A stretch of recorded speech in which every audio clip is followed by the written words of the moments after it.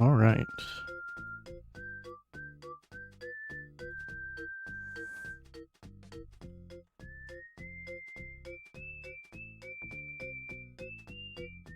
Hello there, Maddie. Hello there, Mix 4. And hello, really longathon. Hello there, speedrunning community, Wave Frog. Wave Frog. Alright, so this will be glitchless 101%. And the reason we call it 101%, we'll get to that explanation momentarily. But for now, I'm going to go ahead and name this save file, and then do a quick reset of my console, and then we'll be good to go. Yeah, the console reset is an interesting thing. Some people may be familiar with the Paper Mario arbitrary codex exploitation that's been going on recently, developed in the last year. The console reset actually has to be shown on all video submissions now to make sure that whatever runner is not using such an exploit. So that's why we actually do that. We can't just start on file select anymore since that came around. Yep, alright. And timing will start on confirming the file. So, would you like to do the honor of counting me down? Sure. Although, yeah. All right. 3, 2, 1. Prologue. And here we go.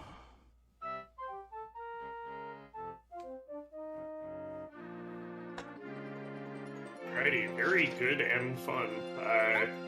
So this game's prologue, especially when you're doing glitchless and 100%, tends to be rather long. Everyone better strap in and get cozy because there is very little happening for the first 22 minutes. It's mostly going to be cutscenes.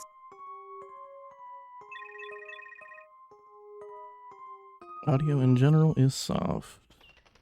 I do apologize for that. If that is the case, my mic is up all the way.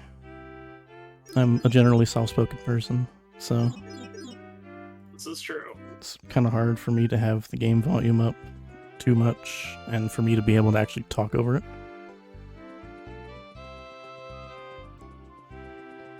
But so on to the glitchless 101% explanation. So 100%, as defined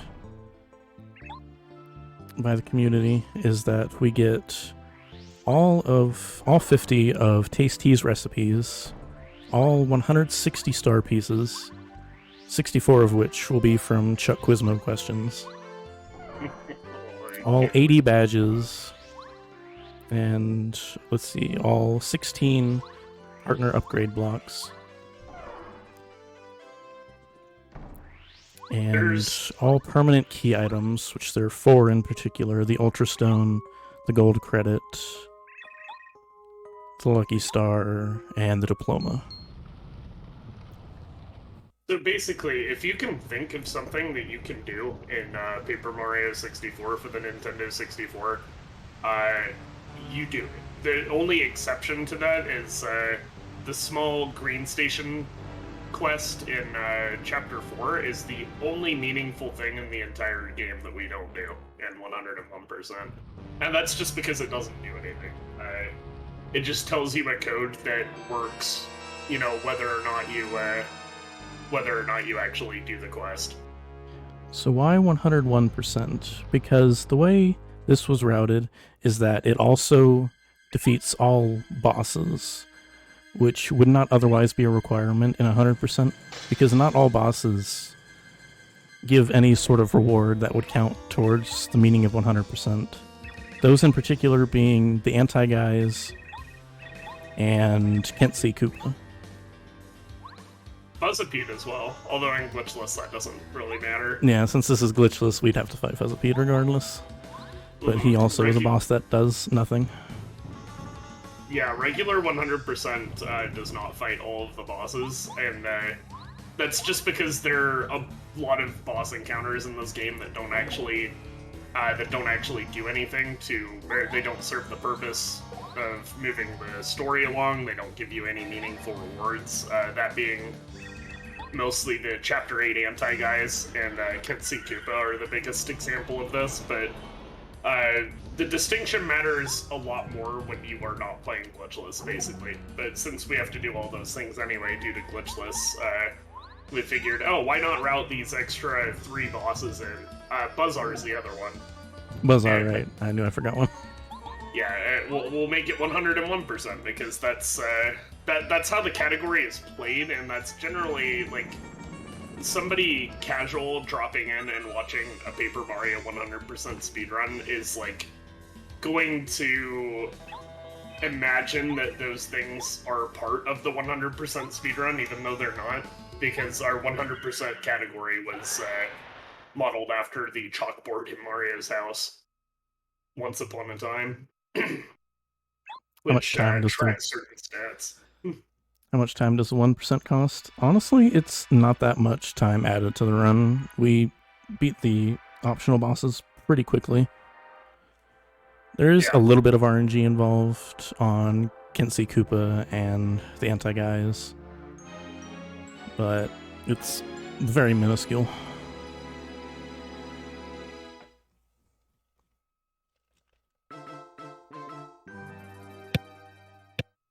Yeah, by the time we actually run up on and encounter those optional bosses, Mario is incredibly jacked. Yeah. So they do not they do not pose much of a threat by the time we willingly take those encounters. Except the anti-guys, but we'll get to why the anti-guys are a bit of a special case in about somewhere in the 6 to 7 hour neighborhood where we actually don't know. We'll find out when we're there. This category can be somewhat fast, but usually it's going to be really, really long. There's a lot of RNG, especially in the mid-game. No, maxing your level is not part of the 101%. We reach level 13 in this route, if I remember correctly off the top of my head. 12 or 13. Yeah, it's either 12 or 13. I know all bosses ends up at 11, so I think that I think we end up at 13 in Glendo. Just from all of the bosses from all the encounters that we do in Glendo that we cannot skip in all bosses or in Glendo, that all bosses does skip.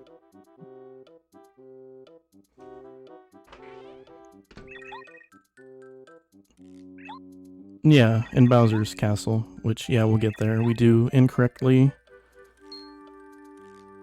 We fail the quiz intentionally, so we can fight the anti-guy unit. And then we beat them in, like, 3 turns. It's very funny. Anything to assert dominance over the bad guys.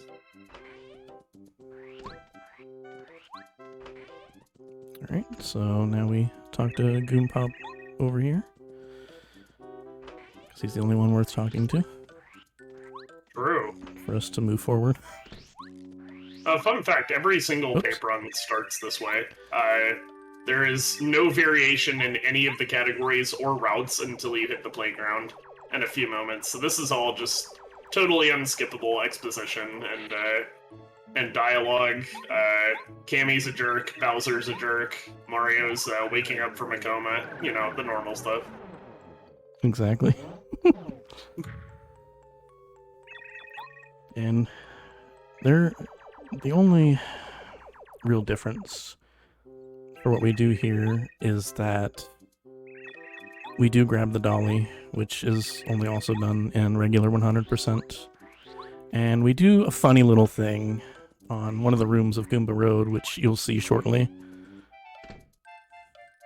where we have to get both Close Call and the mushroom that's on the billboard. And so it can be a little funny to avoid the enemies in that room as a result. Genuinely one of the hardest rooms in the game, and the game just smacks you with it immediately out of the gate. Unironically, both those rooms are like two of the hardest rooms in the game to avoid encounters, and it's the first two rooms that you enter that have enemies, so... Yeah. They're just long, narrow paths with very little room to maneuver, get filled with tons of Goombas. Alright, and so now we have the hammer. The trademark weapon. Gonna get ourselves some coins here and get the aforementioned dolly,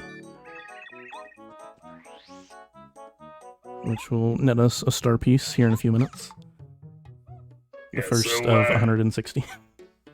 We really need coins for unfortunate RNG reasons, and then also non-RNG reasons later. But there are several major RNG checks in this category following the first 2 or 3 chapters, I believe. It might be 1, 2, and 4 actually, but we have a lot of RNG checks that they can be frustrating if you're on a good pace, but we'll get to exactly why that is when we get to the badge shop later. And that explanation was long enough for us to defeat Junior Troopa the first time. We'll see him a bunch later. Yeah, he doesn't know when to quit, but thankfully for us, that means we get more experience from him. If if we didn't have so much experience from all the extra encounters that you wouldn't normally take if you were doing a glitched category, the ending would not be nearly as consistent. Grab ourselves a fire flower here.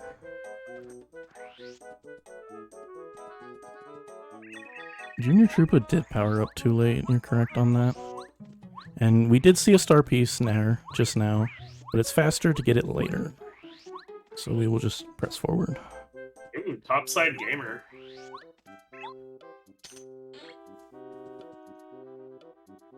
You might have noticed that Maddie's also picking up a whole lot of items. I don't know if we touched on this, but part of the 100% definition for this game is cooking every single recipe at Tasty's house. And I believe that Pape actually shares this with TTYD, and that being a necessity for 100%. TTYD obviously has more recipes, so there's a lot more of it in that game, but there are 50 unique things that you can make in this game that aren't mistakes. Mistake doesn't count. But unfortunately, that's one of the things tracked on the chalkboard in Mario's house, so that's something we have to do. Alright, so in this cutscene, we've gotten the first 2 things that count towards the 101%. We got our first star piece and our first badge, which we will equip immediately after this cutscene. Power jump is incredibly strong, and every single category makes use of it. It is forced down your throat, and thank goodness, because there are a lot of fights that would be a lot worse if we weren't given this badge immediately out of the gate. Alright, and here's the rooms with hard to avoid enemies. That one isn't as bad, except I don't know what that was, but we're fine. This one's worse because of getting the badge I alluded to, and then we have to get this mushroom. Okay. That went as well as it could. Yeah, these rooms, like we said, these are some of the most difficult rooms in the game to avoid encounters in the speedrun. They're fairly low stakes because if you get an encounter, it's just time loss and coins, but coins are actually very important in this category, exactly. Right, so now we have the Goomba Bros, which... Another reason we equip Power Jump immediately is it makes quick work of them, as long as we follow correctly. And that fire flower we picked up is used here. That way we can defeat them at the same time, which saves a little bit of time over beating one over the other. Because if you defeat one first, then the other one will have dialogue, and it just wastes time. Yeah, it is faster to let one of them attack you an extra time than it is than it is to read that dialogue. Tattles are also not a part of 101%, no. Yeah, tattles are not tracked in this game at all, so there's no need for us to tattle every enemy. There would be no way for us to even confirm it, unlike TTYD. Yeah, there's no way of knowing. And it would probably end up being like 200% with just how much tattling there is compared to everything else. There's a lot. There's just so many enemies, so many rooms, so many NPCs. So many missable tattles is the thing. For sure. Like, there's a lot that is just forgettable. Like imagine that you just don't tattle one of the still guys or something during the Chapter 4 boss fight, and then you could never encounter that enemy again. Alright, and so we hit this heart block before this fight, so that we have more FP to use power jump, to make quick work of this fight. There's a tree conveniently here that deals 3 damage to all of them, which just kills the bros, because they only have a couple HP. Yep, they're still weak from beating them up. Goomba King gave me the fast attack, which has a 60% chance. Nice. There's a 40% chance he'll walk up to you and kick you instead. And that wastes about 7 frames. We like to just make jokes about it. It's even at the top level of speedrunning, that attack RNG just doesn't matter, but we like to meme.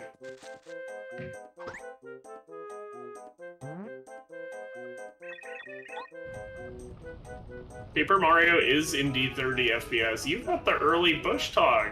Looking fancy out there. Yeah, most people just go down to the lower ledge to interact with the bush, but you actually don't have to do that. Yeah, I've gotten a little bit better at doing that. I used to just not go for it at all, because I couldn't quite line it up right, but I've figured it out recently.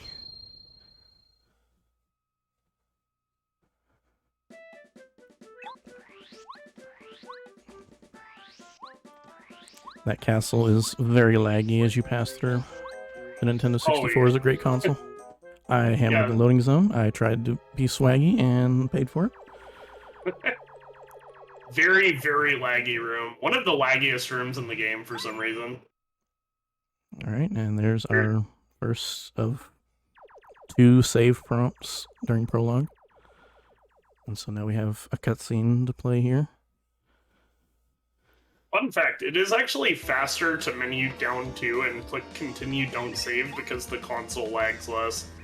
But it saves frames, and that's if you do it perfectly.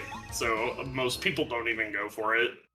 But it is a very small time save. It's like the equivalent of 4 frames or something every time you do that, and there are like 8, 9 prompts. Unless you're doing reversal events, in which case there are too many of them. But that's a cursed category that that's a cursed category that, you know, maybe we'll talk about later. Basically, you know, it's not going to come up since we're playing glitchless, but Paper Mario is so notoriously broken that it's actually possible to beat the game in reverse chapter order, and that is a very difficult category that few people have ever attempted or completed, but it tends to be a fan favorite of people who like to watch this game. Maybe one day I'll get there.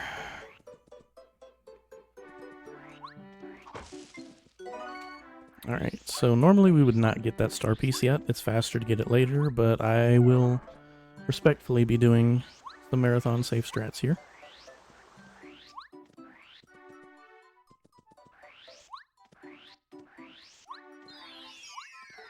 You can actually beat Dave by playing Ocarina of Time. In fact, we mentioned this way at the beginning, but Paper Mario submissions, ever since that was discovered, now have to start on console reset instead of file select. The timing method is still the same, but new submissions have to show the console reset to verify that the runner isn't using an arbitrary code execution exploit, because it's possible to code your own cheats into the game using Ocarina of Time.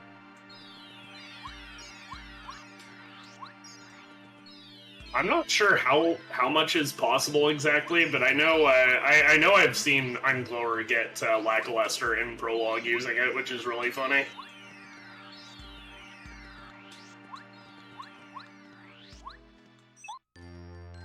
Okay.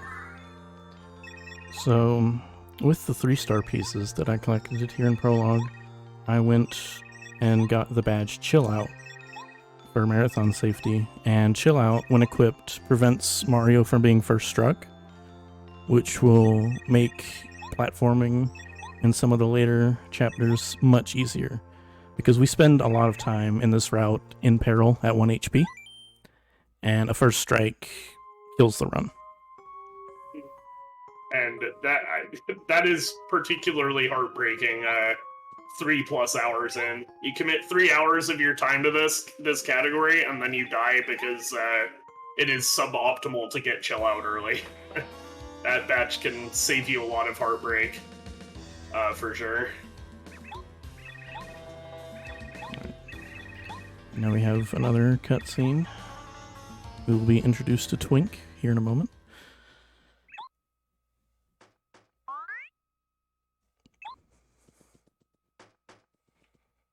And Twink will be given the lucky star to give to Mario, which will give us the action command, so that we can block attacks and do more damage with our own attacks.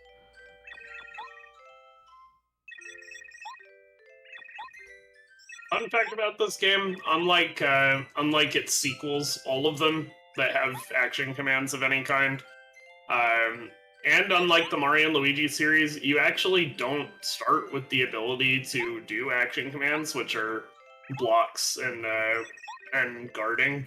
You actually don't start with that ability. You don't get it until this cutscene plays. It's actually not tied to the item, funny enough, so if you hack the Lucky Star into your inventory, it doesn't actually give you the ability. It's this scene specifically, when this cutscene ends. The memory is set so that you're allowed to do timed hits and block, which ends up being very, very important that we can do that to manipulate our HP for a lot of strats later in the game. But we'll get to that when we get the relevant badges. Another tutorial to skip, and here we have Match Koopa, who has 8 HP, and conveniently, because of the Lucky Star, Power Jump does 1 extra damage when timed. So we can take him out a good bit faster.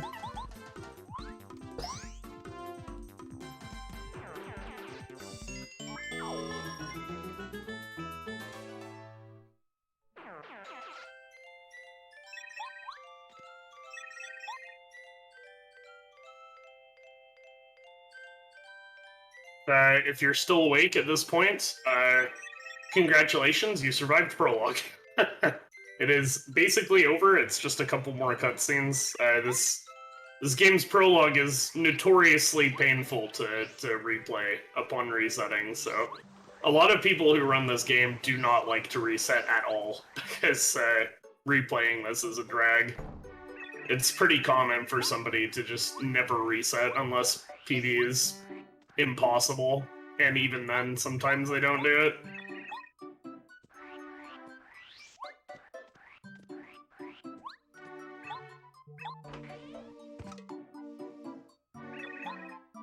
And Glundo actually, that's what we call it, Glundo actually has the absolute worst case of Prologue in this category, especially with the safety measures that Matty has taken with Chill Out. Adds probably another 40 to 50 seconds to Prologue.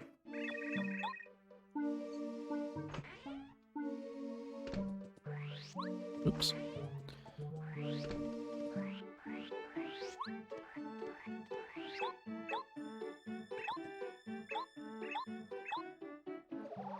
We will willingly continue slower prologues just to not play it again. That's very true.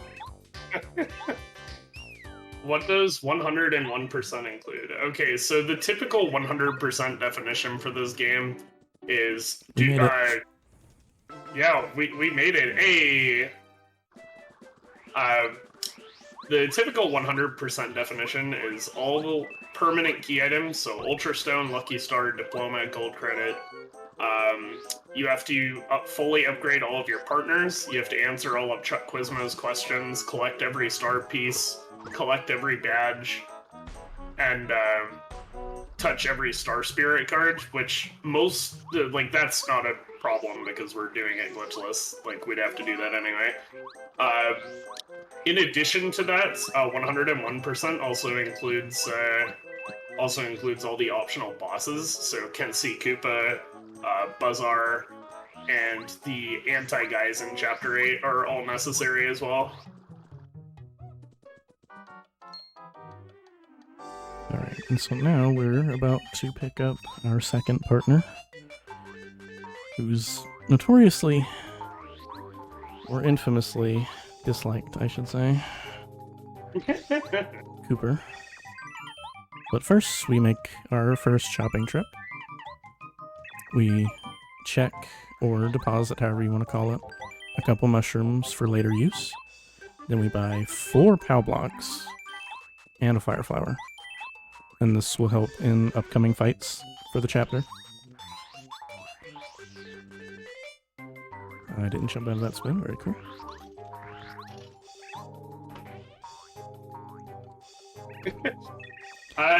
We say he's notoriously disliked.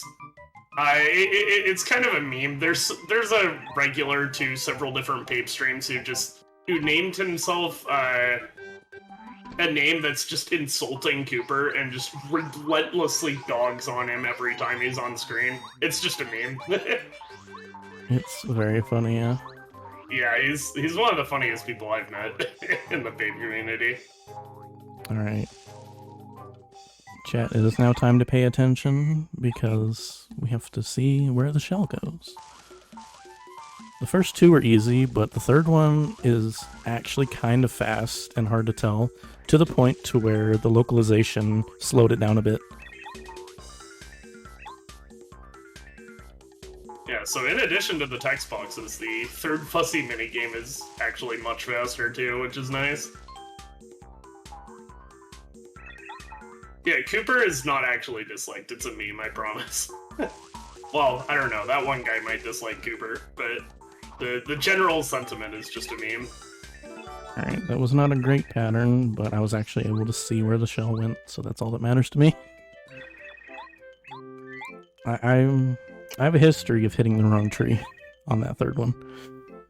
Yeah, that RNG was pretty yikes, to be honest, but as long as you get out of there, you probably lost like 3 or 4 seconds to having to move because of where the fuzzy went. And this is like the first nice swag spin. This is the first part of the run where RNG really takes a major front seat. You can lose up to like 6 seconds to that fuzzy minigame and have absolutely 0 frames of it be your fault.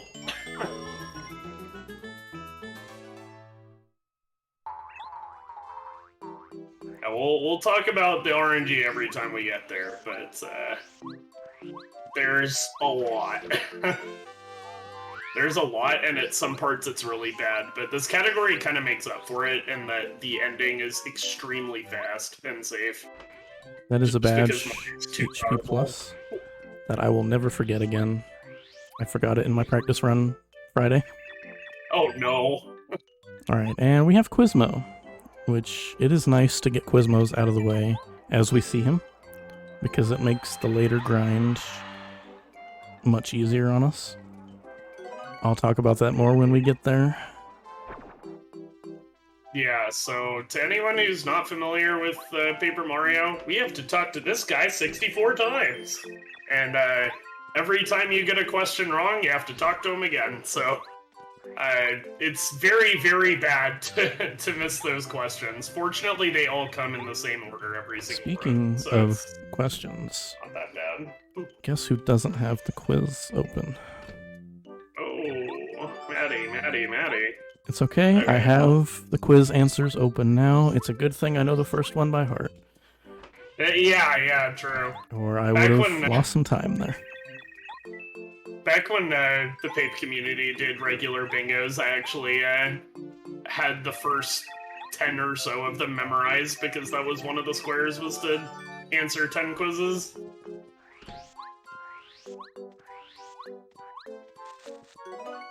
Okay, and get a leaf.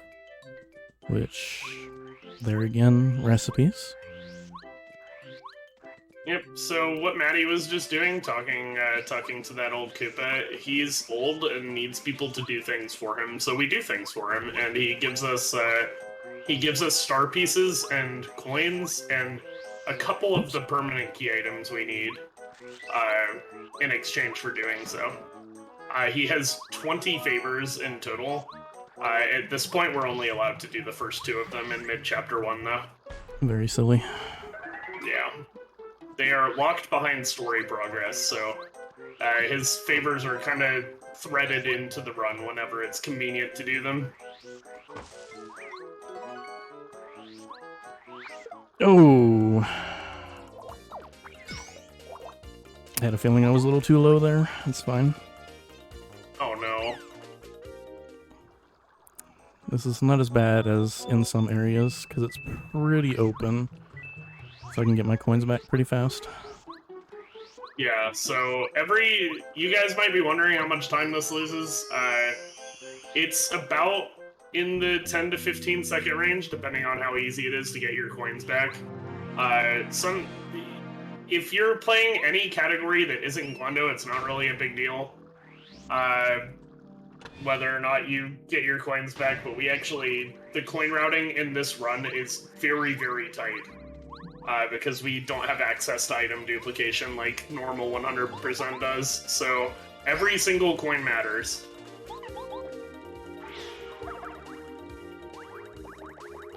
First strike makes that fight a little bit faster. I missed it there, unfortunately. That's fine. Not a big deal. It is literally frames, so it's not a big deal either way.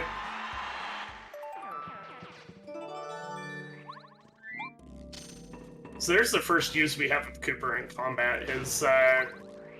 He has the earliest multi-target attack in the game, which is Power Shell. I mean, unless you count items. It's very, very strong for this part of the game. We actually use him rather thoroughly in Chapter 1. And then he disappears pretty much forever. He might have the earliest multi-target attack, but it also happens to be one of the weakest in the game. So we don't end up using him for very long after we get Bombette, because her first partner upgrade is a multi-target attack that does literally 3 times as much damage. It's also more expensive, but the FP is... everything is routed so that we can easily afford to spend the FP.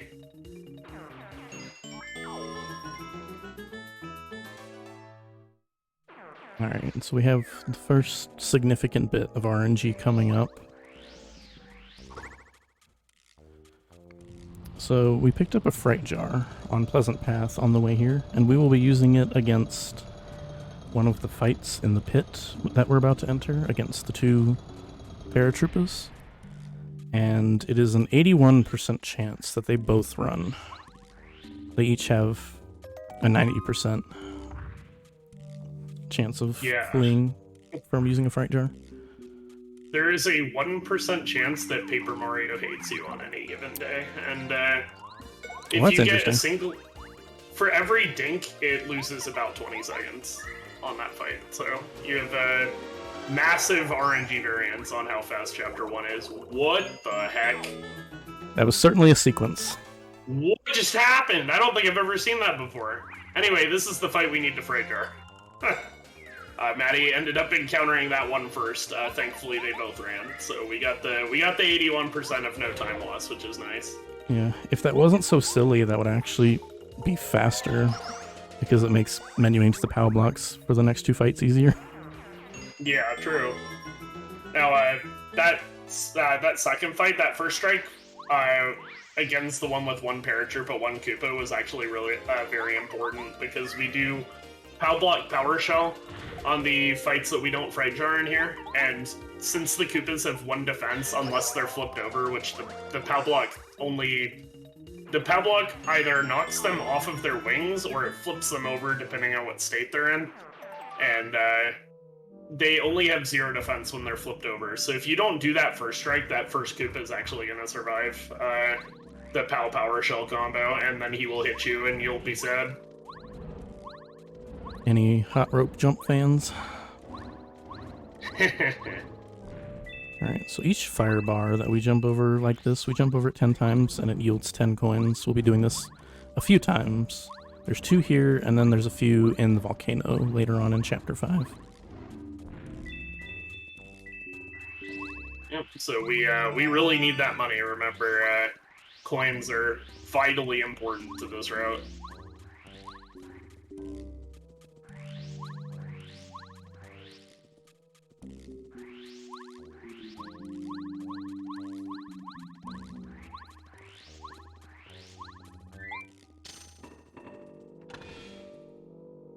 This has been a very marathon Chapter 1, if I do say so myself. It was a very strange pit. I've not seen that behavior before. That was... With those paratroopers. That was incredibly odd. So what's the major coin making in this run? We'll be picking up one of the badges that helps with that here in this chapter, Refund, which gives us, is it 3/4 of the shop value of the item upon use? 3/4 of the average sell price of the item. Right, the average sell price, okay. Yeah. And then later on, we'll be giving Merlot, we'll be paying him a visit again, we'll be giving him 20 star pieces for money, which increases the coin yield we get from enemies after defeating them. So those 2 combined make the money route a lot less tight than it could be. Really, they make it all possible without glitching. There is still a coin grinding session despite the strats we use, but it is much shorter. One of the original, first drafts of this route had us going to Bowser's Castle, equipping Payoff and Money, and getting first struck by bullets for 17 minutes, and then going back to Toad Town and buying all the badges. Suffice to say, what we worked out with Money and Refund is a lot better. But basically, we just pick up as many overworld coins as we can reasonably and quickly get. We use Money and Refund along with some fights routed so that we can save items to sell, like repel gels and life sherms. And then at the end we go into flower fields and scare some flowers to make up the rest of it, whatever we're missing. It tends to be for most runs, you tend to be down between 60 and 150 coins roughly at the end when you go into flower fields, so you have to grind to make that up. That Koopa is very trolly, thankfully. I got out of there unscathed. Yeah, that guy can be a prick sometimes. Most of these enemies can. Chapter 1 is, if we're just talking glitchless, Chapter 1 is one of the more difficult chapters in the entire run for sure. Is it worth grabbing the Switch subscription to play it when it comes out? That is a good question, and I am sure come the 10th, a lot of us in the Pape community will have that answer for you. Yeah. Compared to the other versions. We don't know. The real, the best answer we can give you is we hope it's worth it. But we don't know yet. The Ocarina of Time port was incredibly painful to play, and, we want better, especially considering the Wii U VC release of this game is also very painful to play for different reasons. Alright, well, I will try that again. But what I was going for there is high jumps, which take advantage of the collision of that wall. You can just maneuver yourself down there the way I was doing, and you can just jump around them. called pie jumps for I Ate Your Pie is the one that found them. Yeah, they're classic time loss spots. Doing the jumps themselves save about 12 seconds if you do both of them, but All right. missing one costs around 40, unfortunately. I'll stop messing around now. The Wii U port is not different. Actually, like, casually, it's a perfectly fine experience, but it is not fun to run on. Because I don't know if it's the homebrew that we have to use to play it on JP, on non-JP consoles, or if it's just the port itself, but it drops your inputs a lot, and that makes speedrunning it incredibly painful. Which is why basically nobody uses that, even though it's the definitive fastest version of the game. So I will respectfully be doing this the intended way. I don't want to risk a third walk of shame. Honestly, I'm surprised I risked 2.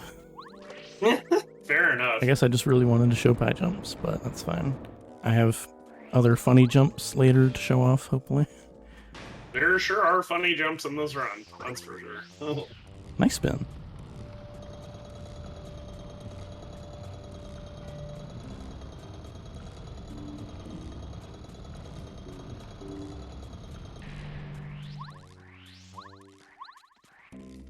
Nice. I just saw that.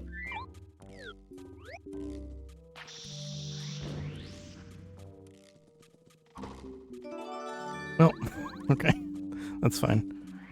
You can hammer off that last step to pick up the key there. I'll just blame Mario for not cooperating. Had nothing to do with me, no. Absolutely not. Is Mario's there got a mine Matty of his own. jump? Do you want there to be a Matty jump? I unfortunately have not found a jump myself in this game.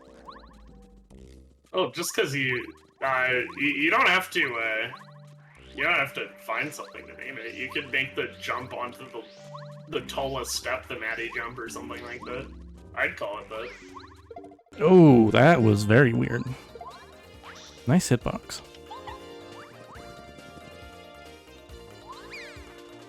Hell yeah, Aaron. Actually, we were both MBs, funny enough. Okay. Oh no. Only in a marathon. Only in a marathon would that happen. I've been encountered just like standing up there before. That's happened to me a small handful of times. Like, he just walks into me and the game pretends like I'm not on a platform. Like, thank you. Yeah, I don't think that's happened to me before, but that does not shock me at all. That was awkward. Alright. So we are coming up on our first chapter boss. But just before that, we have to dodge these bullets and battle the cannons. Or I can get first struck by this bullet, that works too. Everything's fine. This is another one of the very difficult rooms in Prologue in Chapter 1. I lost no coins. I'm not going to question it. And I'm going to wait for this bullet to fire. Okay. Yeah, not losing any coins there is surprising. I feel like I've only seen 0 coin drops, like, a small handful of times since I started running the game myself. It always feels good because, hey, you didn't lose any coins, but it feels very bad because you still got an encounter. For sure. So this fight right here is why that FP drop earlier from the jail fight was useful. It lets you save about 0.8 on this fight by power jumping that bullet instead of jump times 2. The animation is just much shorter for power jump.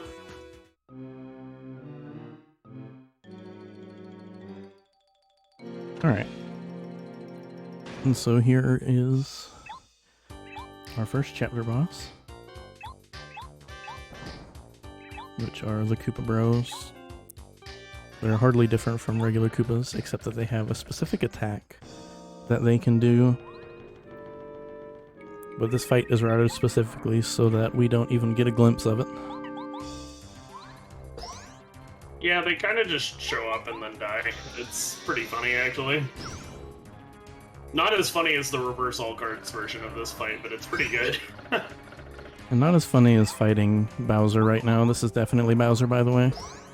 Yeah. Just look at him. It's definitely him. Oh, Bowser, you okay, buddy?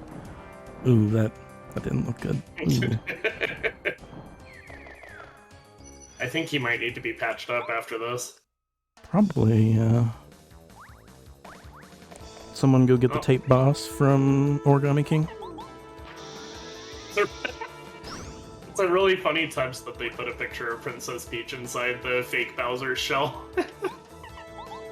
These guys are hilarious, and honestly, I wish they got more screen time. I definitely agree. And also their song is very much a bop. But unfortunately, we don't even get to hear the good part because we just beat them that quickly with the Pow Block and Fire Flower we obtained earlier.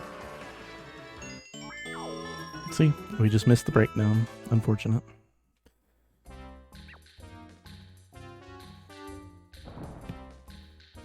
Now, you might notice that Maddie equipped this badge right away when they got it, but Refund is actually already in use here. It gives us, for every item that we use between the end of, or between when we get it in Chapter 1 and when we take it off in Toad Town, and then we're gonna put it back on later. Wait, did we take it off in Toad Town? Or is that just normal Hundo? We take off Refund in Chapter 3, if I remember correctly. Okay. Well, either way, for every item that Maddie is using right now, they are getting a 3-coin refund, which goes a long way to making sure that we have enough coins at the end of the game. Yeah, there is no tattle needed. They are not tracked, and there are many missable ones, so there's no way to even verify that you've tattled every enemy other than to watch the run through. We have a very specific, like, 100% definition that it's just everything that's tracked, basically, in the game somehow. So if you're familiar with this game, then you'll know that there is a chalkboard in Mario's house that keeps track of certain things. And for the most part, those are the things that we track in this category. Recipes, badges, star pieces, Quizmo questions. And then on top of that, just all the partners and partner upgrades. And all the Star Spirit cards, which neither the partners nor the cards can we skip without glitching anyway. Which would defeat the purpose of this run.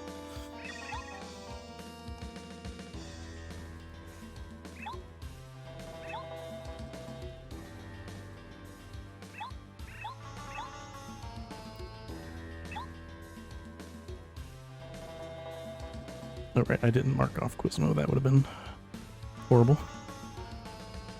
I do have... I have a separate tracker up to make sure that everything's fine.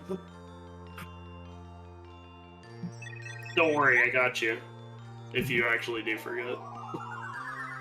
This category takes a lot of a lot of fortitude to run. Like, you forget one Quizmo question and suddenly you're clicking every answer trying to actually get it.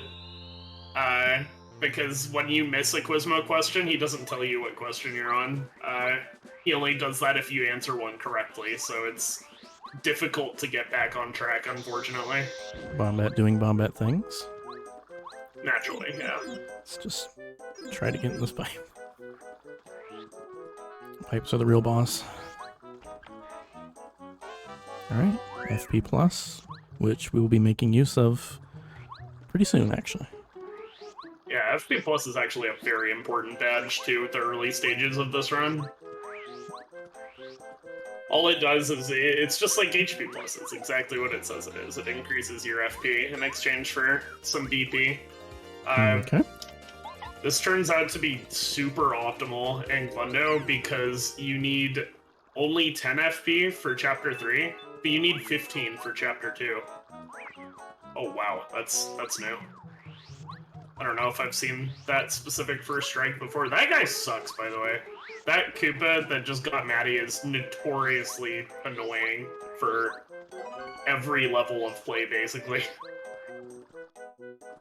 I'm getting all the funny things because why wouldn't I? Whoa, I've not seen that either. Wow, Oh my okay. gosh. Hey buddy, listen, I just... Yeah, okay. Oh my goodness. Where even, why? This is the most messed up thing I've ever seen. What the heck? I really don't know what's happening through like half this run so far. Enemies are just in very strange places, and... Yeah, chalk that up also for another that's never happened before. And so here's Junior Troopa. He has more HP and more defense than last time. Thankfully, we can beat him in 2 turns, since we got to save the Thunderbolt from earlier. We got stronger than he got tankier.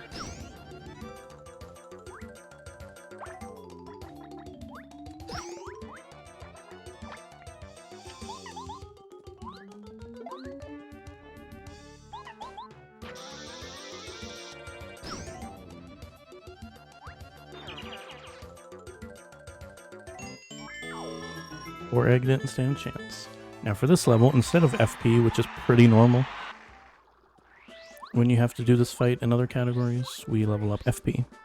And reason being, we did just pick up FP+, and so we'll be using that extra BP for that. And that lets us have extra BP later when we don't need as much FP. Mm-hmm. This is why FP Plus is such a good badge. It's just it's very optimal to have that flexibility in your stats that HP and FP Plus give you, and we actually use those badges rather extensively over the course of this run. I'm shocked I didn't get speedied. I'm not gonna lie. Wow. So, speaking of getting speedied, there's a 75% chance that Speedy Spin is going to be here. Every category has to deal with this. If it's not here, you gotta go 2 screens away to reload the bad shot, and that costs about 25 seconds. Very, very annoying, but it's something we have to deal with. Unfortunately, it comes like 30 to 40 minutes into the run, depending on what category you're running, and sometimes, in Glundo, it's even later. As you can see right now, it's just very, like, it's a very frustrating RNG point in top-level runs where you can just lose 25 seconds, and you lose it, like, so late that you're already, you know, deep into a run. Alright, so we've taken care of the first 2 recipes. Yep, that's yet another thing that's tracked in on the chalkboard at Mario's house. There are 50 of those total, and Maddie just made 2 unique ones, so we have 48 of those to go. But there's a lot of taste tea later. We tend to do the recipes in batches most of the time. Very rarely do we not do several at once, so it may be a while before we come back here. I hope y'all like trains, because this cutscene is unskippable the first time. Very cool and fun. Choo-choo.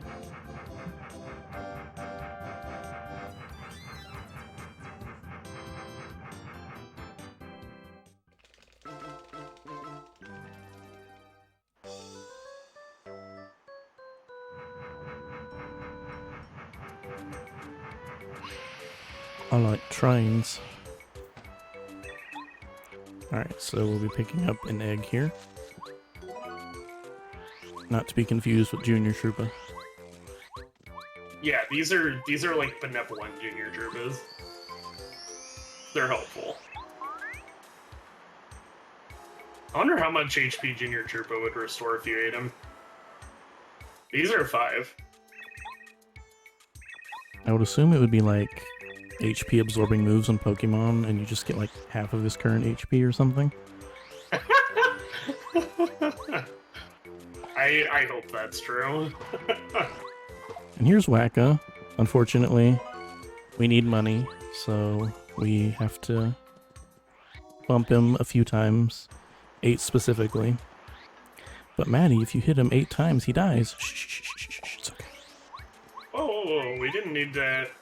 We didn't need to worry the Wacka lovers just yet. Oh, you didn't hear that. Nothing happened. It's okay. Yeah, nothing was said. Here, I'm gonna do this more safely than I usually do. I'll get this star piece first. And then come this way to get this letter. I'm pretty sure that's actually faster too, but I don't think it's been timed.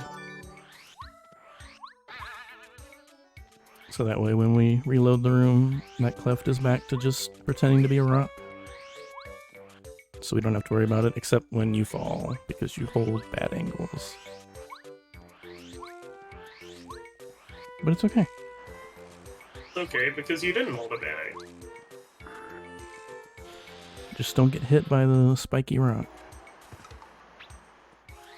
Easy. Oh, okay, you did. I thought you were talking about it. You jumped over him! That's so gutsy!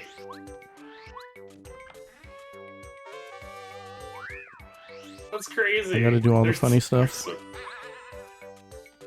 And by that I mean I just kind of YOLO'd.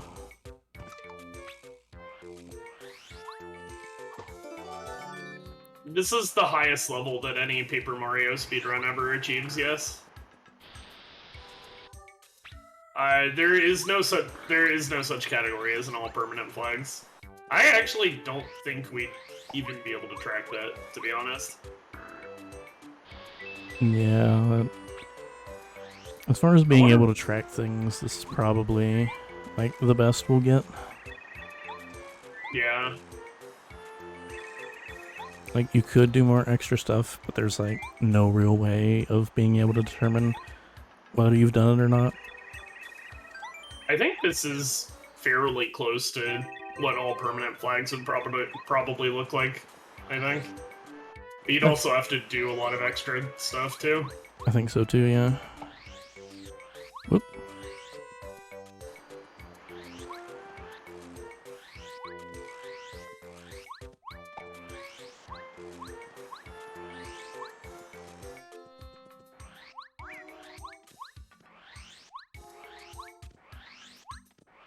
Alright, so now we're making our way back to this gap we couldn't previously cross.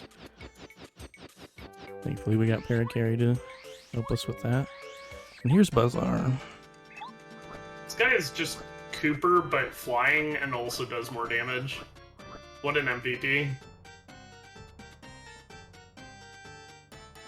For now, we're going to tell Buzzar that we are Luigi. And he just believes us because he's probably red-green colorblind, if I were to guess. Yeah, that makes sense. That, or the wanted poster just doesn't have a picture, or it's in black and white, or some other similar explanation. Yeah, so we have quite a bit to collect in the desert, which we normally would not do in other categories. We do actually have to fight Buzzar in 101%, but we're not jacked enough yet for it to be fast.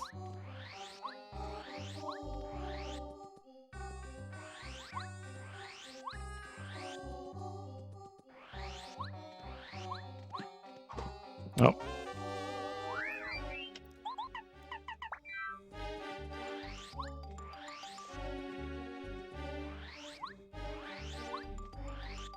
Gotta turn on the FX badge. You'll see why later.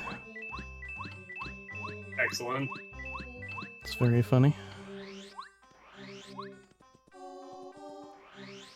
Alright, now we're just gonna keep collecting other things in the desert. And wait a minute. Oh no! I got taken by this twister. Thankfully it landed me right next to this comfy badge. 101% is we need a command for this. 101% is all optional bosses plus the normal 100% definition, which is All permanent key items, all star spirit cards, all badges, all Chuck Quizmo questions, all recipes, all star pieces. I might have missed something. Oh yeah, all partner upgrades. I missed partner upgrades right as you were hitting the partner upgrade block. Naturally. Naturally.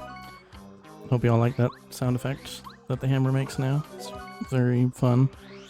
And will be the only one we hear for a little bit. Are you going to just put all of them on as you get them?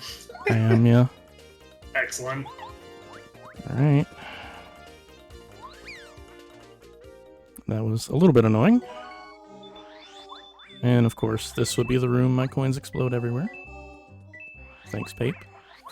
Whoa. Of course, you Take that also... and go. Oh, no. Bandit right there. Wow. All also, of course, you first strike the dude when you're standing on a block. Yeah. As one does. Oh. Oh. Disaster room indeed. Wow. Holy moly, I don't have a chance to breathe. You really don't in this room. This is And one of the I worst failed the rooms. runaway. That's even better. I'm losing coins. This is not good. This is a very bad room. I'm suddenly very bad on coins now.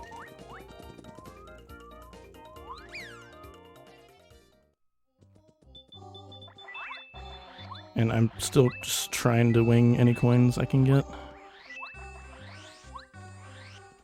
Okay.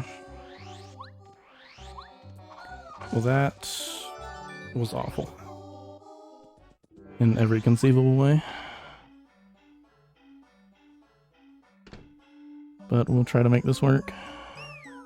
You can sell your life shroom instead of checking it to still be able to do the shot. That's probably what I'm gonna do, yeah. Hello, Quizmo. We would don't worry, chat, we would end up selling that life shroom later anyway. We would just be selling it at a different shop.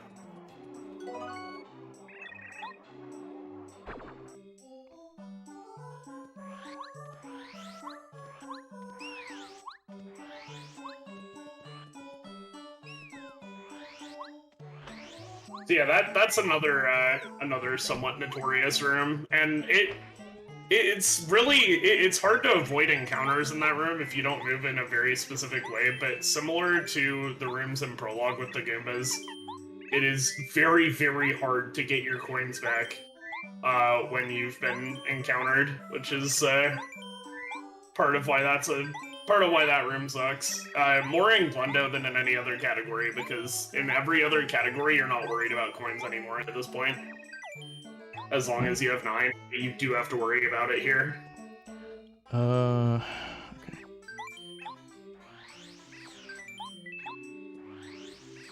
Maddie, of course, is now gonna have to be a little more conscious about the check and claim menuing, because that life shroom's gonna be missing.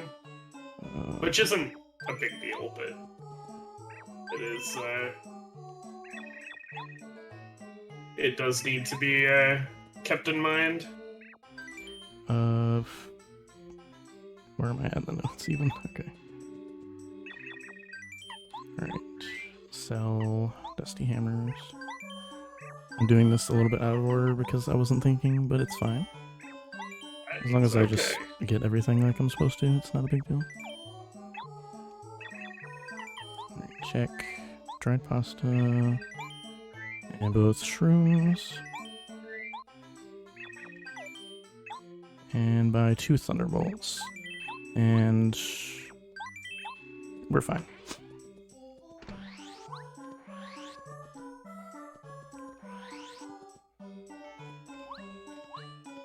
Oh. I tried. Funny jump.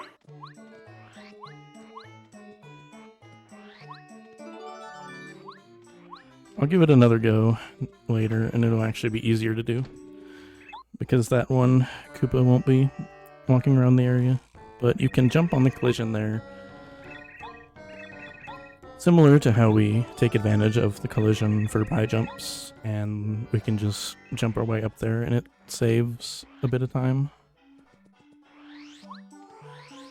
Yeah, unlike pie jumps though, which have 5 and 7 units, where you can make the jump, that's actually position perfect. There are 2 different positions where it works, but your position can't vary at all. You can even get subpixeled on that. So that jump is much harder, and funny enough, saves less time. It only saves about 5 seconds if you land it first try, as opposed to pie jump saving 12.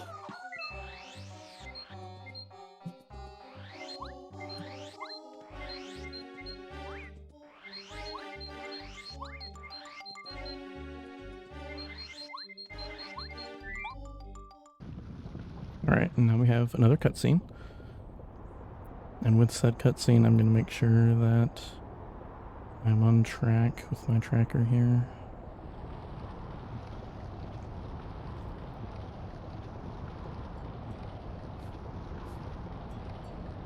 You have 8 star pieces, right?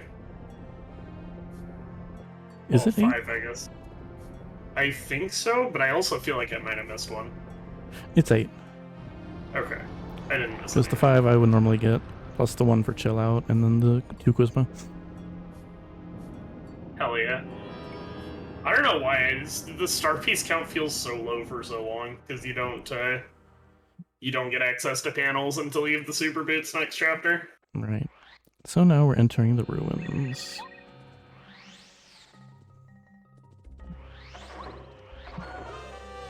Got Spike Shield early, good. Excellent. That trick saves about 20 frames, but it's so cool. It is very cool. The reason that works is actually because this game is funny, and items that you can pick up are actually prioritized over enemy hurt boxes when you swing your hammer. So you can just go up, hammer right in that guy's face, and it won't first strike him, and you'll just grab the badge with your hammer instead. Funny game. Saves a fair Another bit of warning time, too. from Mystery Boss here. He doesn't like us being in his home or whatever.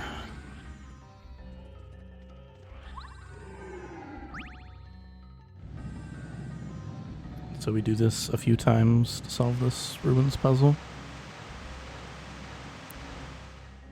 A lot of sand, and oh hey, a star piece.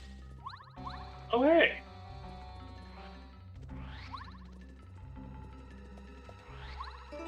We'll grab this key to enter this next room.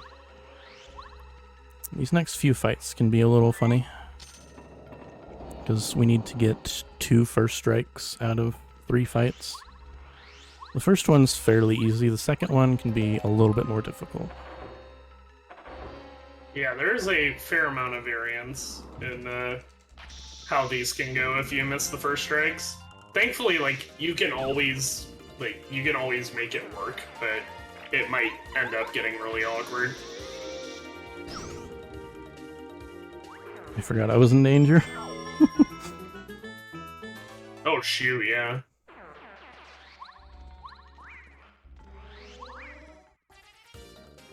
Alright, so the right ones, we power bomb.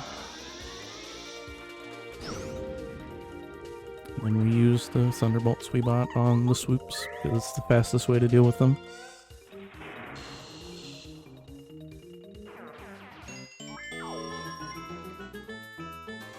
Alright, now this first strike can be a bit of a pain.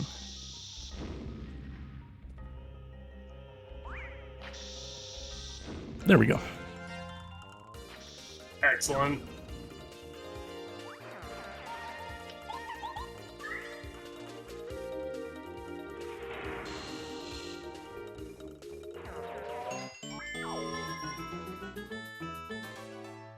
And the reason we do those first strikes is that we want to have enough FP after eating the maple syrup to quickly deal with the stone chomps, which we will get to momentarily. Here's a funny jump. Let's see if I get it. I did not.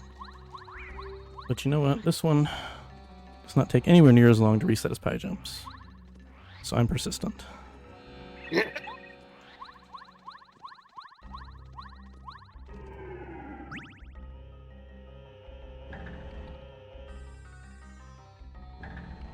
Oh, you spun into it too. That's wild. Oh my gosh, whoa! I just saw that. What the heck, Manny? That's so crazy. It's crazy that you can just jump across that casually. This is nuts. Yeah, 101% is 100% that you kill the optional bosses. If you know what Hundo is, this isn't very different. All permanent flags would not be an appropriate name for it now, because there are a ton of permanent flags that we wouldn't, that we don't hit in this run. The most important badge in the game is the logo. Excellent, excellent. Oop.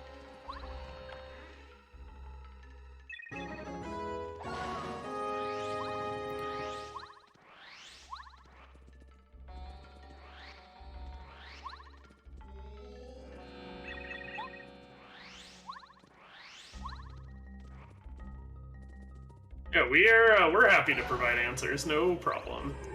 Oh yeah, I forgot to mention, I guess, when we were talking about 100% requirements, you actually have to pick up all 4 of the boot and hammer upgrades, but that's again a requirement that is not necessary for not necessary to talk about for glitchless specifically. Just because you'd already have to do that, but yeah.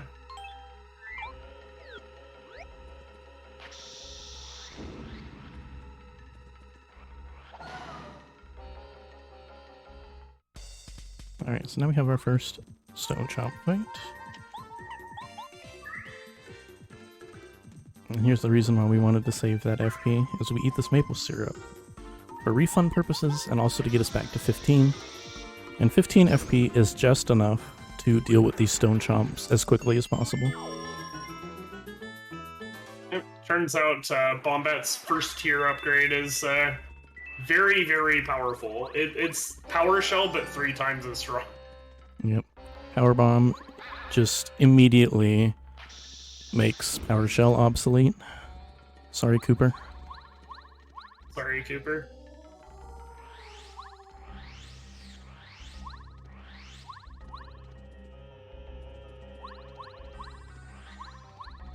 How many bosses? Oh, that are not in 100%, but not in 100.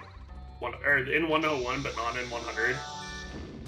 Depends. If you're looking at regular 100%, the answer is a lot higher than glitchless, because glitchless has to fight all these like story bosses anyway.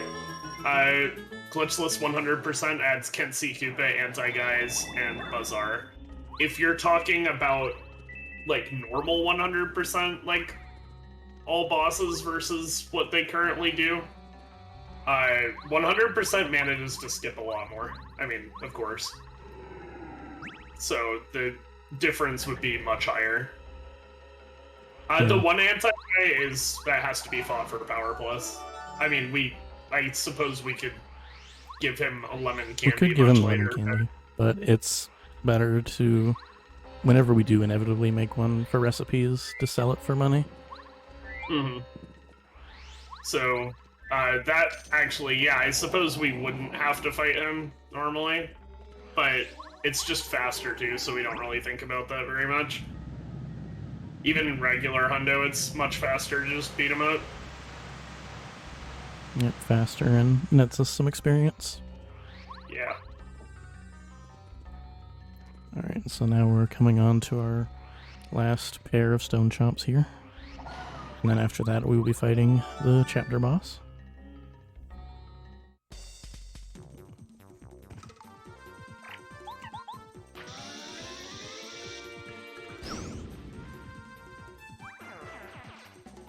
Yeah, glitchless on its own already includes almost all of the bosses. So, we only fight a few more, but the distinction and the reason we do that is because this is more or less what like a casual player would probably think of if they were thinking of like 100% for this game. They wouldn't expect that you would skip like optional bosses in a 100% category. So this is kind of made with that in mind.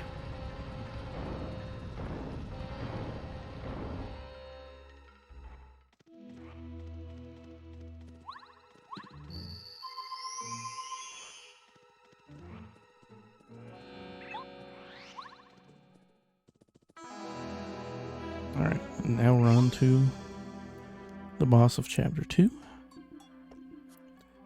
This boss is so funny.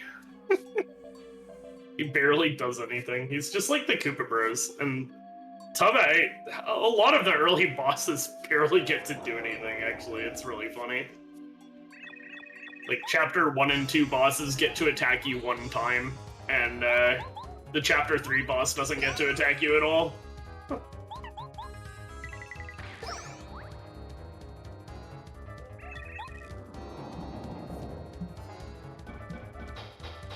Yeah, level 27's a lot in this game.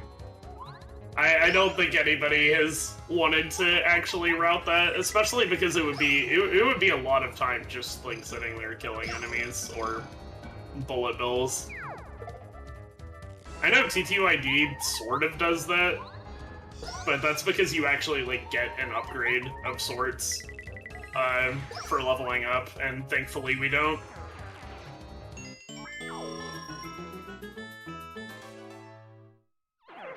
Same thing with the Tattles. There's a fair amount of tedious stuff in TTYD. TTYD 100%. Unfortunately, we're stuck with Quizmo, so it's not like there's no TDM in this category at all, or anything.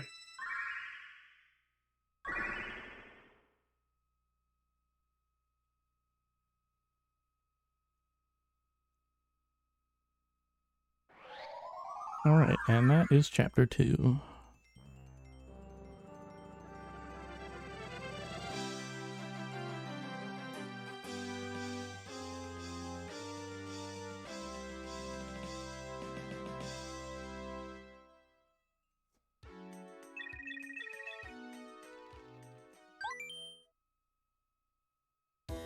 Yeah, M4 is not the runner.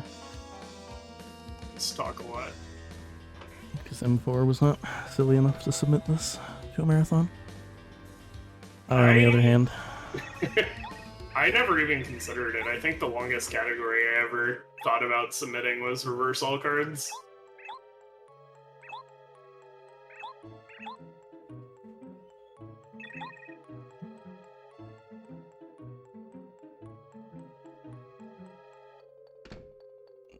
frankly, I'm not sure what else I would submit to a marathon.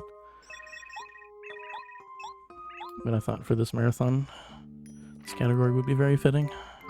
This is definitely the most appropriate one for a really, really long-a-thon, that's for sure. For sure. Alright, and so now for this Peach interlude, we will be picking up Power Rush. And we'll be hanging on to that for a while. Because we will not deposit anything Peach picks up until after Chapter 6. Yep, so it'll be a couple hours before we actually do anything with it.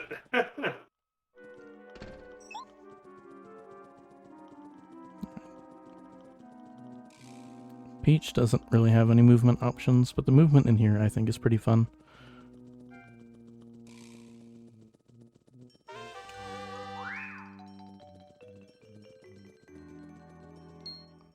Okay.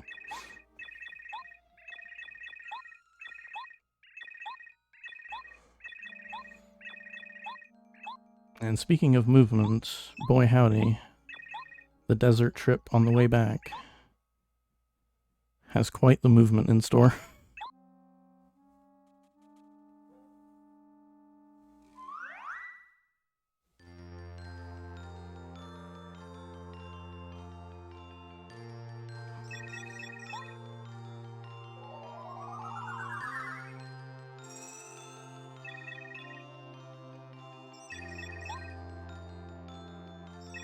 So it literally says in the route during the Peach interlude to read the movement for the next couple of rooms, because this is the movement around the enemies leaving the desert is definitely the most like complicated and how to put this? It's very like sensitive to any mistakes you make. So the route says the optimal route even says please pay attention to what you're doing in here. It is very difficult to not get an encounter. And I will be taking this block safely because it's very annoying. We will be hitting this block 100 times. So we need the Ultra Shroom out of here for recipes. Yeah, Lopez, it's all your fault that we have to get that fire flower. I can't believe you would do that to us. Yeah, Lopez. It is exactly your fault and nobody else's.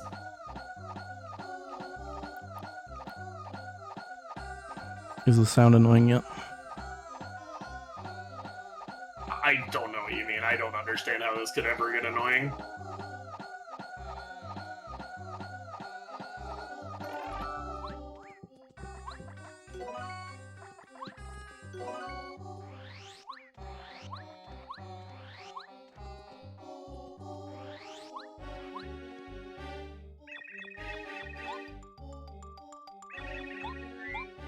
Right, and we'll be giving Colorado a couple of star pieces.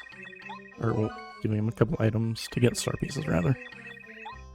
Talking is hard, who knew? Very nice.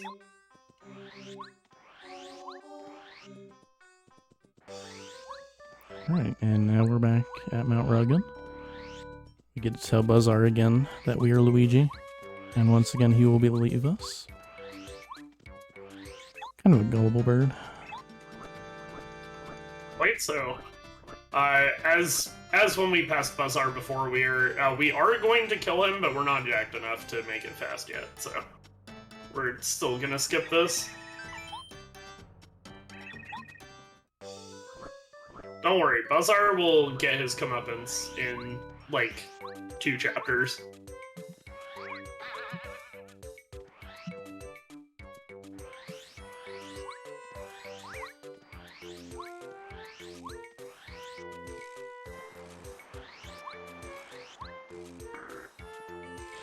Alright, and now we will be making a trip back this way. There is a star piece that we didn't pick up earlier. And there's also a honey syrup that we need to grab. And a cleft to avoid as a result. He can be pretty funny to get around. Not this one. The one up here.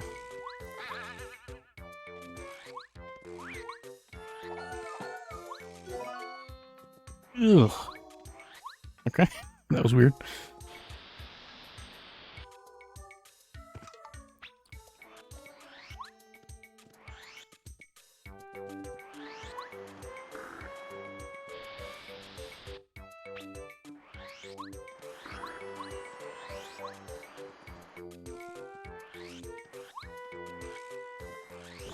When I ask Wacka fans to avert your eyes, we need 3 more bumps.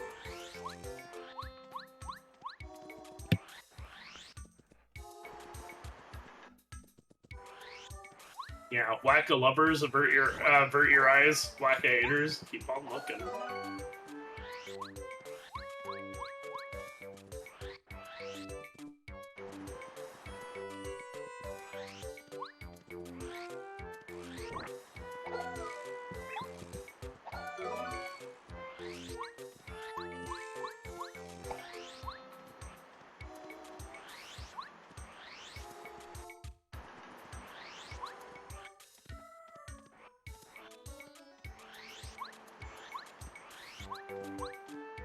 Nope.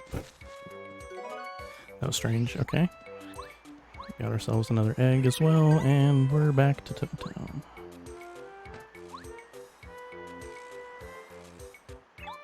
Don't worry, by the way, Maddie did just skip that super block, but it's like the star piece on or by Goomba Village earlier. It actually is faster to get it later, only by like 2 seconds or something, but it's still a time save.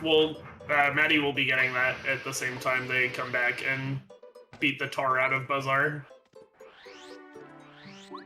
And a little pat on my back, as I am the one that figured that out. Absolutely.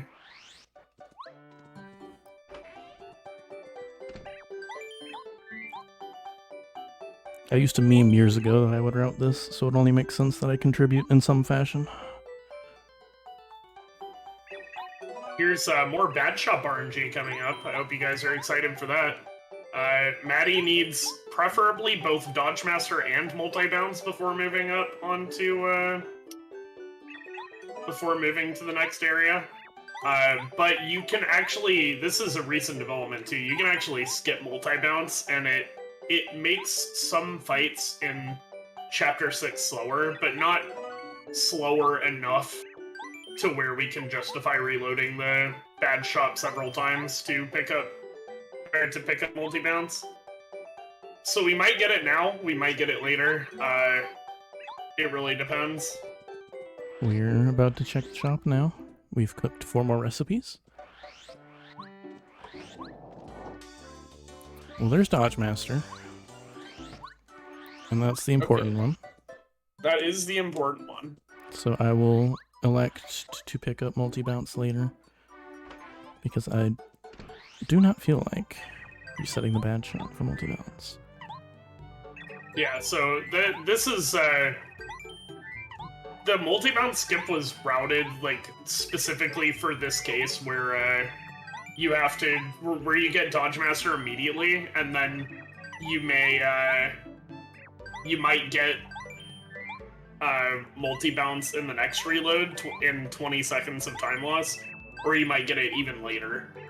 Like, it makes more sense, especially because each reload only has roughly a 60% chance of, making a specific badge show up at this point after you've purchased one, because there are 6 badges, and there are 6 badges when we get here. After you buy one of them, there's only 5, and there are 3 slots for the badges to show up in. So Maddie picked up Dodge Master, and we're gonna proceed. Now, if we saw Multi-Bounce, that would be awesome, but it is not a deal breaker for it not to be there.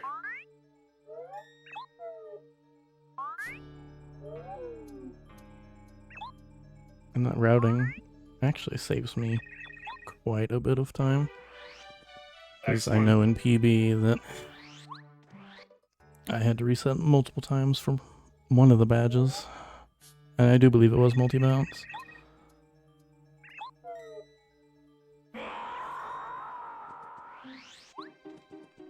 Anyway, we haven't had to reload the Bad Shop yet, but mark my words, it's coming. It is coming. I'll pray that it doesn't, but we'll see. It probably will. All or nothing is nasty. Yeah, it is. This is true. Alright, I hope y'all aren't too scared. Oof, that was sketchy, but it's fine.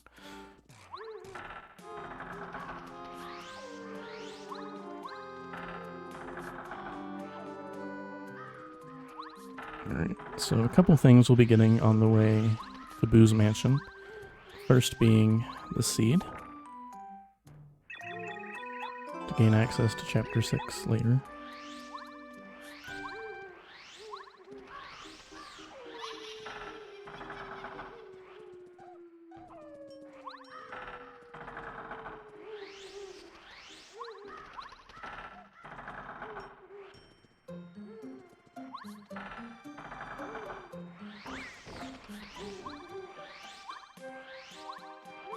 And the other thing there, HP plus.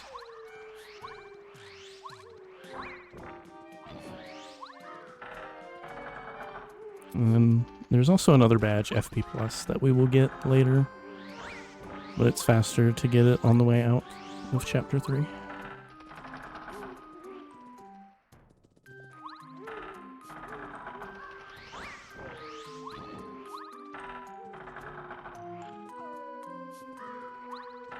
And one more room. And there we go. Good forest, good forest.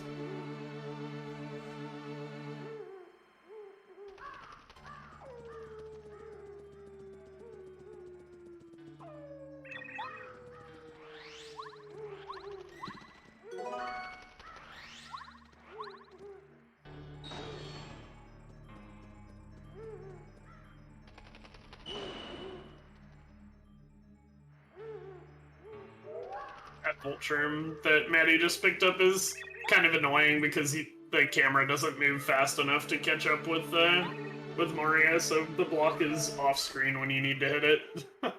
Yeah, I have never been able to hit it on reaching it, and I doubt I ever will. I think That's I perfectly have fine. one time. And I don't mind not getting it. That's such a silly little thing in this category that's full of silly little things. And speaking of silly little things, this is the first of 2 mini-games. Well, 3 if you count also playing the record. But that one's much less so than these 2 where the boos spin around. Yeah, these Boo mini games are very, very silly in terms of just random time loss.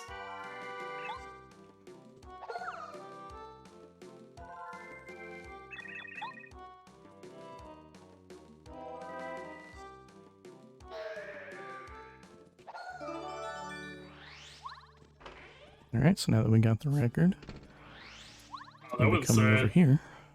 that was pretty good RNG. Yeah, that was actually really good. On that game.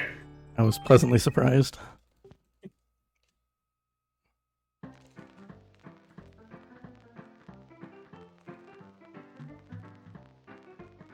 Like, the RNG on these 3 minigames is so crazy that we actually only have numbers on one of them for, like, how much time they can lose you. I think the 3rd one can cost you up to 4 seconds before you're even allowed to move, because thank you, Paper Mario. Thank you, Paper Mario.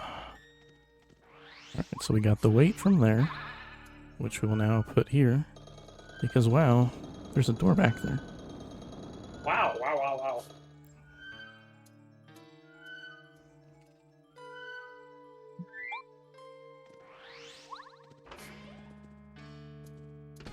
There's a chest there. I should grab it. Oh no. Did you actually touch it? I haven't seen it yet.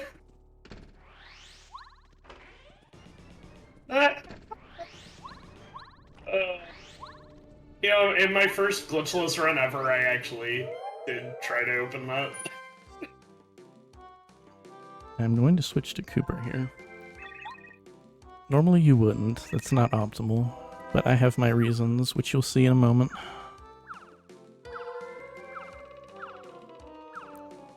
I promised I would do funny things this run, and I'm gonna keep to that. Okay, both those mini-games were pretty decent RNG-wise. Yeah, wow. I didn't hate either of those, looking at them. Alright, now we have the Super Boots, which gives us the ability to break these boxes, break star piece panels, and these other panels as well, which just gives us a lot of access to things in the world now. Eventually in Chapter 5, we will be picking up the Ultra Hammer, which also flips star piece panels. And that's just generally the faster way to do it, as opposed to spin jumping or tornado jumping. So a lot of panels will wait until we have the Ultra Hammer to get them, because we do a lot of backtracking anyway.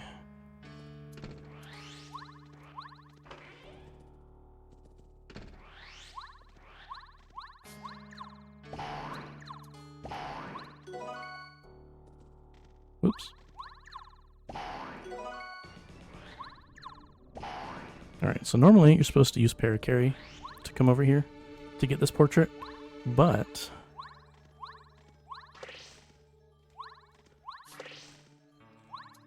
if you're precise,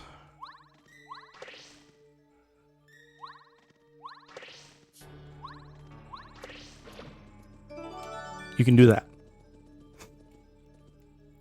Gosh.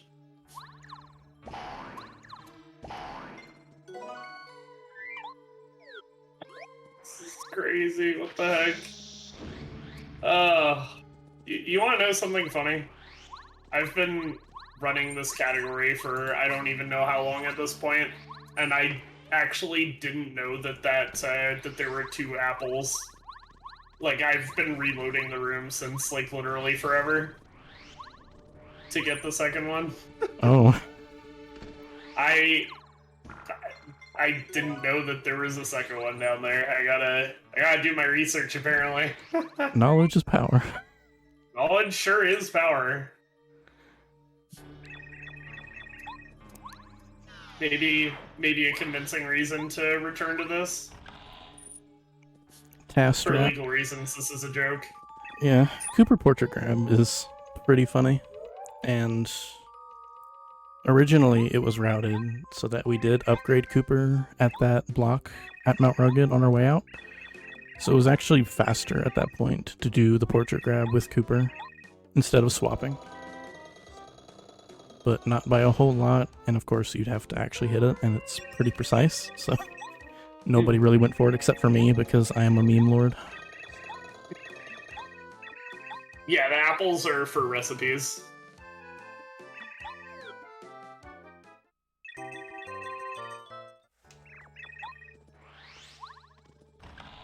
But yeah, pretty much every item we pick up will either be used for recipes or for later fights. Yeah, either it's used with refunds to get coins, or it's used to make a recipe to sell for coins. Pretty much. Yep. We are absolutely strapped for cash in this run. It's really bad, actually. It's not as bad as it was before current strats were routed, but I think I mentioned earlier that one of the original drafts of this route had us going to Bowser's Castle and getting shot for 17 minutes to fill our wallet, and then come back from Chapter 8. So, thank goodness we don't have to do that.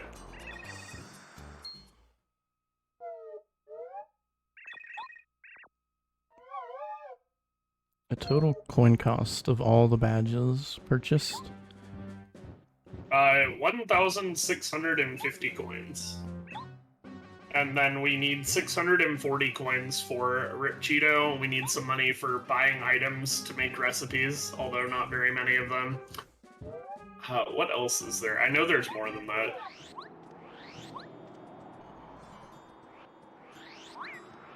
I think the total number of coins we need over the course of this run is something like 24, like in the 24 to 2600 range. But I can't remember what the other expenses are offhand. But the badge shop and Rip Cheeto add up to like 2200 or something, and those are the main expenses.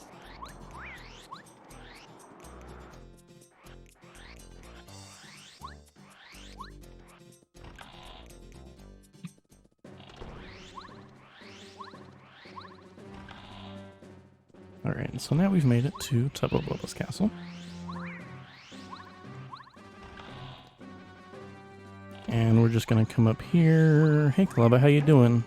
Oh no! Oh no! I got hit. I better run away from this fight. Oh no, I did nothing. At least I blocked that hit. Oh no! And now suddenly I'm at 2 HP. Oh jeez, you better run away.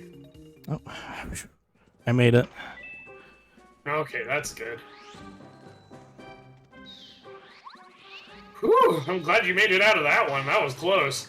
Yeah. One more accidental do-nothing turn and you would have been toast. For sure.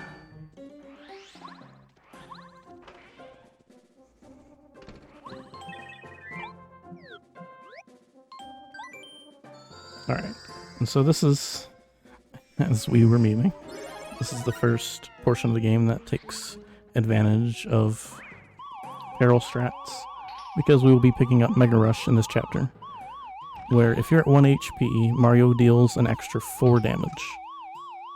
And combining that with Power Bounce, that's just a lot. It is an absolute obscene damage output on a single turn that is matched by no other strategy in the game. I will be respectfully saving and equipping Chill Out for safety here. Yeah, good and fair. This Not a strat that's normally used. This is a marathon safety strat that Matty's equipping Chill Out. What that badge does, for those who weren't around when Matty picked it up around an hour ago, that badge prevents encounters from first striking us, which it's not in the actual regular glitchless routes yet. It will be soon, but it is a beginner strat to ensure that you can finish runs. And in the case of a marathon strat, it's convenient because we always have the badge points to use it at parts where we need it, and it will make absolutely sure that we will finish, or that this run will finish.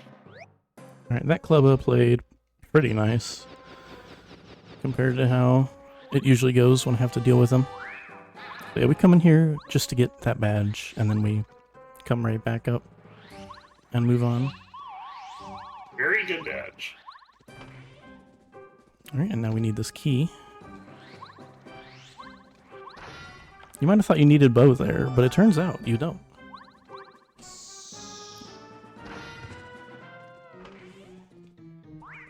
With some good enough angles and spins, you can get through there. That was very clean. Very, very clean. Oh no, Matty, your HP! Oh yeah, my HP is now down to 1 instead of 2. Oh no. That's almost like 0. It's... Oh no. Oh no.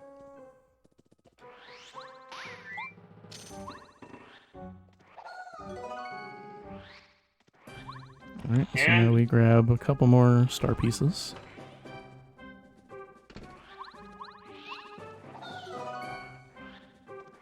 And then we'll take advantage of that shortcut we made just a bit ago.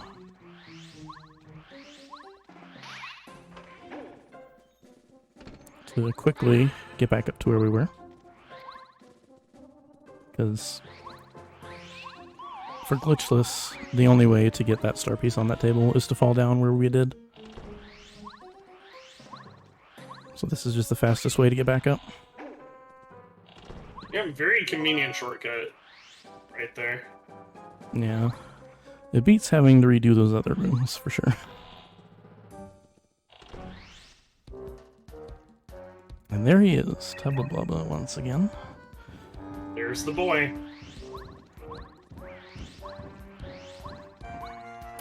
If we encounter him here, he's invincible, so we want to make sure we avoid him.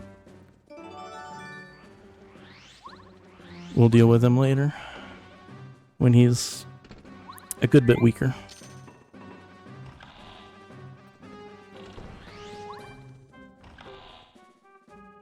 This is the room with the bunch of clubbas that Matty just went through is one of the rooms where Chill Out can actually save your life. The optimal movement through that room leaves you with a very small risk of getting first struck, and yeah, at 1 HP and no life sherms due to the category having you check all of them or sell them, as was the case here, you will absolutely die if one of those guys hits you. And even if you lived, you'd have to get peril back, which is just another inconvenience that nobody wants to deal with. For sure, yeah. It just gets very messy in a hurry. Yeah, so that's probably the first like very apparent application of Chill Out in this run. Yeah, and we'll get a little bit more use out of it shortly. Oh, we sure will. There's a lot of places where you run around in peril. Alright, making sure I'm good. 18 star pieces, 20 badges, 6 recipes, 3 super blocks, 2 Quizmo.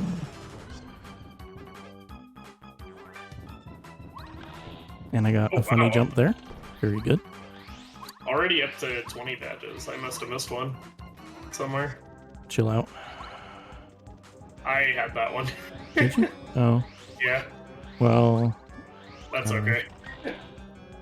I know I'm at 20 at least. That's what matters. What matters is that you're correct. It doesn't matter if I'm right, unless you're wrong. Did you account for HP plus D down jump Mega Rush? HP plus? Oh, that HP plus might be the one I missed. Yeah, maybe. The real boss of this chapter is indeed the green Goombas in the windmill. Those are the windmill rooms coming up are indeed some of the hardest rooms in the game. Just like Prologue, for similar reasons too. You have no room to maneuver around them.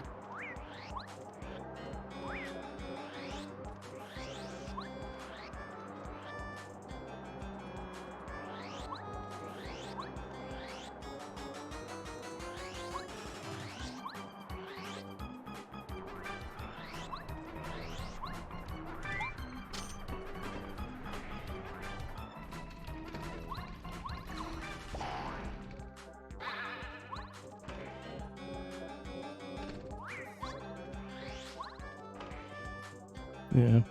The first two, at least, there's no room. The third one, you can do that, but I got stuck. Very cool. That's fine. He will just not be there when we come back, thankfully. And that coin... Yes. Oh. I thought it was gone forever. I guess not. Okay, Yeah, something really funny about these Goombas is that encountering them and running away actually... Wow, that coin. Actually sets the defeated flag for them for some reason. So the game, as soon as Maddie enters the next room, Paper Mario is going to think that those Goombas or that set of Goombas is dead, for who knows why. Very solid game. Also, this is another instance of where FP Plus is optimal. You'll notice Maddie took it off earlier for Chill Out. The fact that we upgraded BP after Junior and then used FP Plus for Chapter 2 means that we get to leave Speedy Spin on for this sequence right here, which saves a fair amount of time. Not having to unequip Speedy is always really fast. He does not follow you. Or Tuppa doesn't actually follow you during this sequence. The implication is that he is, but he doesn't actually. Like, you can wait out there as long as you want. yeah. He's just in his castle chilling.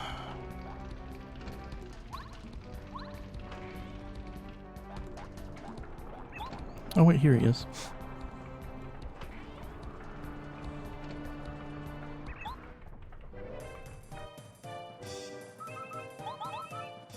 And as it turns out, he's very weak.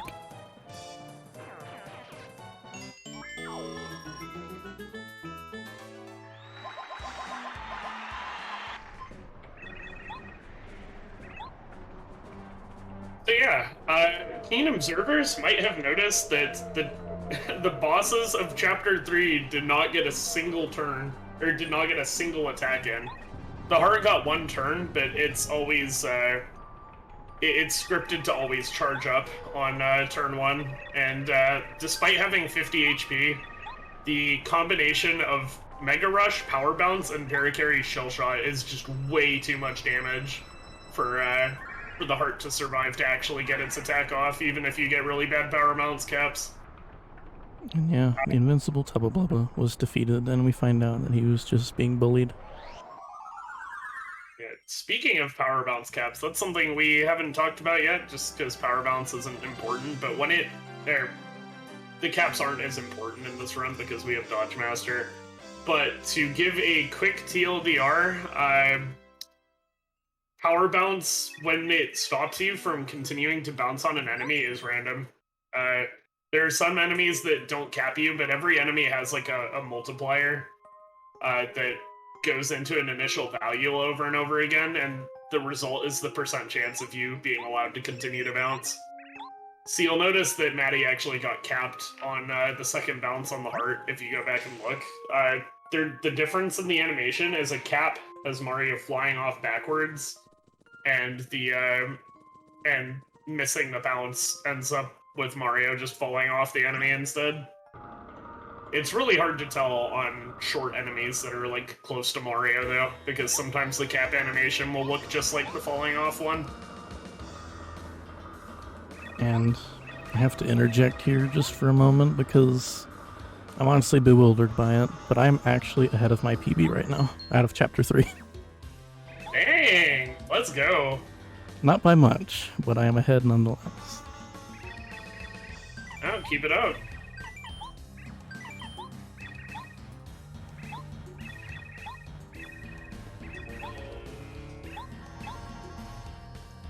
Yeah, the heart runs when it has 5 or less HP. It functionally has 45. But Power Bounce and Power Bounce, Mega Rush, and Shell Shot are just that powerful.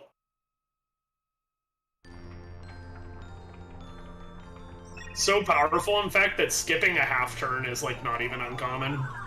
Like you saw that Matti only attacked once with Paracarry. Yeah, I got it. That's actually average to skip the second attack with Paracarry. Yeah, so to skip that half turn for the heart specifically, you need either a 6 bounce and a 4 bounce, or 2 5s, and I had 2 5s in that case. One of the 5s, though, was not a cap, I just accidentally dropped. Because once you get to like 6 and higher, that frame window is pretty tight.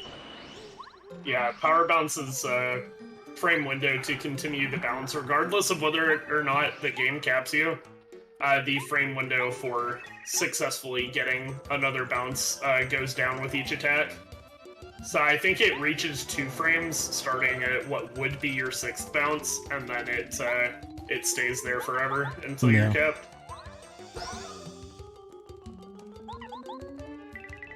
Alright, and we'll be making use of getting to peril and power bouncing again on this fight. Our boy Junior Troopa.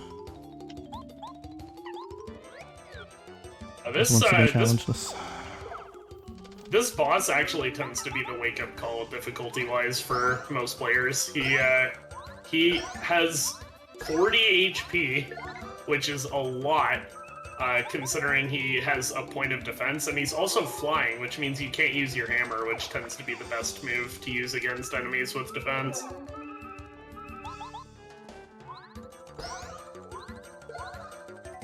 So he's actually very tanky.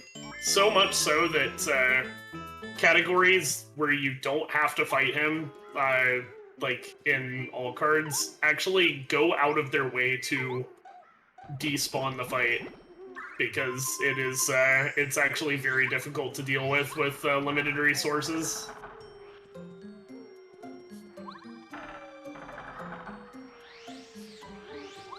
And we're getting that other FP plus badge I mentioned before. And conveniently, if you take a wrong turn in this forest, it puts you back at the start, and that's just what we want. So here we are.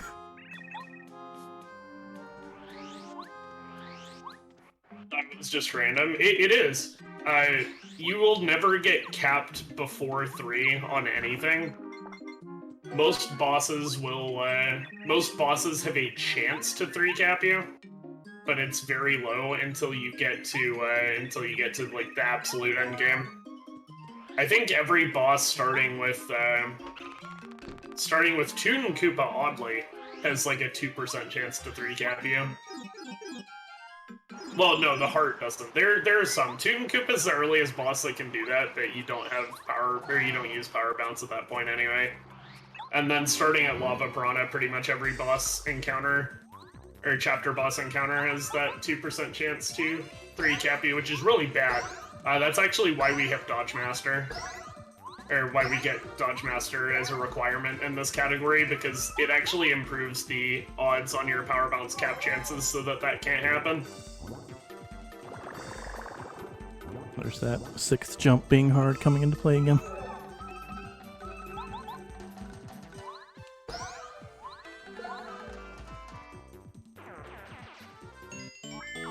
Blooper's power cap compared to every other boss in the game is very generous.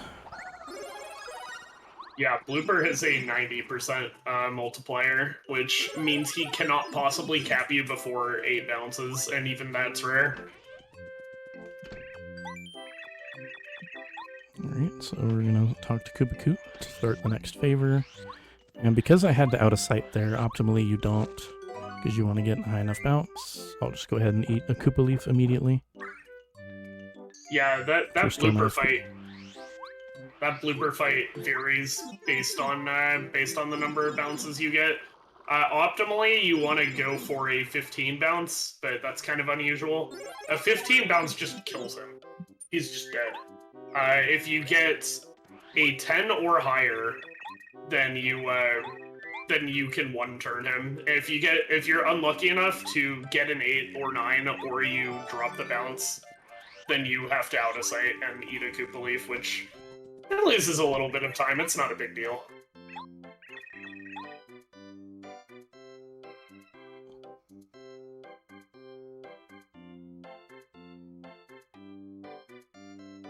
Bowser 3-capped him twice. Yeah, unfortunately, Phase 1 Final Bowser actually has a 50% chance to 3-cap you, which is absolutely filthy.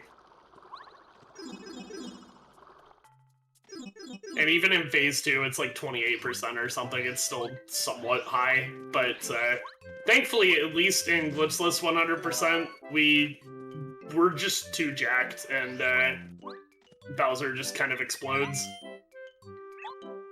It's one of the funniest final boss fights, if not the funniest boss fight in the entire game, is Bowser in any hundo category.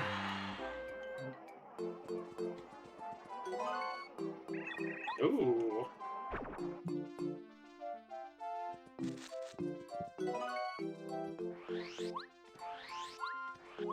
So, Maddie got another Quizmo here, and I hope everybody is comfy, because we're... Maddie's gonna be grinding Quizmo for, like, probably 20 to 30 minutes, unfortunately. Just, we try to get him up to 37 here, and Maddie currently has 3 answers.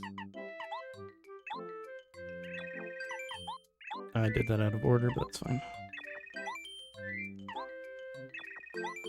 I just have to pay attention to my menuing now. Yeah, your explanation was fine, Rhea.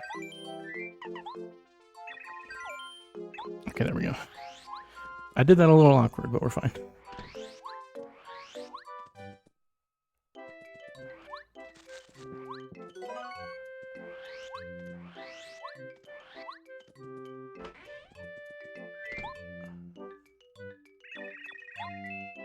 Right. And then we give him that tape we got from Goomba and the tea we just got from the shop. And then we talk to him to start the next favor, which we will get to later. But for now, it is Quizmo grinding time.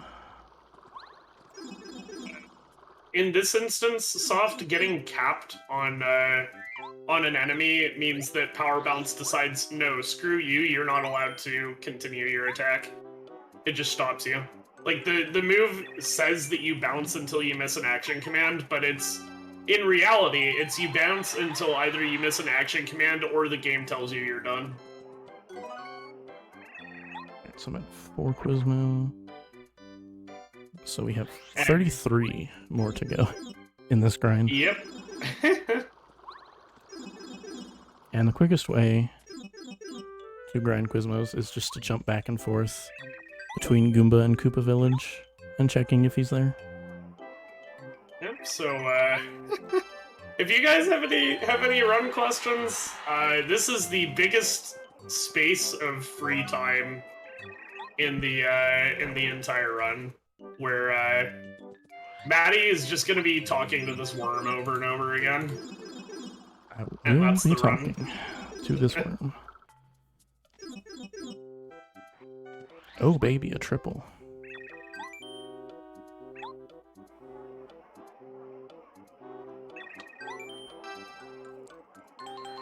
Alright, so I would have... Wait, 58 star pieces after this grind? I'd rather just count up star pieces now on my tracker. It'll make things much easier for me. Yeah. And I can just count the Quizmos instead. Yeah, the quadruple was asking too much. Yeah, that was some good RNG you just got. Yeah, that was pretty nice. Right, now he's probably just gonna hang in Goomba Village for a while, which is perfectly fine, honestly. As long as he doesn't have me summon him, we're okay. Star pieces did you say you're gonna have? 58? I'll be at 58 after the grind, I think. Okay. I'm counting that right. I'll probably pause and check anyway to make sure. I trust that you are right. I mean, it'll be 55, because chill out, but I mean 58 in total. Oh, hey, buddy.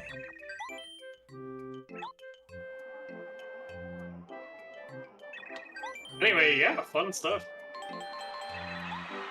This is actually... Well, the hat and the worm both talk to you. It's not one or the other, it's just the hat asking the questions for some reason. Yeah. This game's weird. The hat asks the questions, and the worm does pretty much all the other dialogue. It's very silly. And the worm pogs when you get the answer right. I pog too when I get the answer right. I pog I know I'm on the right track. Absolutely. Ooh. Am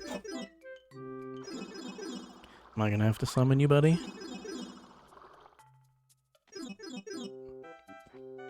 Nah, you're okay. You just needed a break. I understand. It's fine, we need a break too sometimes.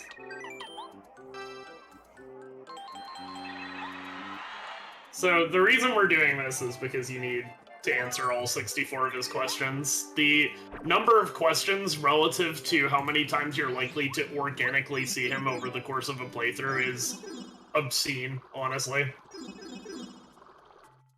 What's the probability he shows up when you warp? We have no idea! He has been, like, this game is in active decomp, and the Quizmo himself doesn't have, like, a main file or anything like that. His data is, like, baked into each individual room. I think we know the odds that when you're trying to, like, summon him to a specific location, the odds that he'll show up are around 30%, but that is the most we know about this guy. We don't know why he tends to appear in the same place over and over again when we continually reset rooms. There's a lot about this game that is still not understood. Looking at you, lackluster. Speaking of this question, or the question that Maddie just answered, some of them are really funny. Like, that question Maddie just answered is, what do you get when you correctly answer one of these quizzes? And you'll notice the first option had a heart next to it, and the answer, if you pick that in English, is, it's me, heart. And there are a lot of questions that are like that. Yeah, a lot of the wrong answers are very funny. I wish we could pick them. Yeah, honestly. There's one in the 40s that's like, what's the name of Lackluster's girlfriend? And one of the answers is Lackatofu. This is one of my favorites, too.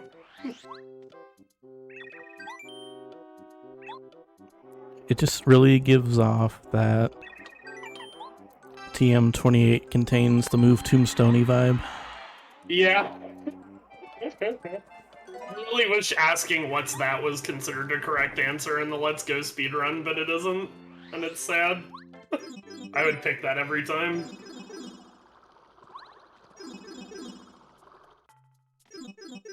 Yeah, Chuck Quizmo is definitely a true meme lord at heart. Yeah, he just does what he wants. And we just deal with the consequences. And honestly, he's being pretty nice right now. I can't complain about this RNG. Yeah, I'd say so. This is really good so far. Which is, now that we've commented on it, he's gonna start being a jerk, probably.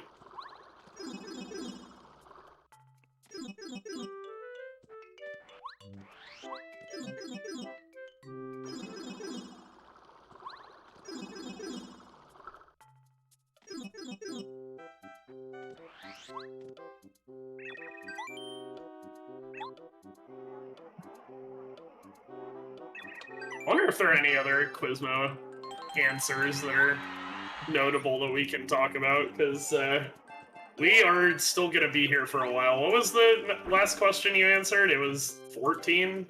That was 14, yeah. Yeah, we're still going to be here for a little while.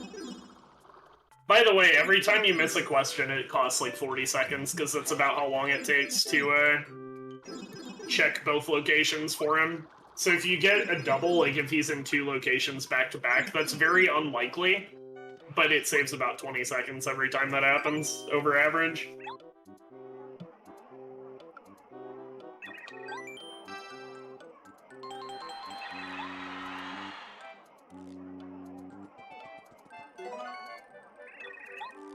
The hat or the worm? Both. I think Quizmo is a symbiotic relationship between the hat and the worm. That's my hand cannon as well.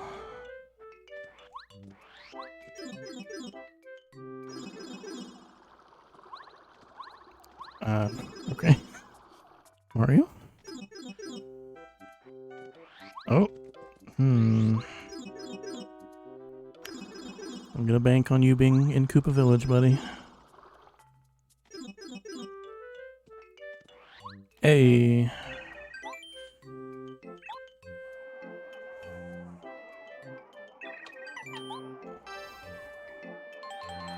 Oh, jeez.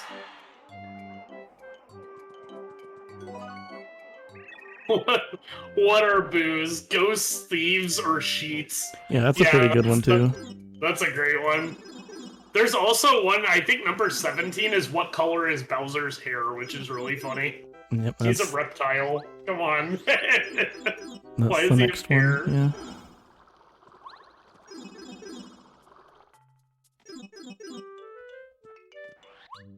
Alright, now he's just gonna vibe in the village for a while. That's cool.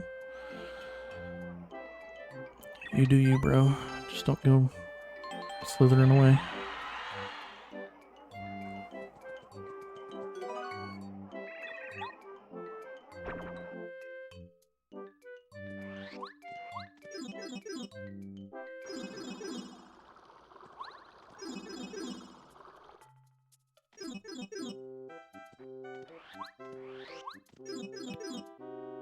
Is also really funny.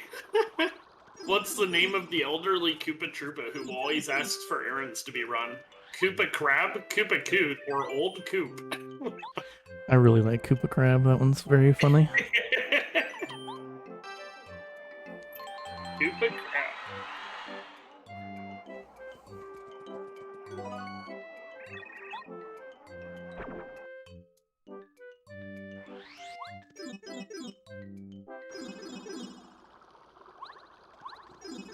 Oh yeah, 37's a good one too. What ability does Bombat frequently use? Sing, dance, or bomb? I think it's dance. I think she just dances and then the enemies explode. I'm not projecting. What do you mean?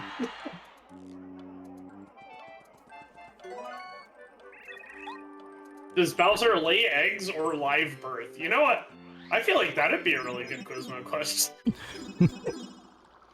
How does Bowser reproduce? Lay eggs, live birth, or budding?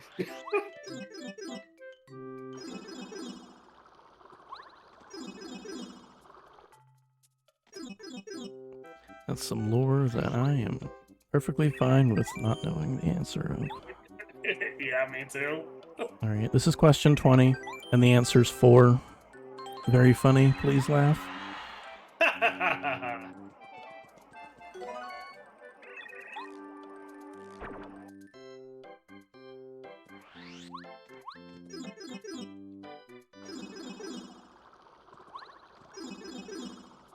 I really like 28 because of the, just because of the implications of, like, the wrong answers. Like, it's who hides inside a coffin in Dry Ruins, and, like, the answers are Mummy Man, Mustafa, and Pokey Mummy. But, like, the idea of Mustafa just, like, chilling in a coffin in Dry Ruins is really funny to me. That's pretty funny, yeah, but Mummy Man, though. Floating Man is way too powerful.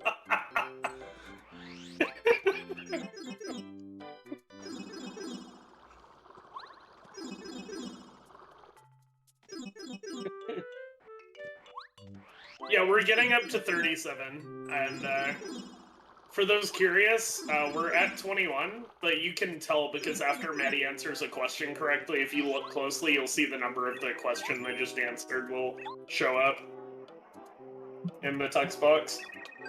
So we're at 21 out of 37 before we get to move on. And there's 64 total, so we're still gonna be here for a bit, and we're gonna come back and be here for more of a bit in a little while.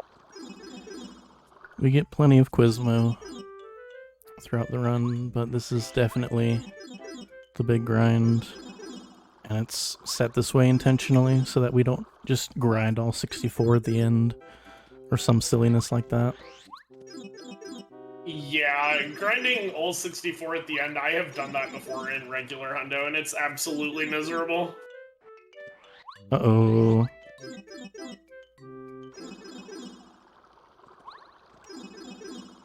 Buddy, are you here?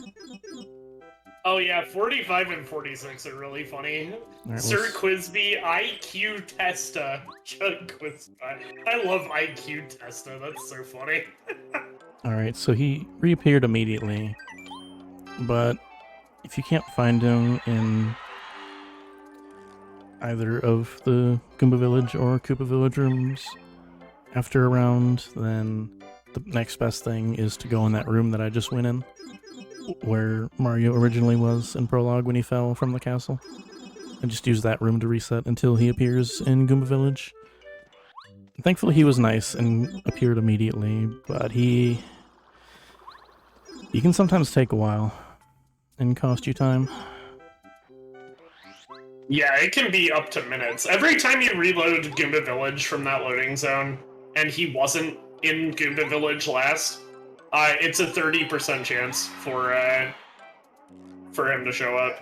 And we all know what 30% chances are like. They can happen immediately, or they can take like 2 minutes, even at just a few seconds per reload. So thankfully we haven't had to deal with that so far, but when you're grinding Quizmo, there's always a potential for him to just say, oh, by the way, here's 2 minutes of time lost just out of nowhere. Alright, and I guess he felt sorry and just gave me a double. Nice.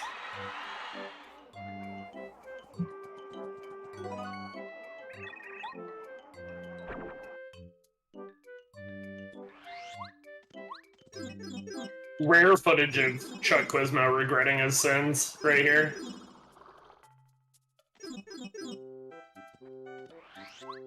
Make that a triple. Wow. This RNG for this grind has been very silly. In the good way. Yeah, it just means you'll be done sooner. For sure. With the boring part. Yeah. And then right into another boring but not as boring part, because we actually get to do stuff. Yeah.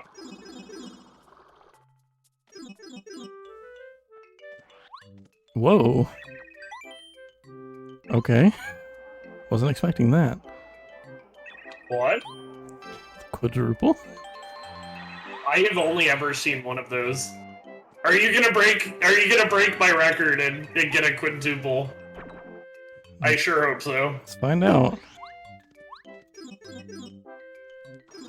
So that was 1 minute saved straight up for Quizmo showing up 4 times in a row right there, by the way. Because every time he gives you consecutive appearances, it saves 20 seconds. Uh-oh. Too good to be true. Yeah, wait, I thought quadruple was too good to be true. I did too. That's what I said at the triple before, but then he quadrupled me. Flushed? Flushed? Alright, so... Wow. If this pace continues, I'll be minutes ahead of my PB. That's excellent. We're here for the marathon PB, let me tell you. Which is funny because my Quizmo PB or my Quizmo NPB wasn't honestly even that bad. Like, it was like average. Yeah, your RNG on this one's just been crazy. And you haven't missed any questions or anything either. Yeah. Knock on wood. I would, but I feel like that'd be way too loud, because my microphone sits on my desk. That's true. Exclamation point train. Choo choo woo. I've been trying to mute during the trains. That's I don't fair. know how many have been audible.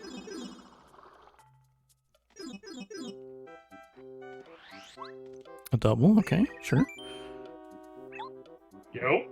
She skipped. Had to get in there once this marathon. It had to show it up at least once. It did. Alright, that was question 30. That one's actually pretty funny too. Who knew the location of Dry Ruins in the desert? Colorado, Mustafa, or Goomba? Goomba just holding out on us. Can't believe Goomba knew. Made us go through all that trouble.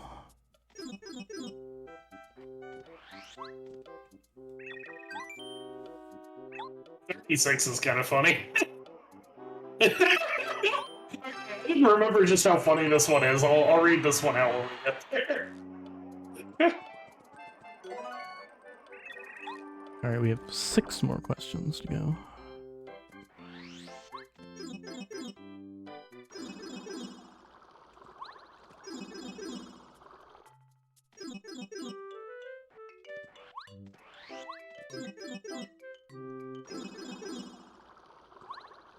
Oops.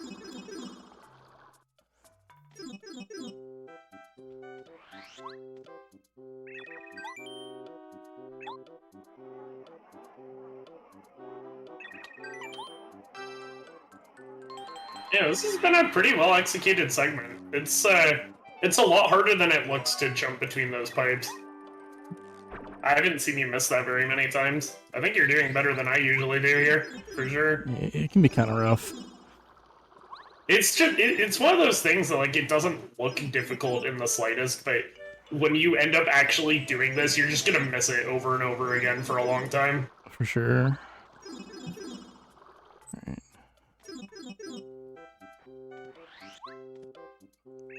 Alright, here's that question 33. What are boos exactly? They're not thieves or cheats, unfortunately, they're ghosts. Alright. 4 more questions, and they're all answer 3. So I can tab back to the route now, thankfully. Because I do know those by heart. Wow, how'd you manage that? By playing this category too much.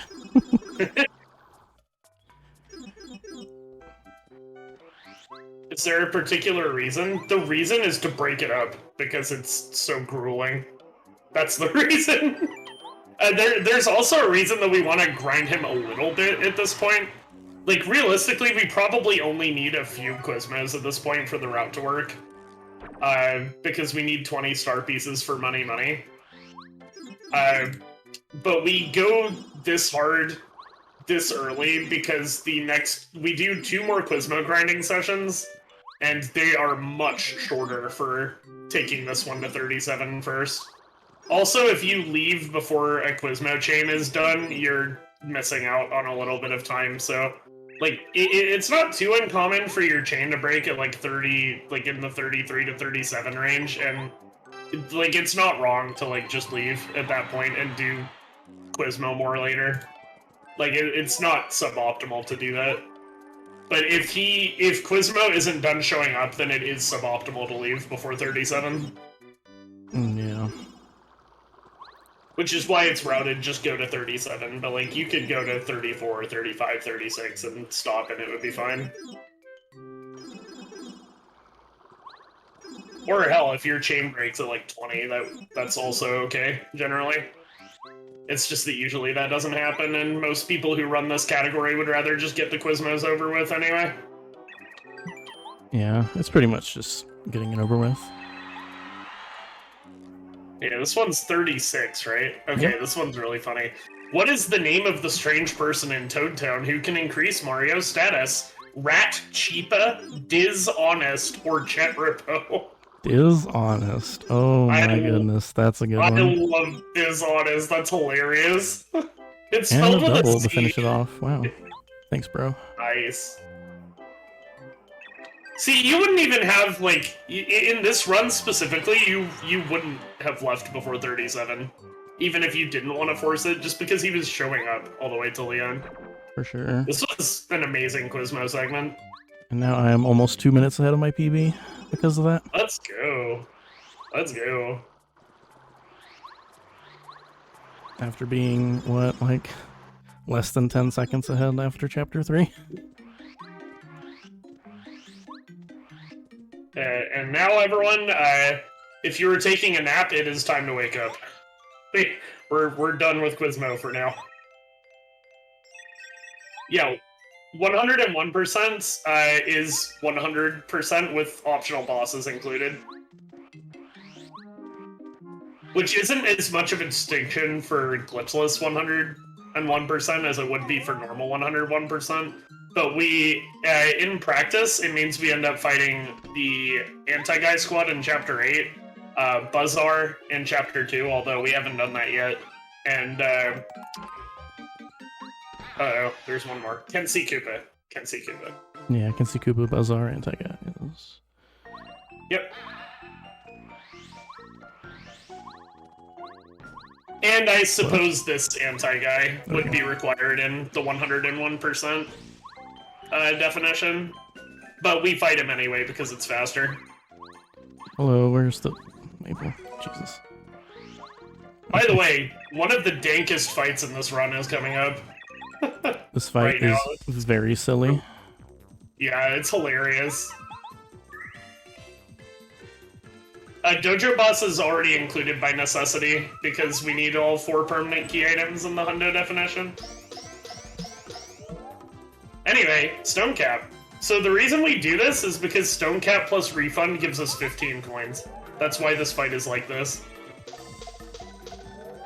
And it also... Well, okay, that's one reason. The other reason is that Power Bounce, Out of Sight Power Bounce doesn't do nearly enough damage to Anti-Guy, especially considering you can get 4-capped. So, with a normal fight, I believe it was routed, you needed a 5 into 4, which gave you like a 2% chance of dying to this boss. But the Stone Cap strategy and just smacking the living daylights out of this guy while Mario is invincible, and then power bouncing at the end, means that getting 4-capped twice actually doesn't kill you. That's exactly what you need to take him out. As you can see there, Maddie got 4-capped right on cue a moment ago. Not quite right on cue, since I'm watching a little behind, but still. And there's Power Plus. We'll be making use of a couple Power Pluses later. But for now, we need cake mixes. And this is where Bo's upgrade earlier comes in handy.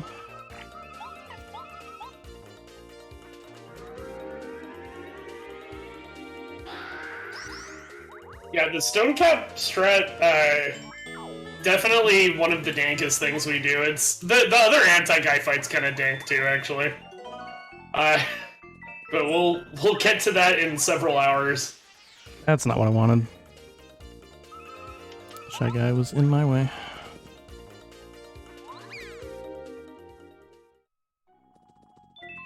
I need those. Thank you, thank you, thank you. Okay, we're fine.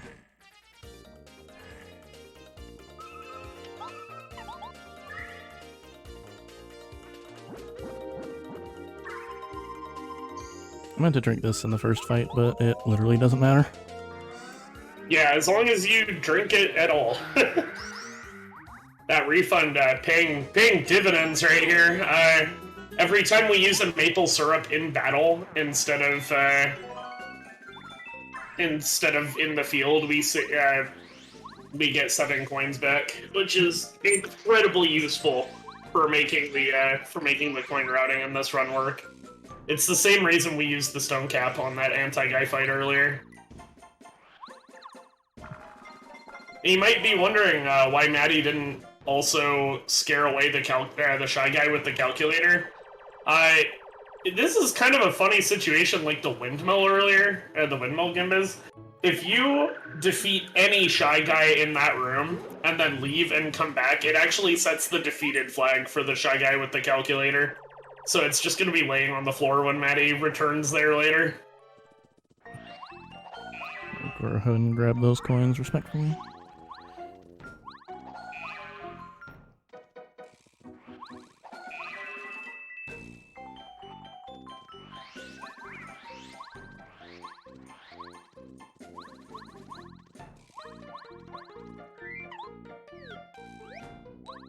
These overworld coins being very helpful at the moment, considering the situation in the desert earlier.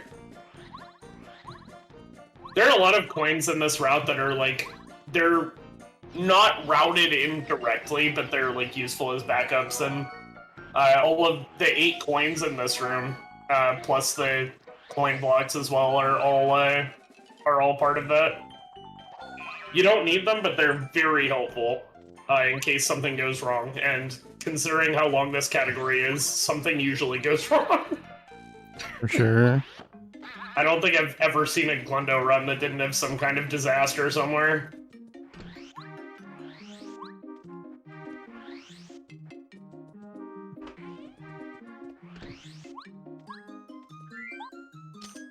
Toad Town is very laggy in this chapter, in case you have not picked up on that yet.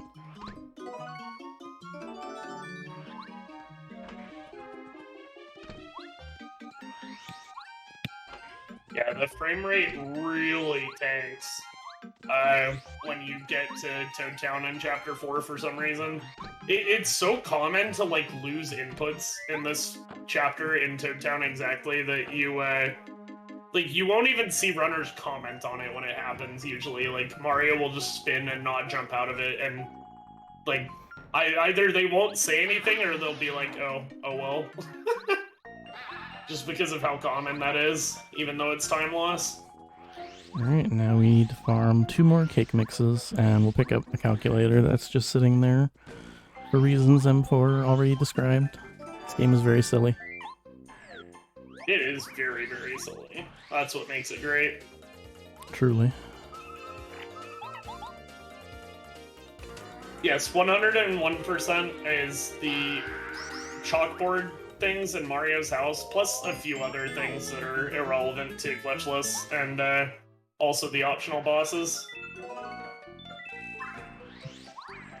By the way, this move Maddie's using to get rid of the Shy Guys is extremely useful. It's called Spook, and it's both super rank upgrade. Basically, it's 3 FP for a chance to scare every enemy away from you, so that you don't have to do the fight, and you don't get to, or you don't get any star points either, which is very important for our experience point routing in this run.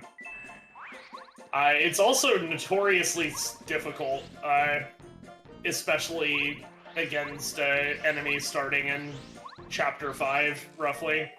It becomes basically impossible to max, so there is an element of RNG to it, depending on your mash, and the enemy you're using it on.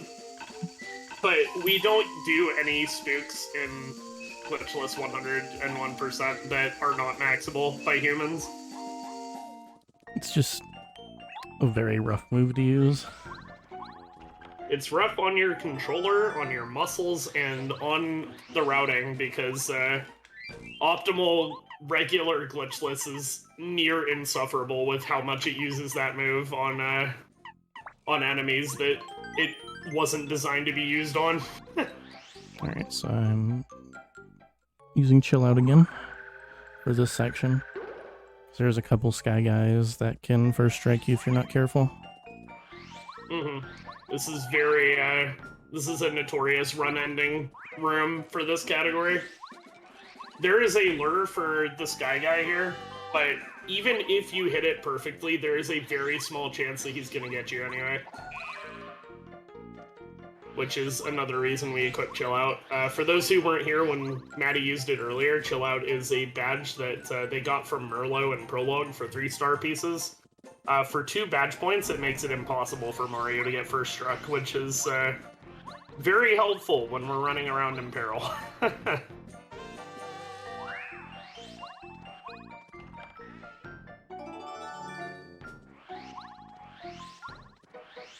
Oh, by the way, did you get the pink station star piece? Not yet. I'll get it on the way back. Okay. But thank you for checking up on me. No problem. That one's really easy to forget. Yeah. I actually do tend to get them first, so probably for the best that you said something. Yeah, that's what I thought. Like, I thought you normally got it first, so I was like,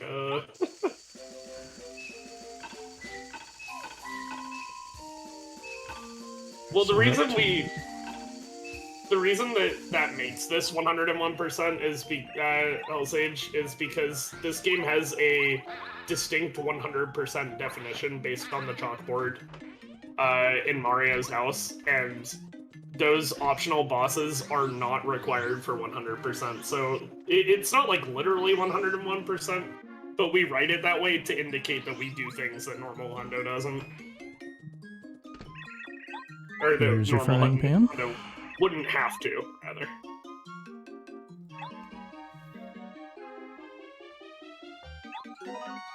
Okay, and now she gives us a cake, and we go ahead and do 2 recipes while we're here. And those both get the recipes out of the way, and we use them to restore FP, because we need to grind for more cake mixes while we're in the chapter. We try to get as many cake mixes as we can while we're in the chapter, so we spend less time backtracking for cake mixes for recipes later. There are 15 of the 50 recipes that use cake mixes, so...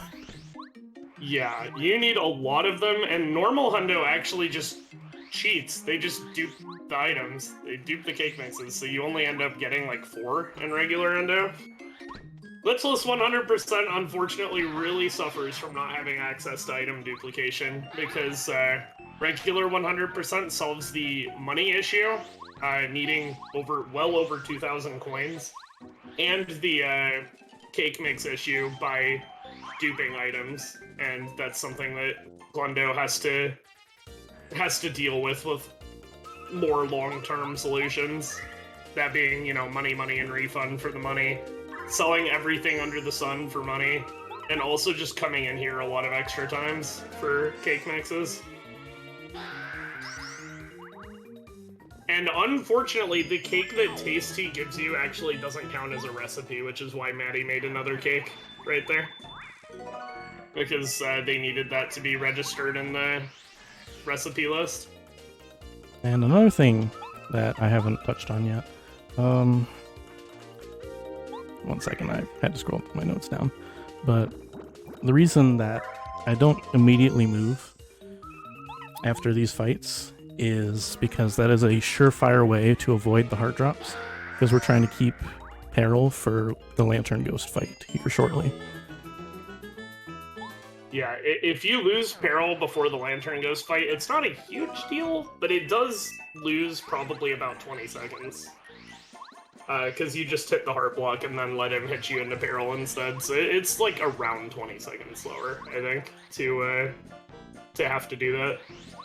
So it's definitely worth it to just stand still, because you actually, like Maddie said, you have iframes after successfully completing an encounter, even if you don't run away. And that can let you analyze the situation so you don't accidentally pick up a heart drop you didn't want, because Mega Rush just saves so much time.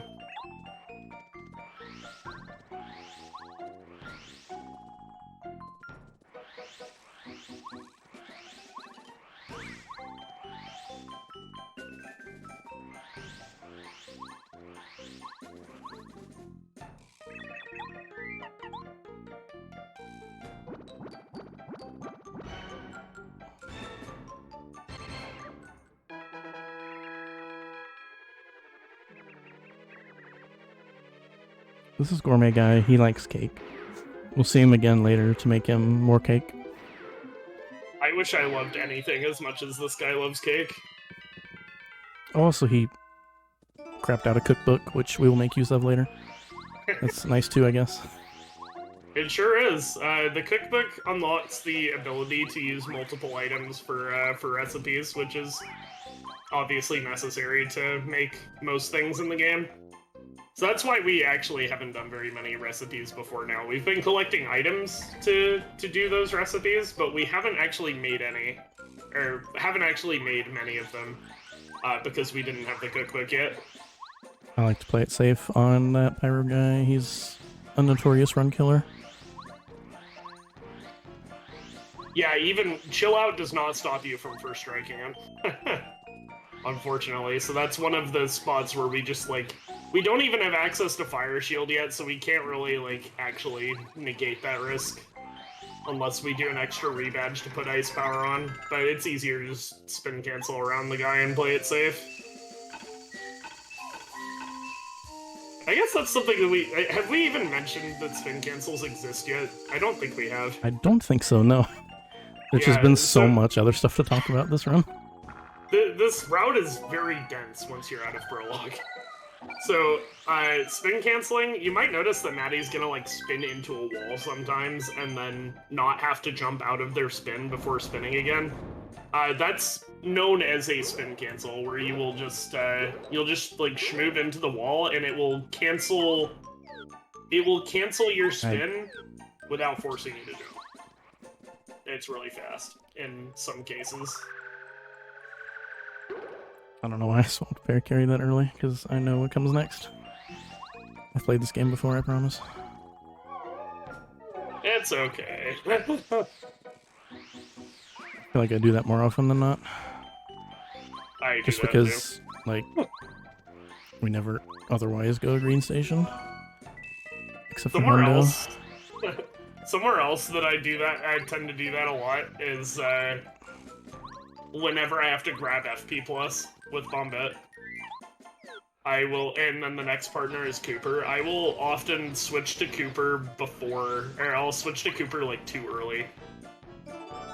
Or I'll switch to Bombette, like, immediately, before even getting the Cooper star piece.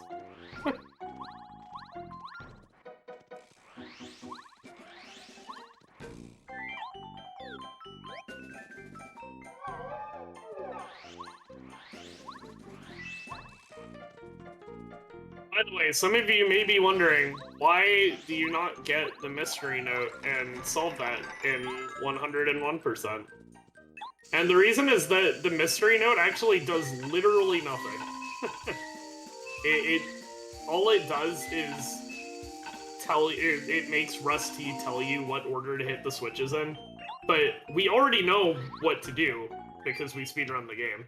So we already know what order to hit them in, therefore there's, like, no reason for us to complete that little side quest.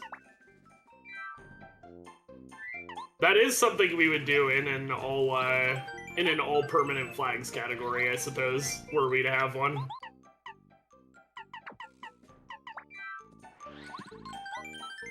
Almost forgot about Chill Out, that would have been bad. Oh no.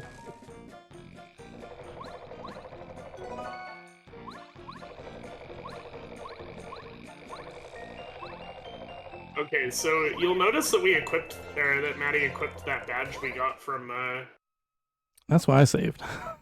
Yeah. That, the badge shop earlier. That badge is called Dodge Master, and in it what it says, its stated effect, is that it makes, its stated effect is that it makes the action commands work more often. In practice, it increases the frame window that you have. That dude is also a notorious run killer, by the way. It increases the frame window for the action commands, including blocks, and it also adds 7 to the power bounce multiplier of every enemy. So enemies will cap you later, and some actually, I believe, don't get to cap you at all. Anyway, screw Deep Focus. I hate that badge because of that pyro guy. So the reason Maddie took off Chill Out and put on Dodge Master is because this boss has a 16% chance of 4-capping you, and if you get a 4-cap on either of the 2 bounces, then he kills you. So without Dodge Master, you would have around a 70% chance of winning this fight, roughly.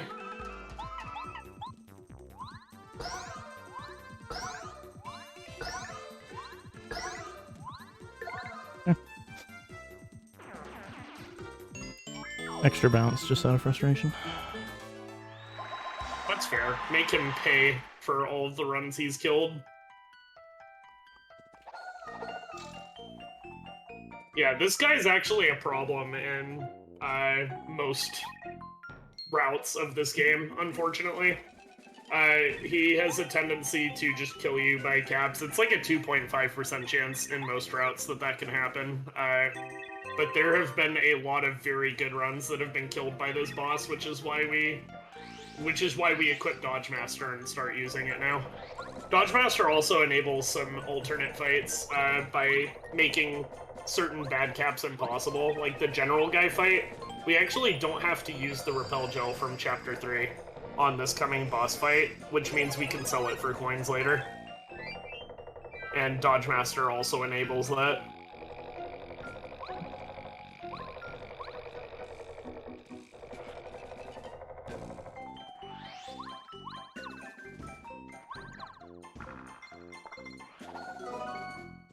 Starpiece. There's Super Shroom. My notes aren't scrolled down enough. I'll just go ahead and save again. You got the Volt Shroom too, right? Yeah. Okay. But now I'm paranoid. That's okay. It's okay to check. It is almost always better to do a sanity check in this category than to miss something and not know what you missed. Oh, for sure.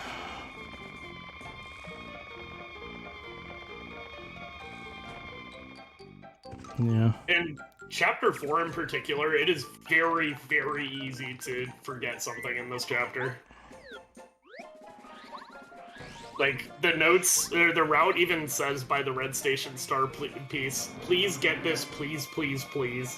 Because there was one race done by one of the co-authors of the route where every single person in the race forgot that 1 star piece and was looking for it for like 20 minutes.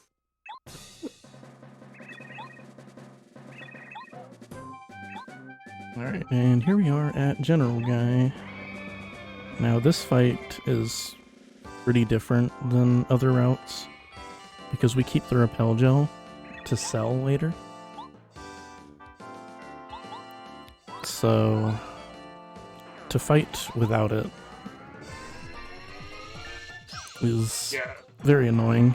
So I think I'm gonna give you some focus or some silence on this so you can focus on it due to how easy it is to mess this up. I've had so many runs that died on this fight. So because have I did things out of order. Lest you forget that run I had. That was like 20 minutes to split. I remember, and I've had runs that straight up couldn't continue past this. Yeah. Several, actually.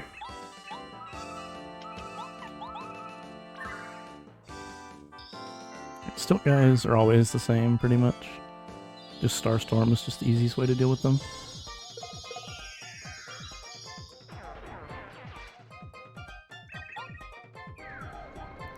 And the stacks are what are significantly different in this fight compared to others.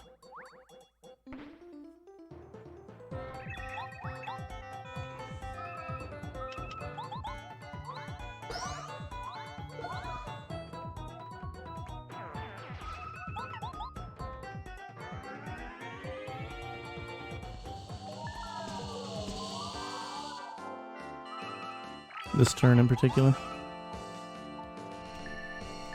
Yeah, this turn is whack.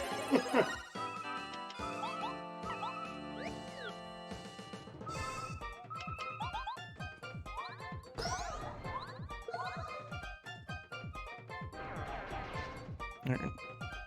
As long as I do my bounces, everything will be fine.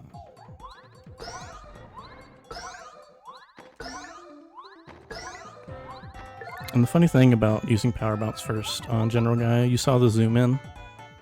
It skips his dialogue if you Power Bounce him. He'll have dialogue talking about how you're cheating because you're actually dealing damage to him while he's in his tank.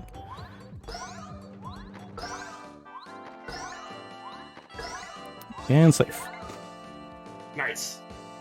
I didn't want to say anything because That's fair. This fight sucks. It's so easy to do something wrong in this fight, and Yes. even if you execute it correctly, it's also easy to drop the bounce because of the aforementioned zoom in and dialogue skip there. Yeah, for sure. It's just so weird visually. This fight's just So anyway, a hot mess all around. Yeah, so that fight is very painstakingly constructed, so that you don't have to use a repel gel, as we mentioned earlier. Repels sell for a decent chunk of money, so we don't want to use them in battle if we can at all avoid that. So what we do is we peril manip on the first round of the Shy Guys, as you saw, because we level up on Lantern Ghost. Starstorm the second wave, which is always the same as Maddie said. And then on the third wave, we kill the first stack and Power Shock to buy extra turns, so that we can turbocharge and then swap to bow, and then do Power Bounce out of sight Power Bounce. And you can't do this without Dodge Master because, like Lantern Ghost, General Guy has a 16% chance to 4-cap you without that badge. So the chances that you would just straight up die on this fight without Dodge Master are really high, which is why it's a necessary buy when it is. Basically, Dodge Master MVP. Or Dodge Master early is kind of the MVP in saving coins and making fights safe in this route. I was in no danger there, by the way. Those guys are always on that same cycle. They'll always turn right as it looks like you're about to get yourself caught like a dingus. But I promise I'm not. And I hope y'all are ready, because Gourmet Guy is here, and he craves more cake. And honestly, same. I could go for some cake right now.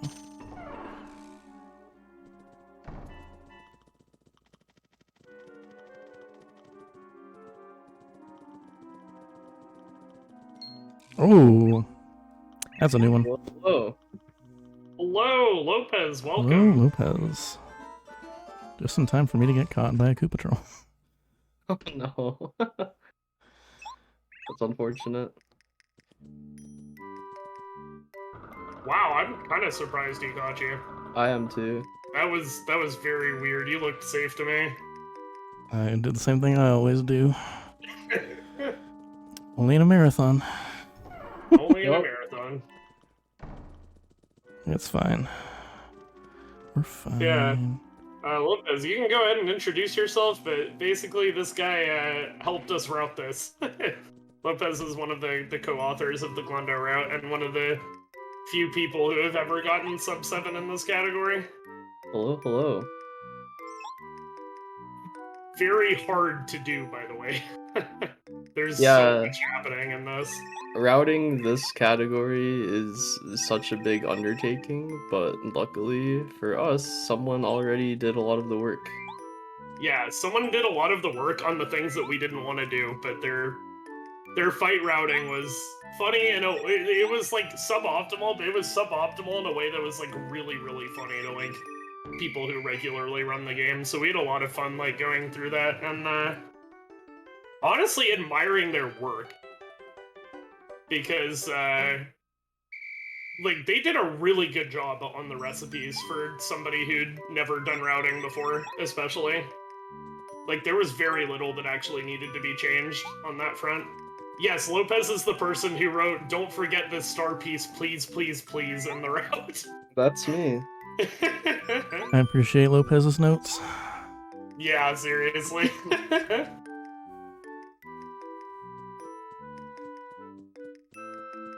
There was just that one race where everybody forgot that one star piece, and after that, the notes could never be the same.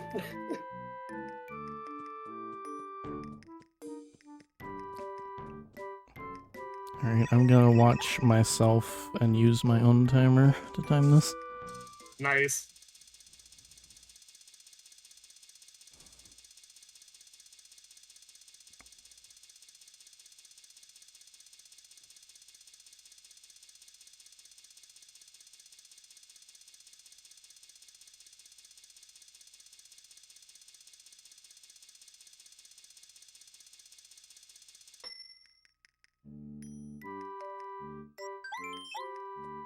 So the game says to bake the cake for 30 seconds, but there are 7 seconds of wiggle room in either way.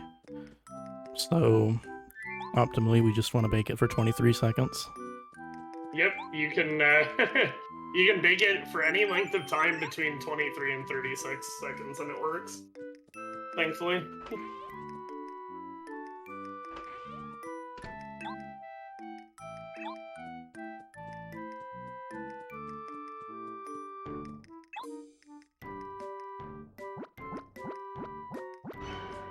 Now he eats the cake. It looks straight out of the cakes from the Cake Factory Mario Party minigame. I'm never gonna be able to unsee that.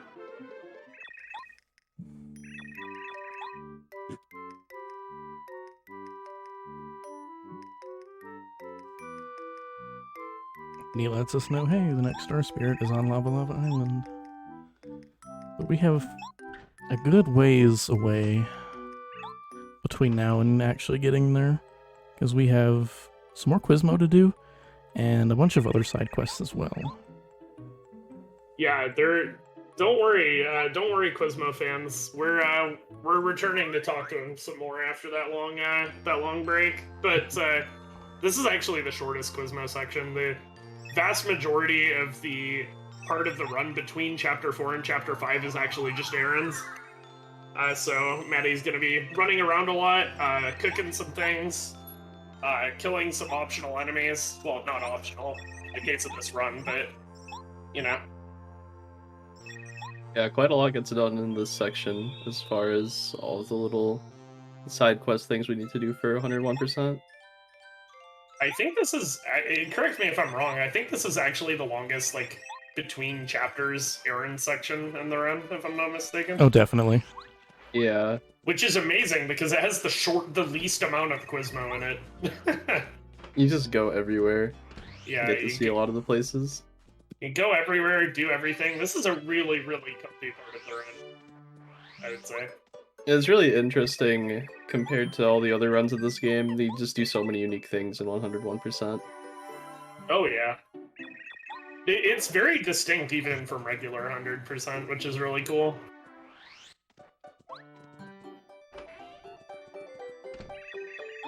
Oh, and here we're talking to Dishonest. I'm sorry, Chet Rippo. What this guy does is he allows us to manipulate our stats. He says he's just going to increase your stats. And he does technically do that. He doesn't lie to you. But the stat that you select for him to upgrade goes up by 2 level ups worth, and the other 2 drop by 1 level up worth. And we use that to actually manipulate our HP in Chapter 8, funny enough. We just do it now because it's most convenient to. But, yeah, we use this so that this in tandem with HP plus badges to control our HP for the majority of the run after this point. And we can take the HP plus badges off when it's time for Chapter 8. And that lets us get peril manips, or optimal peril manips throughout I didn't want to talk to the you. rest of the run. Oh, okay. I talked to Small Ralph. Small Ralph? Where am I going? Mario's house. I think his name is Ruff. That is It's rough, yeah. With an H, because, sure. Yeah, why not? I'm gonna pull up the route really quick.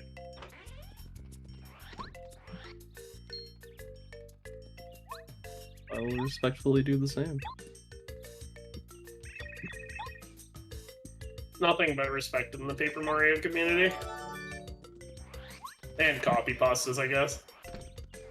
So that last favor we requested way before Chapter 4 was Luigi's autograph, so we just went ahead and did that now. Now we got some more shop stuff to do. Lopez, I don't know if you're gonna do this, but I have a tracker pulled up, and just so you know, Matty got chill out early and is using it, so if you choose to keep track as well, the badge number is gonna be a little off in star pieces for a bit. Okay. Yeah, I tuned in a little bit to the start of the run. Okay. I'm down a Koopa Leaf, but that's fine. I can just get one here in a minute. Oh yeah, that's not a hard thing to make up for. Check it sure. just to make sure. Oh no, it was just in a weird place. Okay. Oh. Game is really cool like that. It sure is.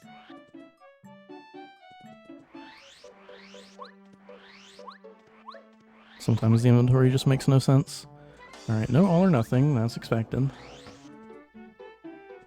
Yeah, so you get 5 bad shop checks during this part.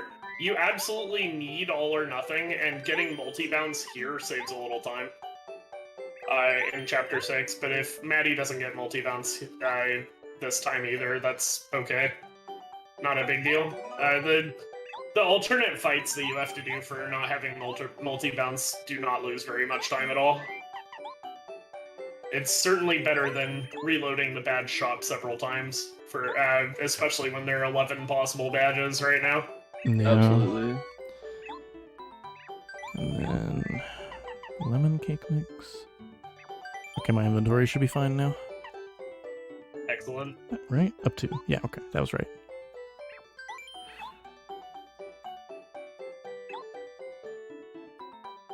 Now you can see that that Matty is doing a lot of cooking now that they have access to the cookbook. So this is the first section where we do a whole lot of that in the run. Gotta cook it by the book. You know you can't be lazy. Oh, hey, buddy, how you doing? I fancy meeting you here. I'm not used to him being there ever. That's very nice of him. Yeah, don't really bring is. the face since you're talking to him. I know that's something I've done before. When Quizmo's shown up in an unexpected place, sometimes I forget to do what I came there for.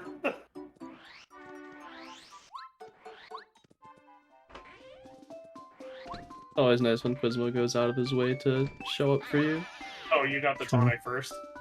Bless being behind.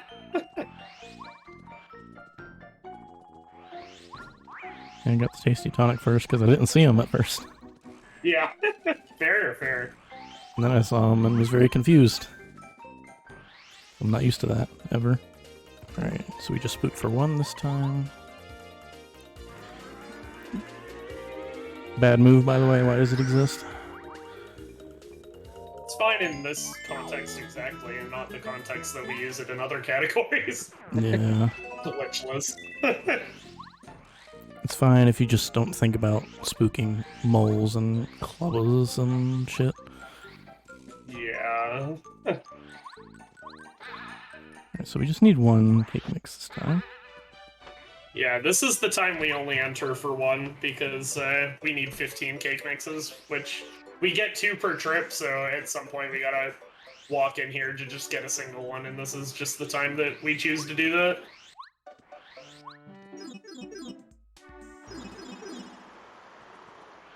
Every optional coin that drops from those Shy Guys, but by the way, goes a long way towards making the coin grind at the end less brutal. Hey, buddy. Again? Quizmo's been really nice this run. It's wild. What the heck?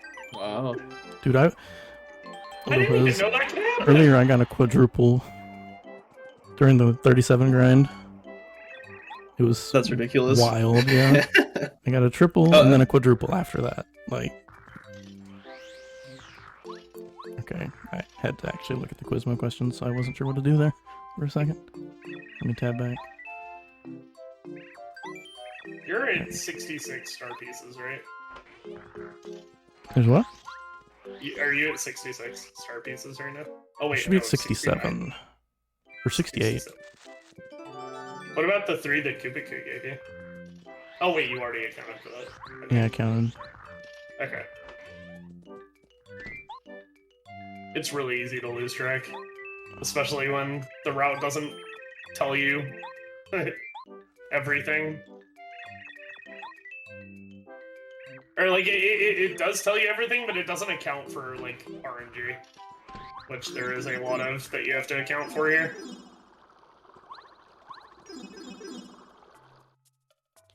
Do you remember the answer to all 64 questions? No, I sure don't. I have a tab open that has the answers that I I'd be click back and forth to from the route. You remember It's Me, though. Like, I remember a certain few. Like, the first couple I know the answers to. And just a couple that I remember because they're funny.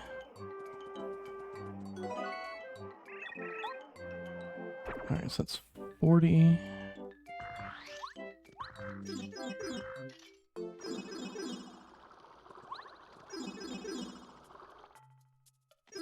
That would be impressive. I'm unfortunately not that impressive. Nice double, by the way.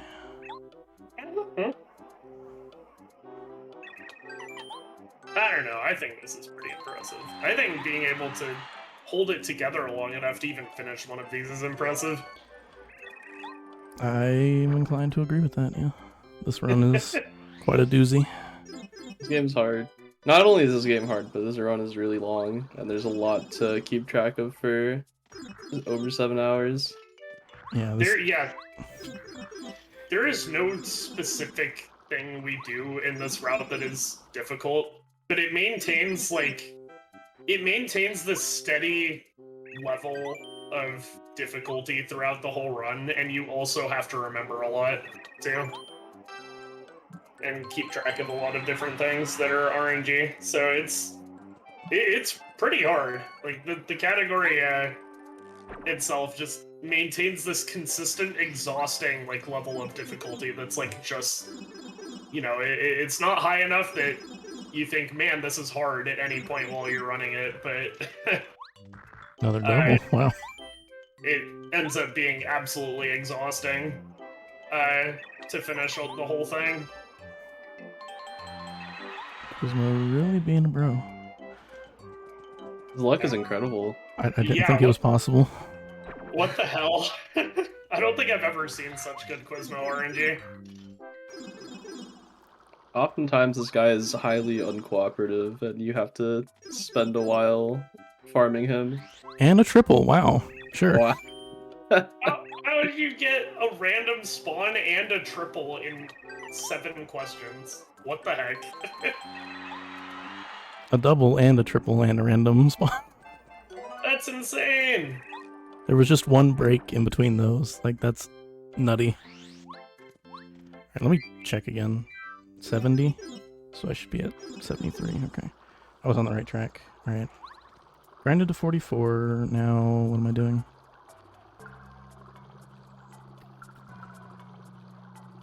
You got 44 already? Yeah. Wow! What am I doing? I knew that luck was good, but I still thought you were like at 42. And I've been watching. This is crazy. It's okay, I lost time just by being confused and not knowing what I'm doing. Alright, Very that's common another time check. loss in this Like we category. said, this route has a lot to keep track of. Yeah. Easy to get lost in the sauce. Very. Oh. You don't deliver letters, Bo.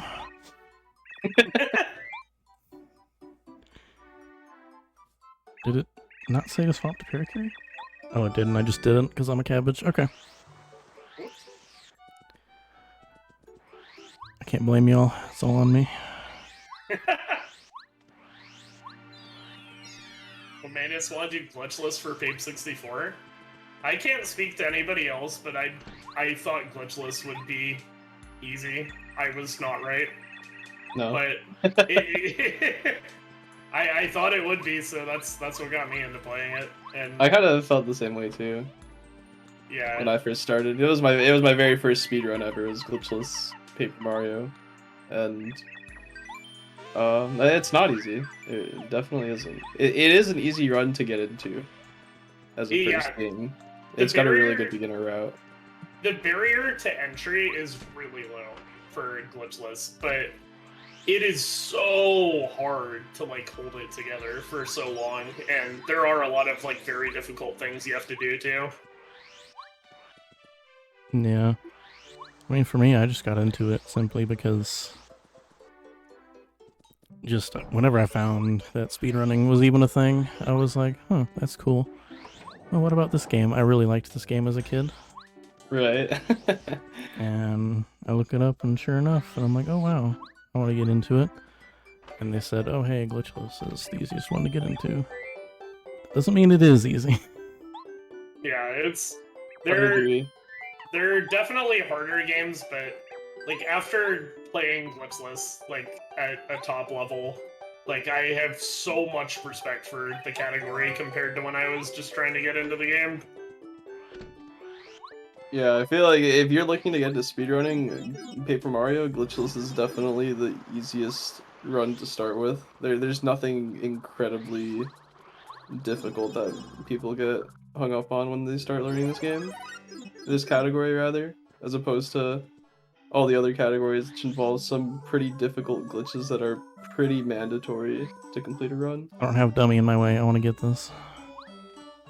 Yeah, it's very much God damn it. very much aw.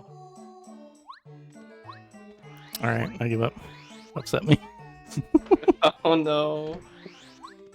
I'm gonna have to get this panel anyway. Oh, so. that was close. Oops. Yeah. Oh my god. Oh, that's- Another very that is- difficult trick. Yeah, that is not a glitch. That is allowed in glitchless, funny enough. It's, you don't go out of bounds or anything, so it's legal. For some reason.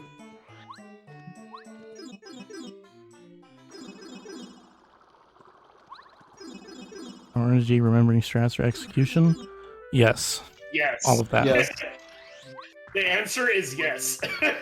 Just everything about it is so good. Like, if you look at Paper Mario, I think it says something on the leaderboards that it is, like, when you play the game, it is easiest to get into glitchless, by far. But it's also the most difficult category to get a top time in. And I honestly feel like it's not even particularly close. Maybe Hundo is kind of close to that level of difficulty, because there's so much, like, to remember, but no other category is like even in the same neighborhood of difficulty to like get a good time in, relatively speaking. Like, we've seen recently that a 341 is possible on N64 in regular glitchless, and record is like a high 342, and there are only a few players who have even managed to get 345s. For like reference.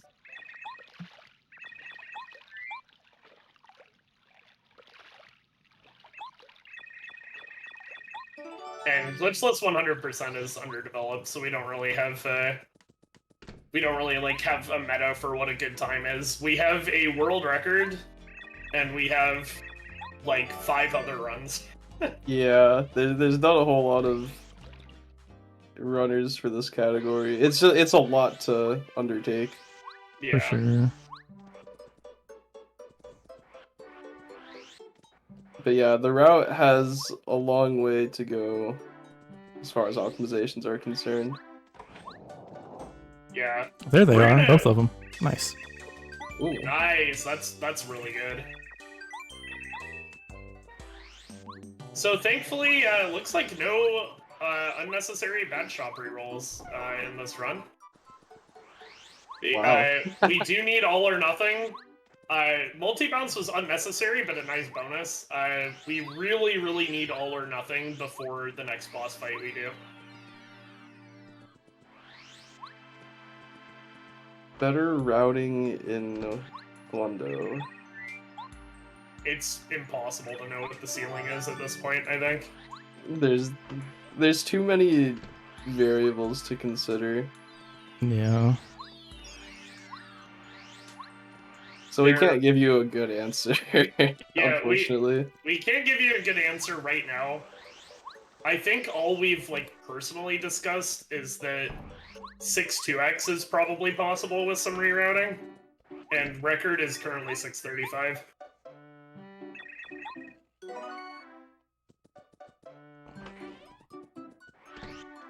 Just such a thing as low percent. There's not a run that exists like titled low percent, but you could do it. There's not really any specific rules for it as to what constitutes, you know, a percent. But I mean, really, if you wanted to get as low as possible, you can skip. It would a lot. It would get extremely degenerate very fast. Yeah. If we were to actually route low percent, and the reason for that is because close call exists and is just the absolute worst badge in the game.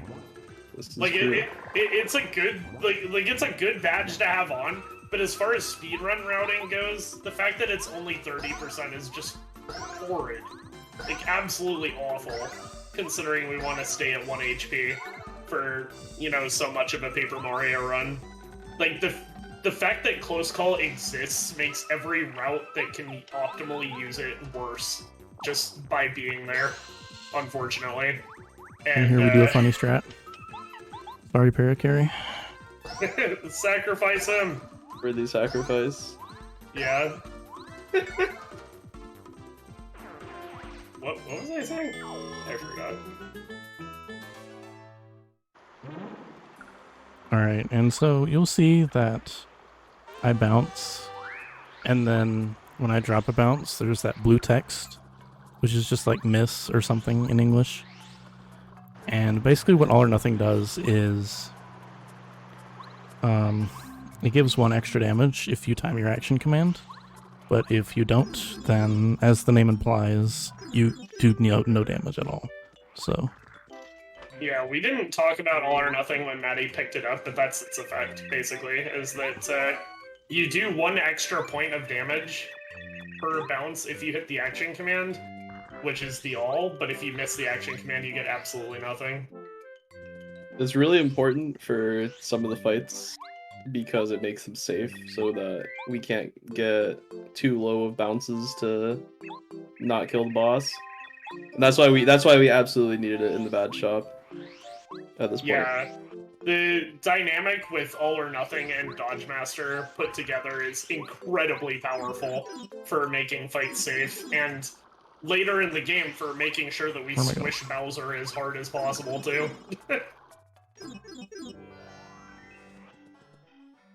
Also, Hendisk, thank you for the good luck. I did see that. Alright, now we give the letter to Mr. E here. I heard Mr. E trans is your gender. I've heard that too. I wonder if it's true. I'll have to ask him sometime. But I'm busy speedrunning, so maybe some other time. Some other time. Perhaps.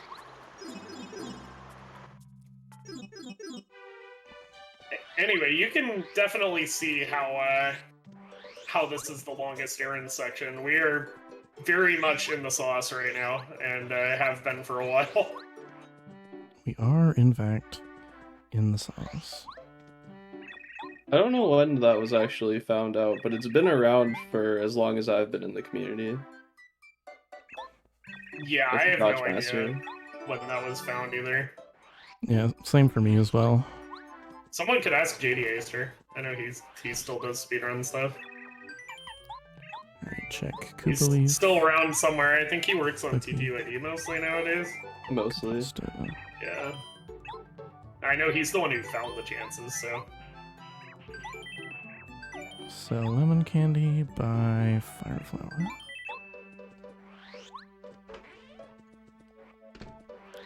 Get the star piece in the tree. Hey, I already got that. I'm finally back on track with star pieces. Yeah! There we go.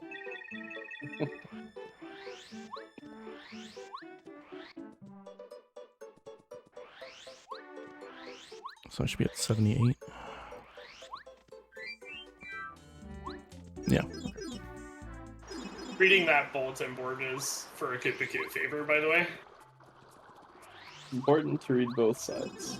Yeah, he wants to know what's going on with the youths in Toad Town. Yeah, gotta get that gossip though.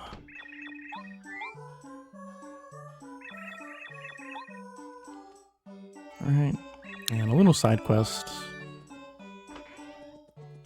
The pop diva can't sing,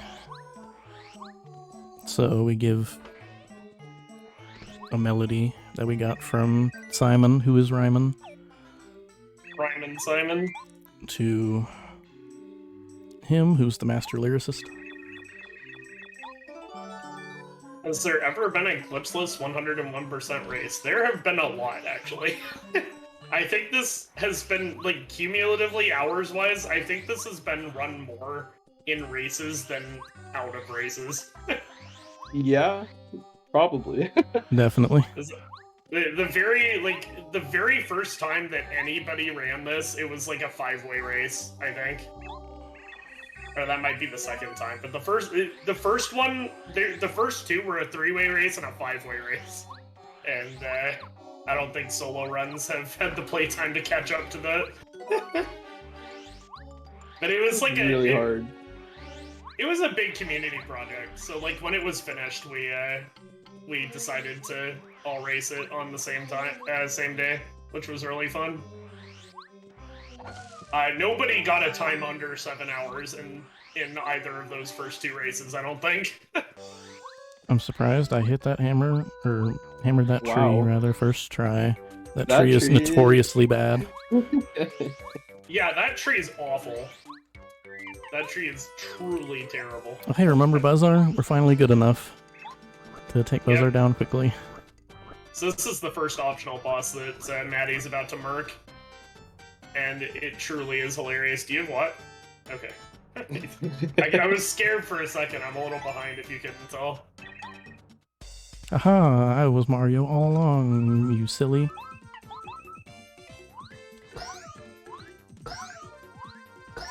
This boss is so funny.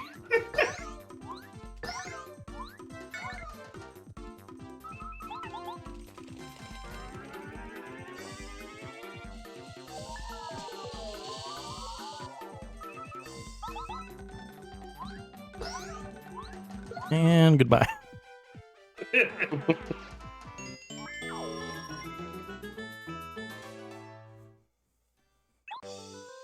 yeah, That's Buzzar is vulnerable to Power Shock, and everything is vulnerable to Mega Rush All or Nothing Power Bounce.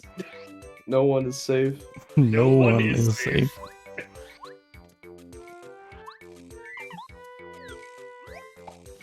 So that is the first optional boss. Very underwhelming, I'm sure.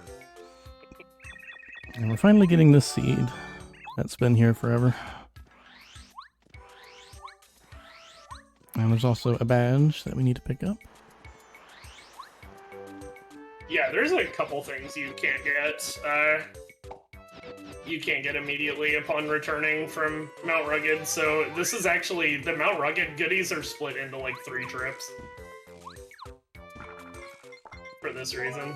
Gotta be careful about getting that star piece, because there's Monty moles. And I took the slide just for fun. And I hit the mole, also for fun. He deserved it, that's fine. This is fine. I mean, really, it's just self-defense, you know? 1 coin's dead to me.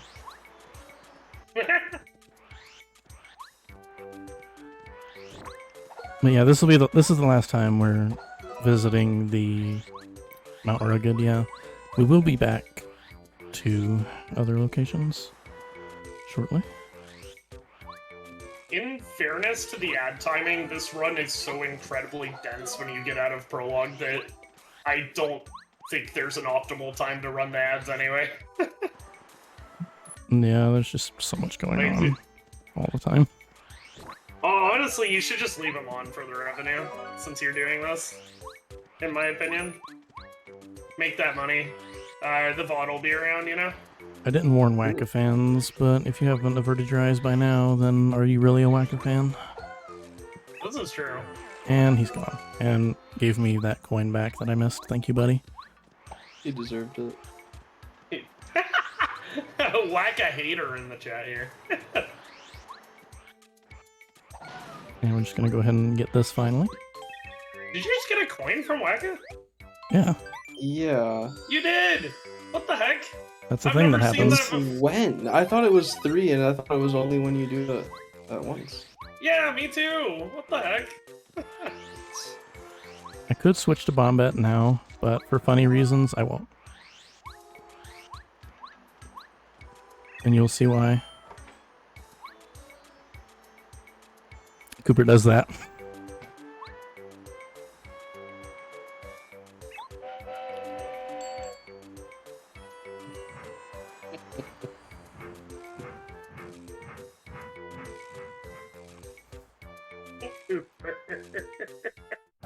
I don't know why he does that, but it's so funny.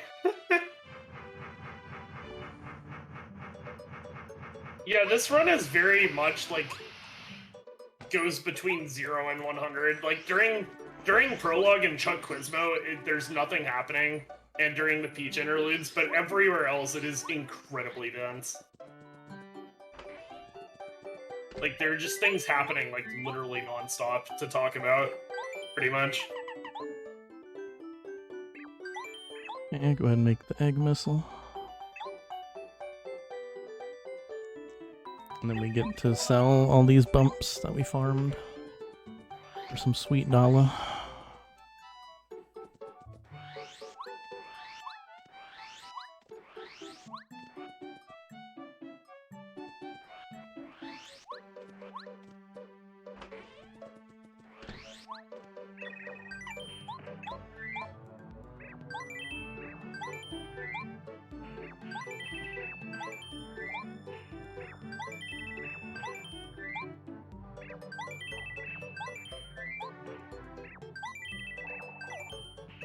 Okay, and then claim lime.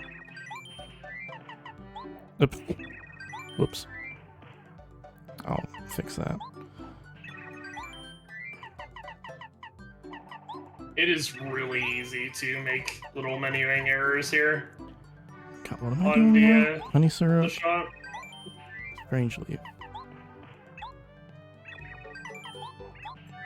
You can have one of those back, good sir.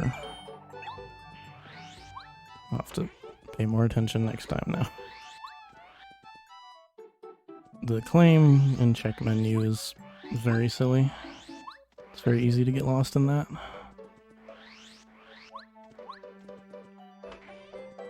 Yeah, it is. We probably nearly max out our storage at least once during this run. I know you can check up to 32 items, but I'm not sure what the max capacity we actually use in Glendo is, but I know it's very close.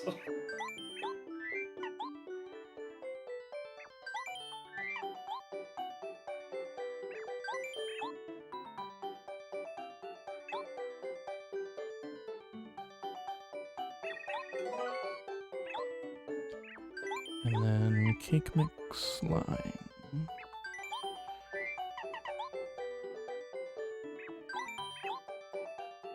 Okay.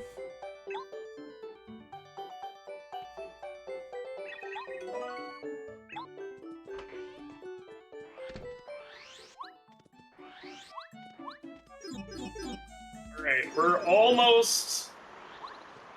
I take it back, we're not almost Yeah. done with it. I thought we were. We are done with the cooking for now, though. Yeah, I was about But to there's say- a lot more to go. I was about to say we're Yeah. almost done because I'm like, I have the route open. I was like, oh, the Dark Koopas, that's like the end of it. And then I kept scrolling down, and I kept scrolling down, and I kept scrolling down. There's so much. Alright, and there's the gold credit, which is the second of our permanent key items.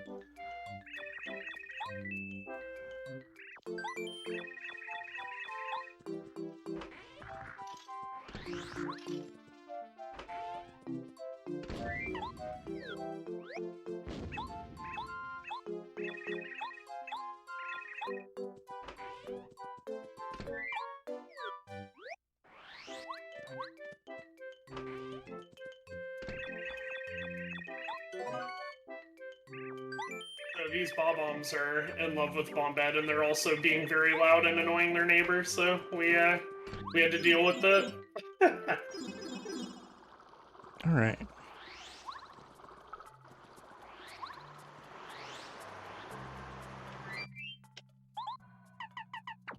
So I'm gonna equip Power Bounce and All or Nothing. Equip Money, and Quake Hammer. This is another part where this is another like potential run killer because we actually cannot afford to have. Wait, whoops. We can't afford to have chill out on. We don't have enough badge points, so that's Yeah, why. Unfortunately. That's why Maddie is saving before doing this. Here we go. Many a run have died to this.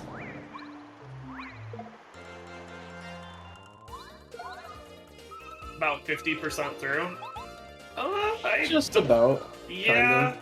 we're probably about there. If we're not 50% done, we're almost there. I'd say by the time we get to chapter 5, it'd be about 50%. Yeah, that sounds about right. Which is coming up. These are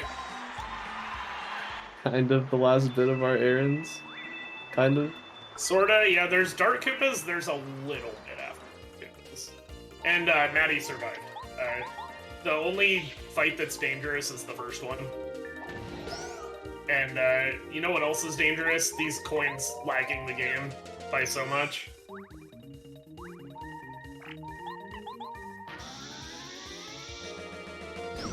Yeah, we have money on for these fights because these guys drop a lot of coins that are very useful for us, but the N64 is trying its best. I forgot to switch sure spawn that is. before the fight, but that's fine. I'm just down a couple FP. And Yeah, you there's have one of them back extra. right there. Yeah, you have extra FP. Yeah. You have like 1 extra FP for the next part anyway, so you should be fine now. Yeah, I'm good.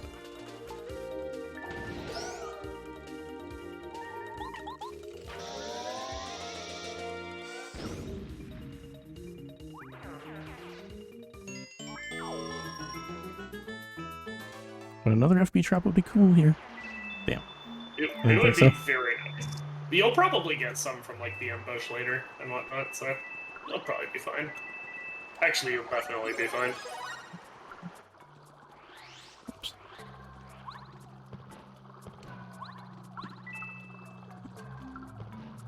So you'll notice that the performance of this game absolutely tanks when in certain situations when there are a lot of coins on the floor.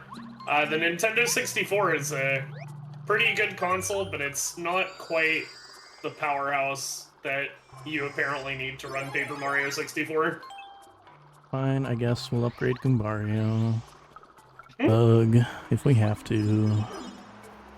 I suppose.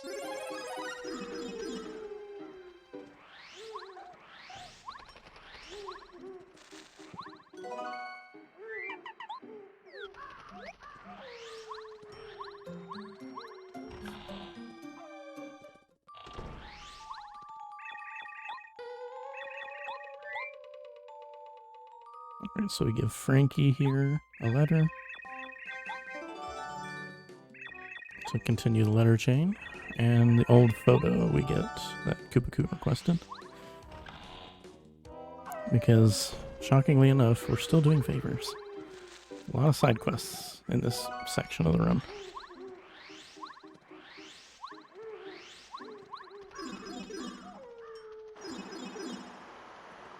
Okay.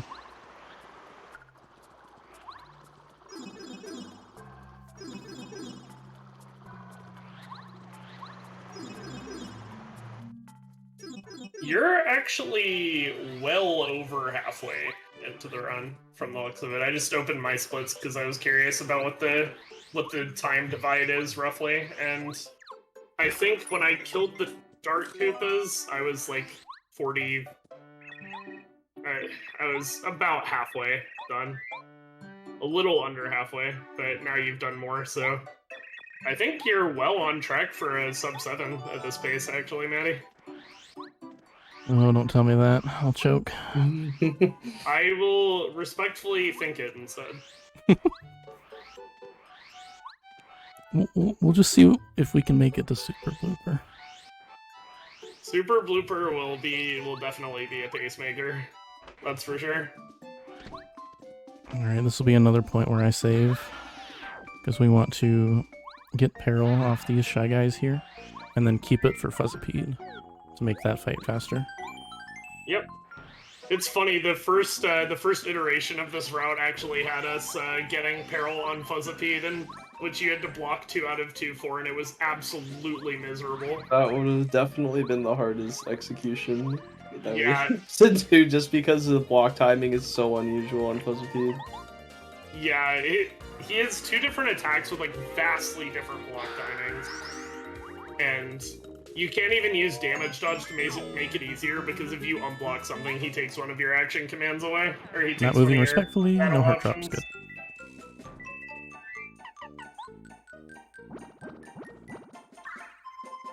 Alright, no heart drops here, please, as well. That'd be fantastic. I mean, I'll still stand still, who cares, but...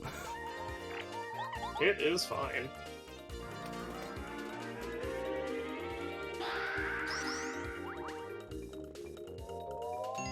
Oh, and also a minor time save that we haven't brought up before is that on these fights where we're using Spook, or any fight where you don't gain star points, if you mash A and B together, then it clears like that victory Eddie, you sequence don't faster. have Peril. You don't have Peril. I don't have Peril? Oh, right. Okay, You do that's not fine. have Peril.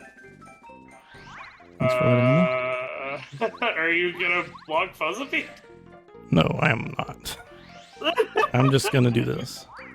Yeah, that's better. Don't block Fuzzipede. That I sucks have so before. much. I did it in PB even. That's true. You did do that in TV. I knew I forgot Yeah, something. just- Alright, don't block. Don't block. Thanks for making it easy.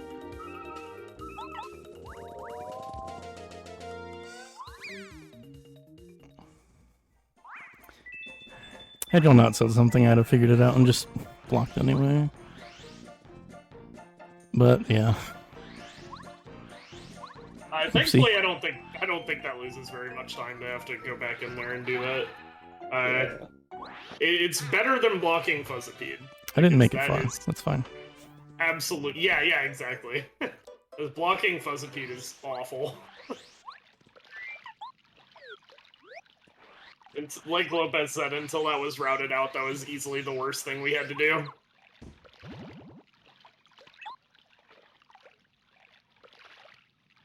It's okay, none of that ever happened. I totally got Peril in there the first time. Don't worry about it. Shh. Nope. Well, it was snoozing, I guess. That's fine.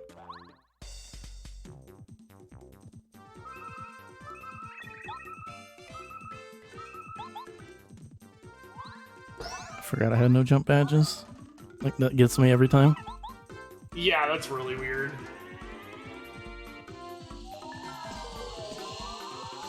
What never happened exactly? See, chat gets it.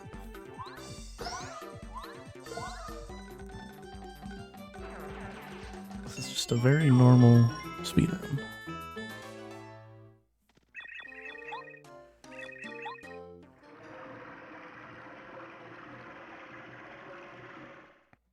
Alright, and now, after all that, we're finally gonna be on our way to Chapter 5.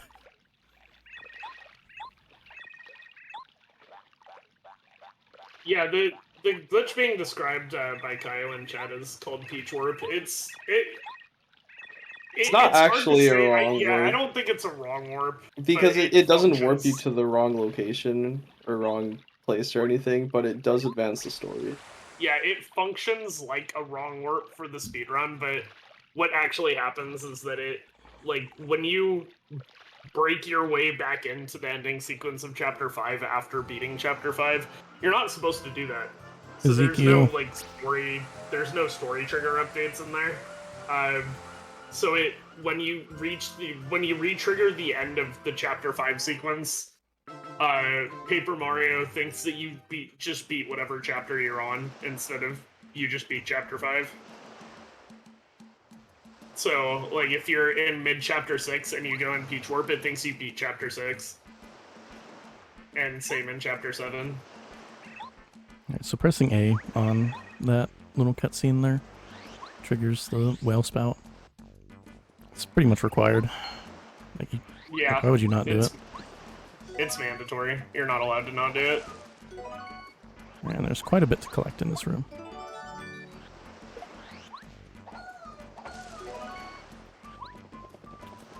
I guess I'll get the coins, sure.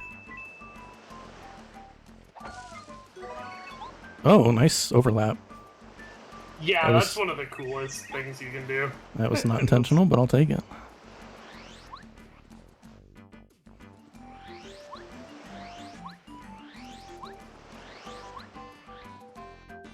Overlaps are legal and glitchless, with the exception of one that can soft lock you.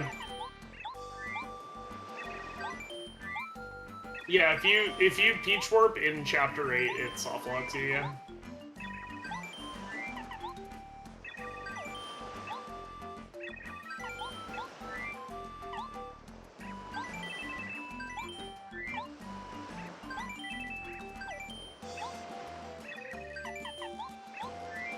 Flame, fried egg, and spicy soup. Oh, I should just have 2 cake mixes as well? Yep, okay. The menu's very awkward to me for some reason. This one is really awkward. Colorado's getting beat up again, who cares? He can handle it on his own, I promise.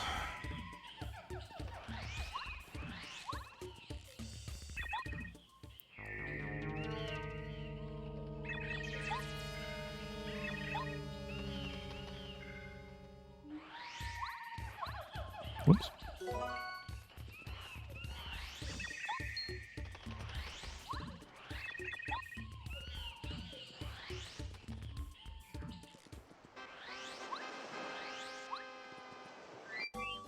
I'm surprised you went past the jam and jelly right there. That's kind of difficult to do. That's hard to do on purpose. Because of just where it's positioned. Yeah, let's do that.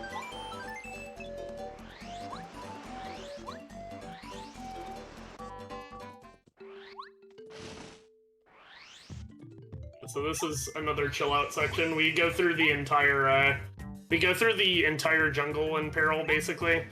And there are several different enemies who could first strike and kill the crap out of you if you don't have that on.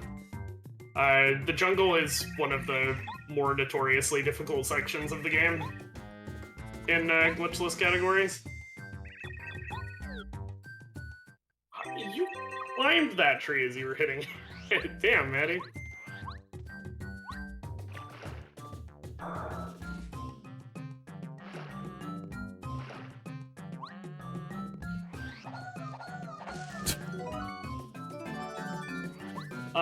Yes, there is a reason to do that.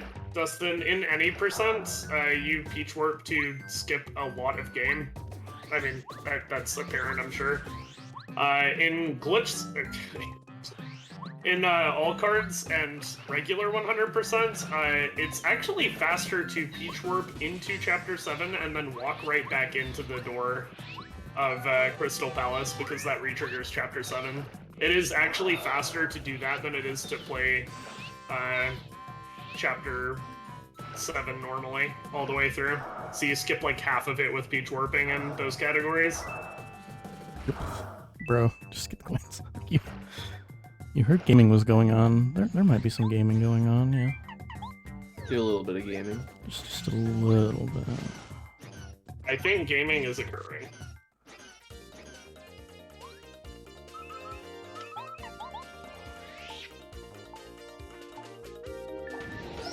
Also, Cooper getting some good exercise here and in the sewers with the Dark Koopas. Cooper is used.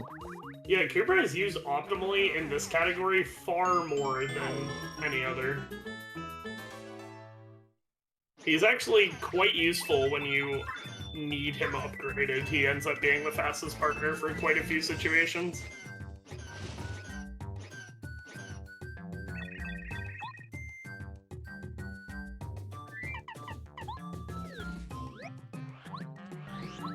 trying very hard not to touch that hard drop.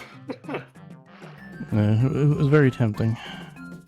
It's not the end of the world if you get a heart drop in the jungle, but you have to jump on a plant to get your HP back to 1 if that happens. Yeah, it is a fair amount of time loss, but at least the sucky suck plant is like right there. And we spook these spear guys as we come across them just for extra coins. And that is a lot of hearts. And a lot of lag.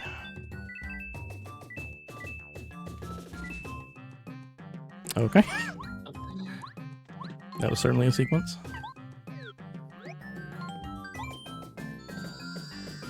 Wow. Yeah, that's a lot of hearts. God dang. If I didn't know any better, I thought I'd have fucking Heart Finder on. Yeah, really.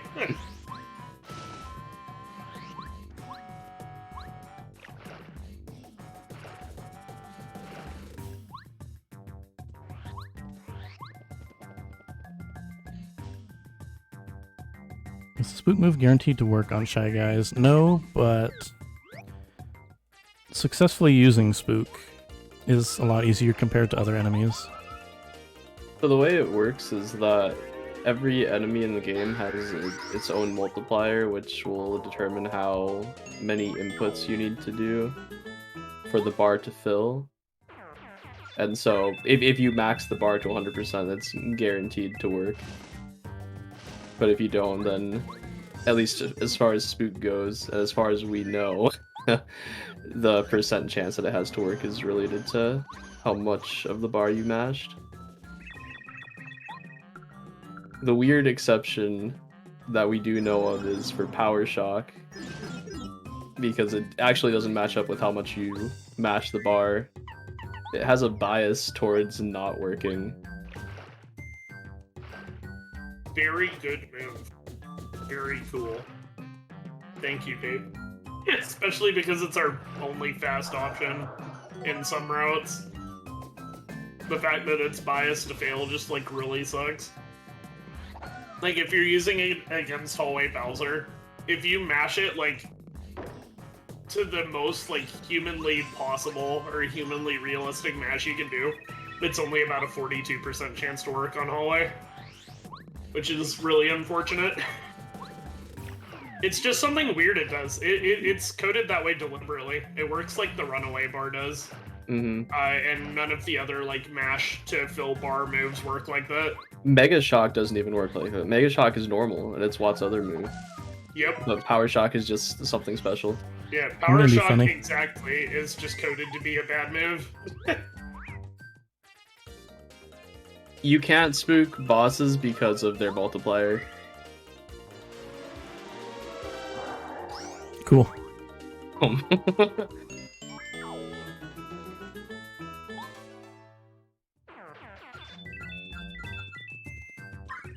Wow. Manny, what the heck? And now just Wait, because I It's not in can. the route, by the way. I was gonna say. Yeah. Yeah. Oh. Yeah, just getting more coins. More coins can never hurt. That mash sucked compared to my other ones, but it's fine. Honestly, I think this is smart considering the considering what happened in the desert earlier, putting you down on coins. This is probably a really good idea. Yeah, that's what I was thinking about. Alright, jump on the second. I have no jumpy badges.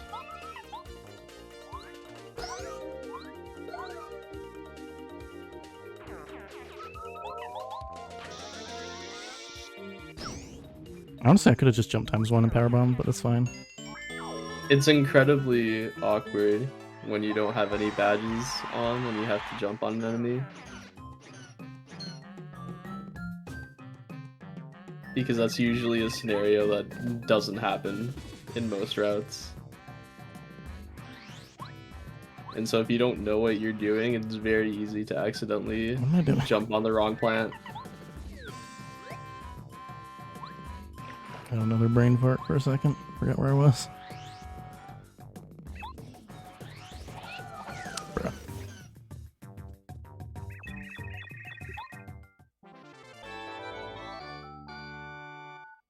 And we saved the kids.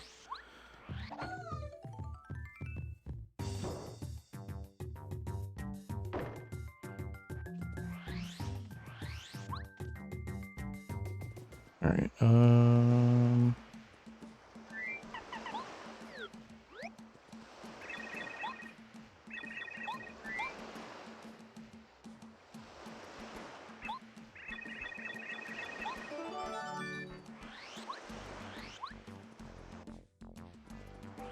we deliver that letter now because we get a free partner swap right here. This one's very nice. Very cool of the game.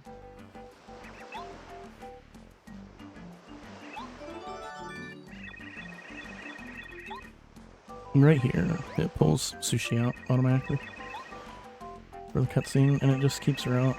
Unlike other cutscenes where like the partner will come out and then disappear after.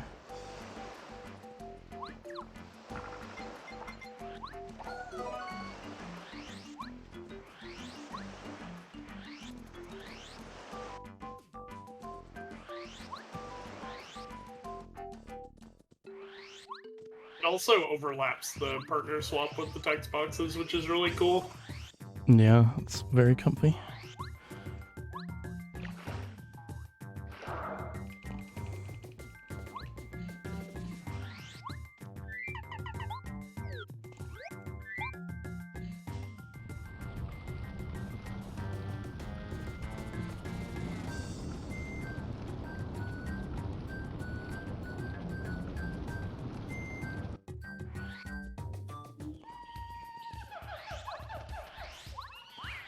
Oop.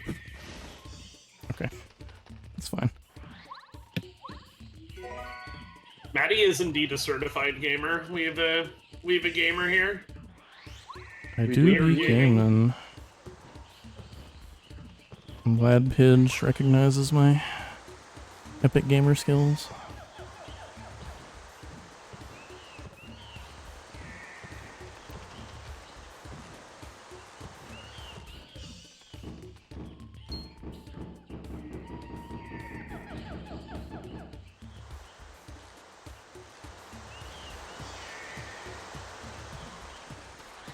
What am I doing? Alright, anyway. Nobody saw that? Saw what, Maddie? What are you talking about? Yeah. Yeah.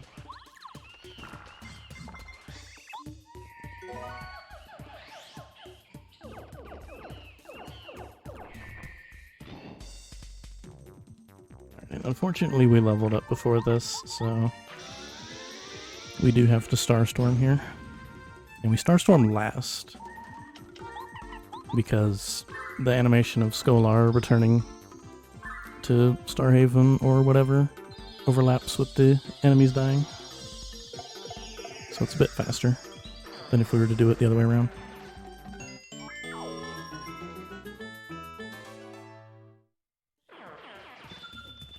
Nice fire flower drop.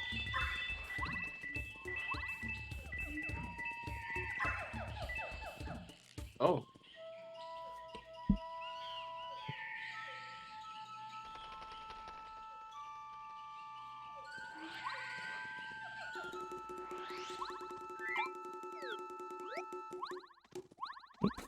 Get up there. Jumping's hard.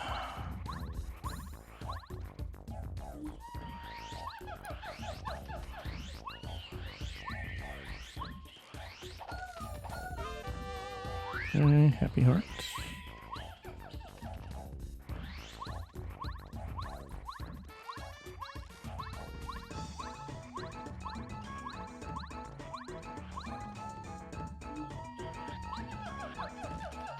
You would think this deep into Chapter 5 we would have at least half the badges, but we're still under half. Funny enough. Yeah, it's because of the two bad shots, for sure. I think Ralph has like 12 badges total, or maybe 13, and Merla has like 16. I think it's 13 and 16, yeah. Yeah, there are so many badges that you have to buy with star pieces and coins that we actually don't end up with a high badge count until like the very end of the run, almost.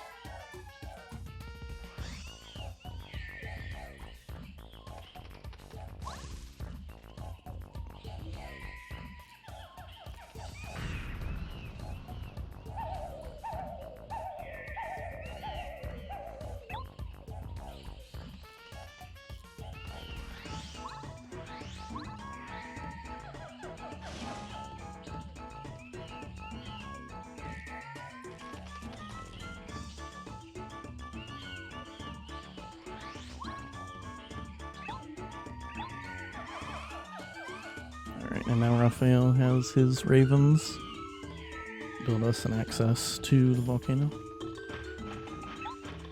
And said access is the reason we swapped to Paracarry out of battle, because enemies that like fly, you don't have to like wait on to like get on the ropes.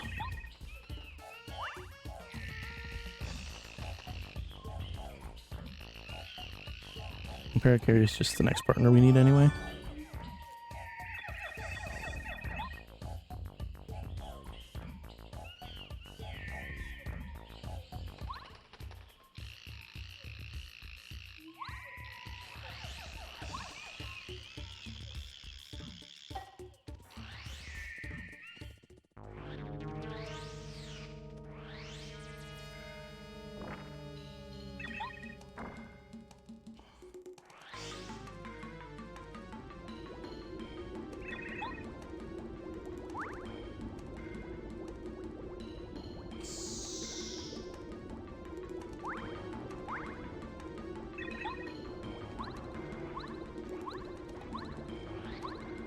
No.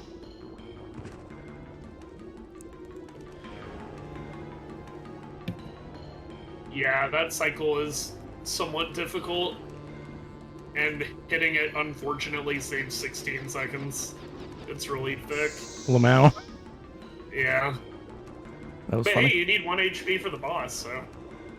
Yeah. No. This is fine. It's fine.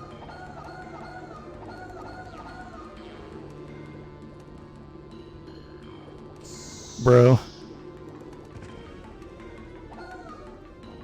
Right now I'm just annoyed.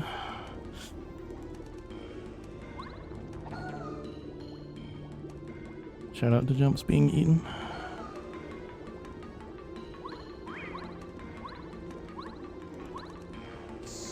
Dude. Sorry, I'll never spin again, I promise. Just kidding.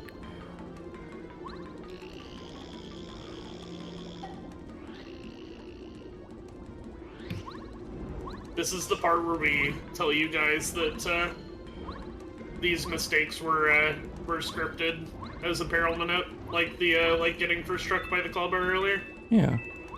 Yeah, It's not the best way to do it, but it's the way to do it, I guess. it works. It's not the way I wanted to do it, but here I am.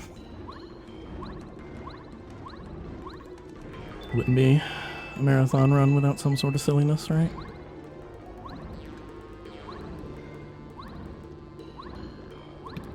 Agreed, that? plus your pace is still good, plus ratio. Plus ratio.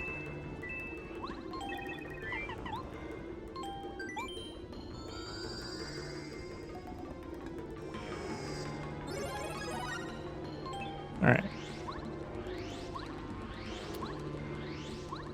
Now that we have the Ultra Stone, we can finally start doing some Ultra ranking. And naturally, Paracarry's the first one that we Ultra rank because Paracarry OP.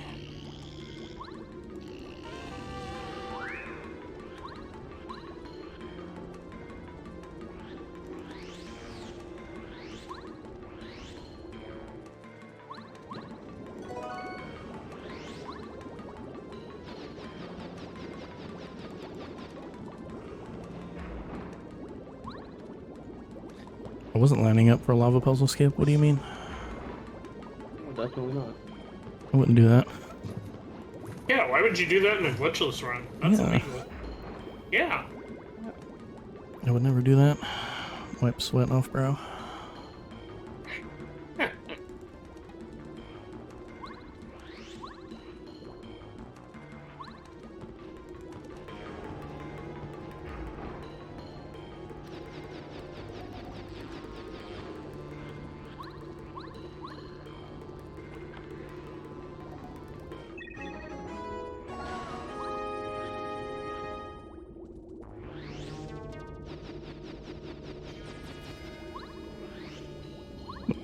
Hello?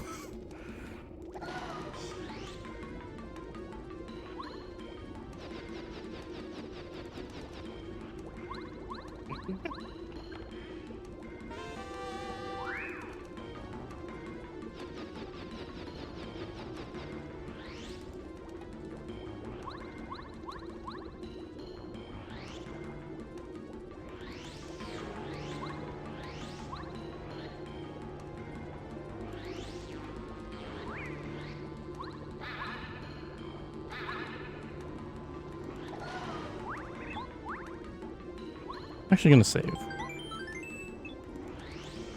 Since I am in fact in peril right now.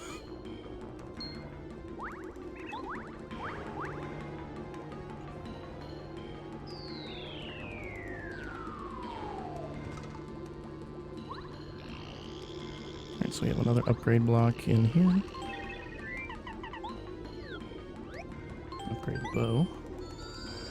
And then there's a star piece in here, and that's pretty much the reason I saved. It's because it can be annoying to get these enemies.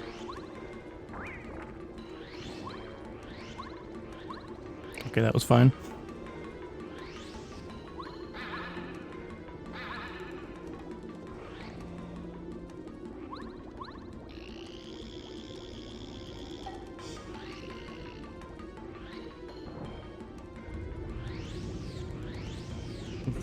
Where are my jumps?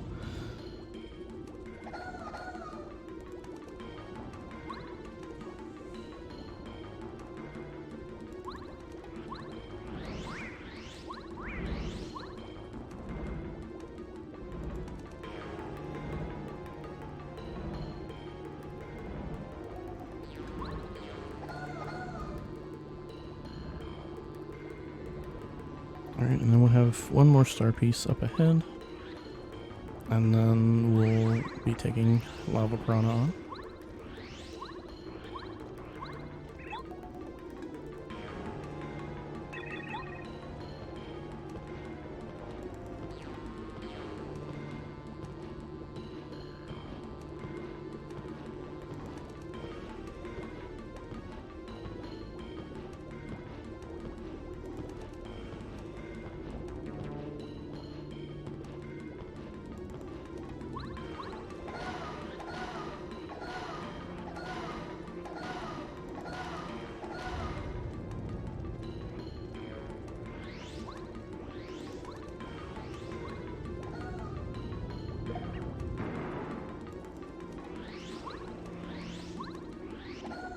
Damn.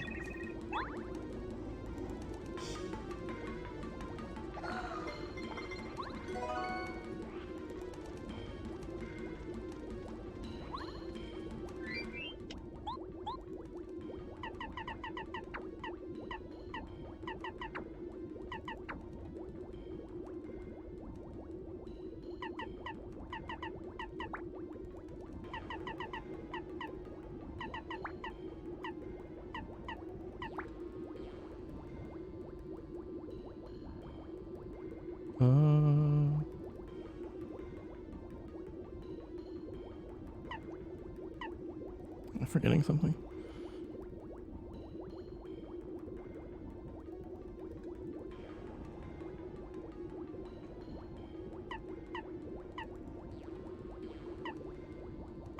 I feel like I am, but I'm not sure what.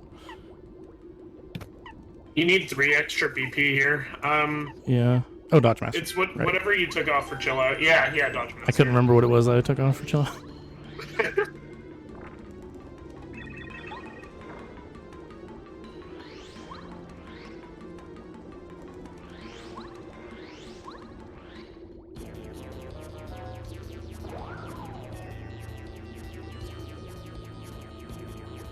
It's fine.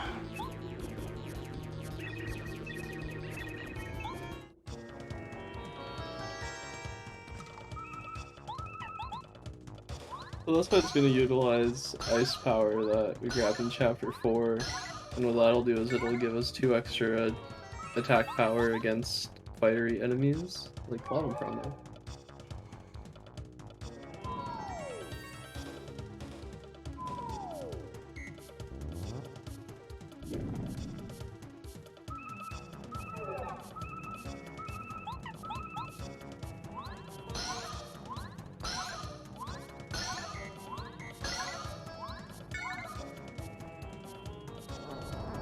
We did it. We beat Lava Piranha. Yeah. Lava Piranha's totally dead, and oh. Oh, okay. Okay, so maybe the best part about this fight is how funny it is that if you get an Omega cap on the power balance on phase 2, you can 0.5 turn him if you get a 7 cap. So let's see. It's more likely with Dodge Master. That was a 10. What? That was a 10 cap. Oh. What the heck? Matty, you could have dropped it like 3 hours ago! He's already dead! I had to do it to him. Odds of that were not high, for those of you keeping track at home. That was highly unlikely to get that many jumps. You only need 7. Matty just obliterated him. Or LP. I never thought I'd be saying that. Look at the cap chances for that. That was crazy. 0.9% by the way. 0.9%. Classic. Well, what are the odds for a 7 cap? Let's just... What are... With Dodge Master, to get over a 6 is 33. So you have a 1 in 3 chance of just annihilating him without your partner. And then you have a 90% chance of not going to turn 2. And you have a 0.9% chance of that. This game's funny. This game is funny. Had to take out my frustrations after that. Chapter 5. Or the volcano, at least. Fair. The jungle was actually perfectly fine. It was the volcano that was meh. Yeah, your jungle was really good.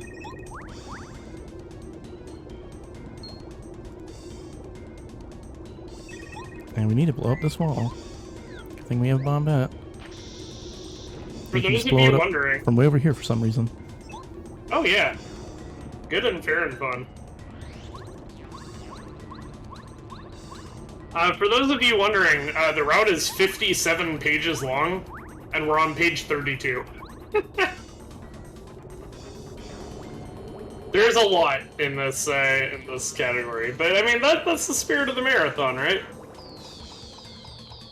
It is in the spirit Yeah. of the marathon.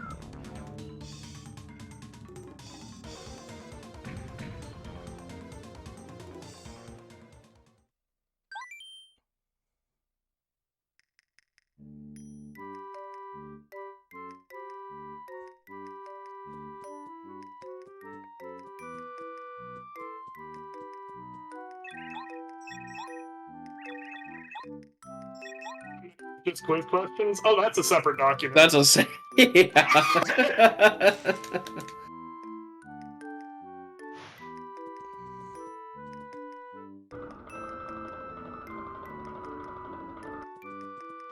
The Quizmo doc is only 1 page, but it's very dense. Like, it's just 1, 3, 2, 2, 3, 2, 4, 3, etc. That's what it looks like. There's also a bad shop checklist for what you've already purchased on there, too.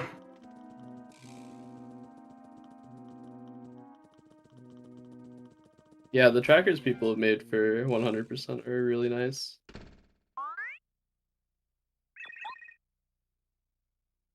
Alright, I made up for that post chapter 4 by not getting caught Excellent. there.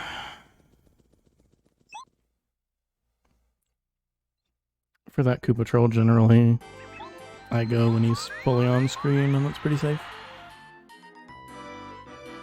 And also, a thing only in Glendo, TM. We want to win the quiz. Yep, this is pretty unique. So it's actually faster to tie the quiz with the other Koopa Trolls so that you skip an animation at the end where Peach receives a jam and jelly. And we don't need that for any other category except this one. Yep, this is another victim of not having item duplication, is that we have to do this. And yeah, you do, in fact, just mash A to win the quiz. Yep.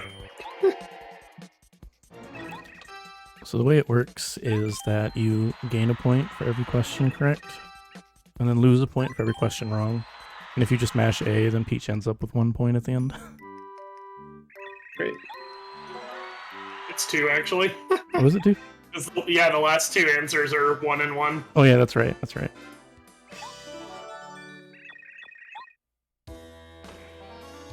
Yeah, because it's 1 after question 9, and then that's why you do 2 for 10. Bring it back down to 0. Yep, got a sandbag on purpose. Very funny game.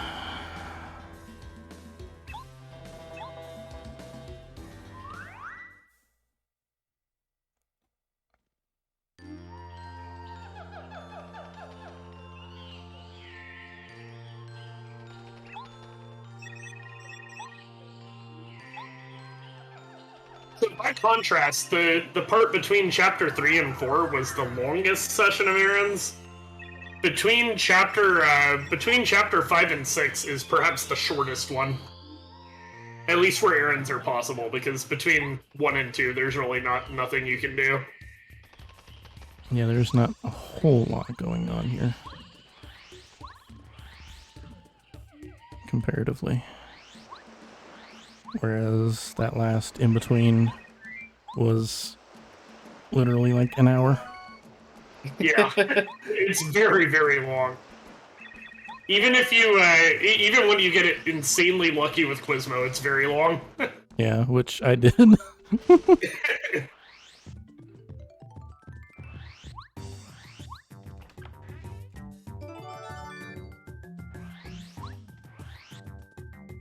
Alright, and we get Colorado's treasure for him because he's a baby that can't go 2 screens away. But it's okay because he has the seed for us that we need. Gib seed. Seed obtained.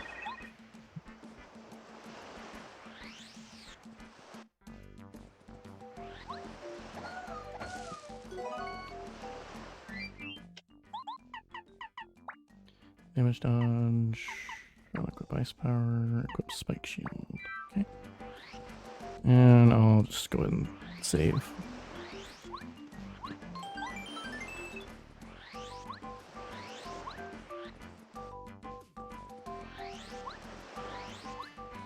Just in case I miss the block, but I'm fairly confident in it.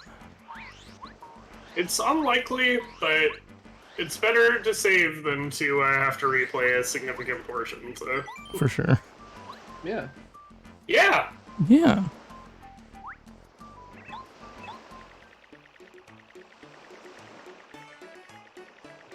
Here's Junior Troopa, who has the ability to grow wings, but is somehow instead swimming. From Toad Town to here, and now back. Very smart. And there's our boy Ezekiel. Ezekiel's smart, he knows to fly. He knows. Just, cabbaged out a little bit during this section of the run.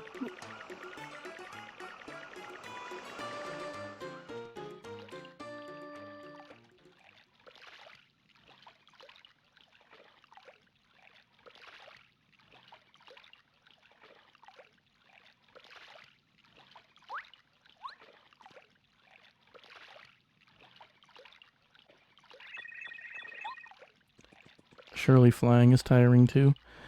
Probably. But, I mean, when you beat him, his dialogue talks about, I should have just flown instead. whatever. So Yeah. Falling is not 20 HP tiring. Yeah, Swimming it's, is. no. this is one of the funniest fights in the run, by the way. Another one of the super dank ones. We simply do nothing this turn. And just immediately get into peril. And now, because we have Spike Shield, we can just bounce. Yep, the combination of Spike Shield and Dodge Master means that Junior Troopa ain't getting out of this one. How unlucky of him to do exactly enough damage to put us in peril. This is where having 5 HP is very handy. Yep.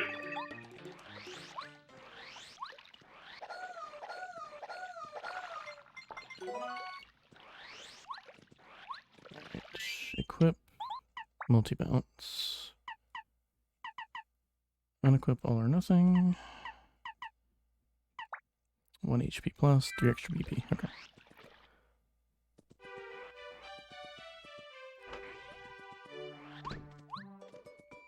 Alright, time for 2 more cake mixes. This is the part here coming up where, one, we use the HP plus strat, even though we only have 5 max HP to min up. And also where it comes in handy that we got multi-bounce from the bad shop earlier for the Chapter 6 come fights here, you coming idiot. up. There are alternate fights you can do that are not that much slower if you don't have multi-bounce, but it's This is fine. it's really nice. It's really nice to have it. You were just menu too fast. Did you Oh fan smack no. him? Yeah. Yeah. I sure did.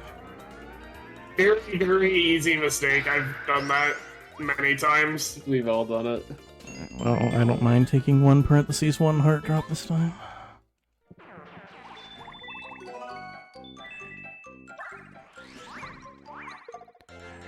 Alright. No. Maddie, please. That mash was bad, but it's fine.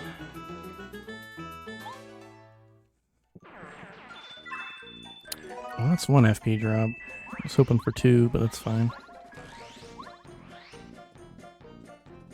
You also used 5 FP from the fan smack, so I think you need to eat a stink here regardless. Yeah, unfortunately. Actually, I think that means you need to pick up a second one, because I think we already grabbed one, don't we? We do I already think grab so, yeah. Okay. Well, that's not a big deal. It's like 8 seconds of time loss or something. Yeah. It's not that big a deal.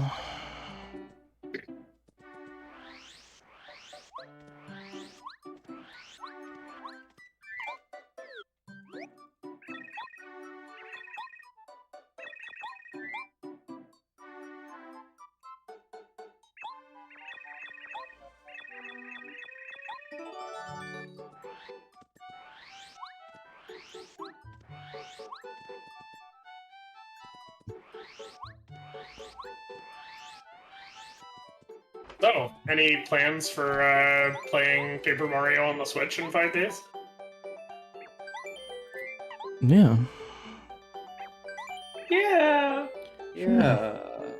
Hopefully of it's course. hopefully it's better than Wii U. Hopefully. I plan to 100. do a glitchless run for the memes, actually. Yeah. I would- Are we racing?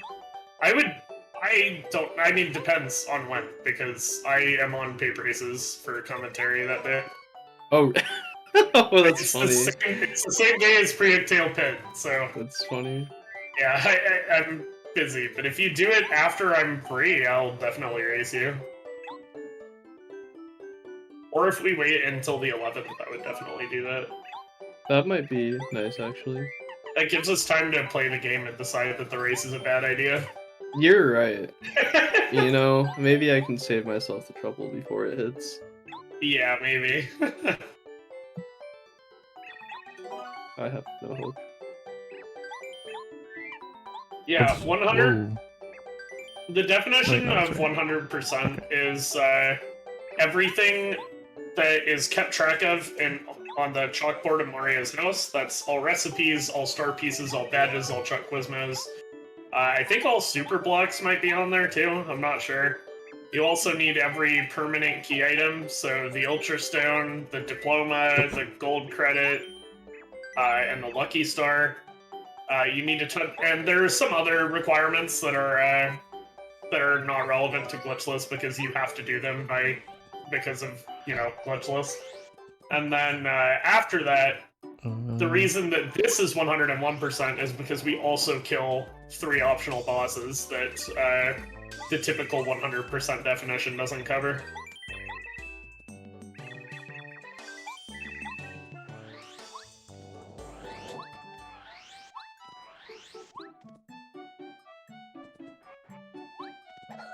Here, you are spending 350 here?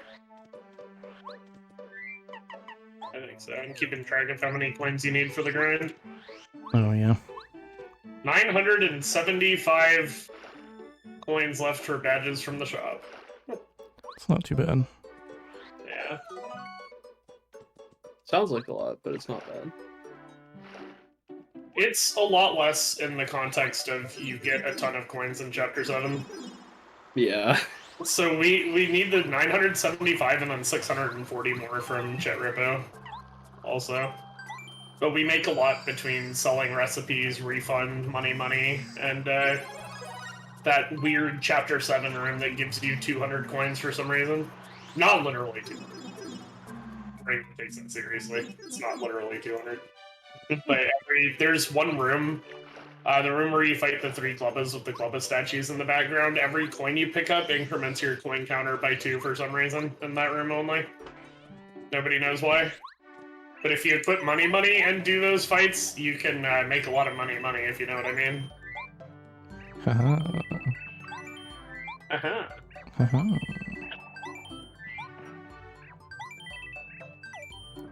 Alright, claim.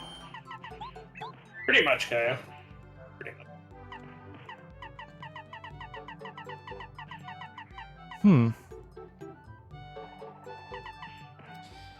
Interesting. God, this menu's all out of whack. What am I claiming? Strange leaves. Ultra shroom. And both dried shrooms. Okay.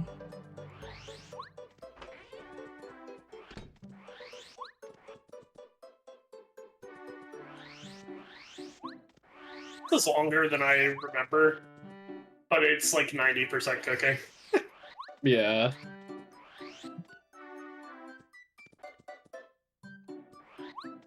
Hold on. Oh my gosh, I found the rogue bee. I actually forgot that was in the route. Oh, yeah. TST's Hausba. Okay, wait, let's see. That's fine. Had to call an audible.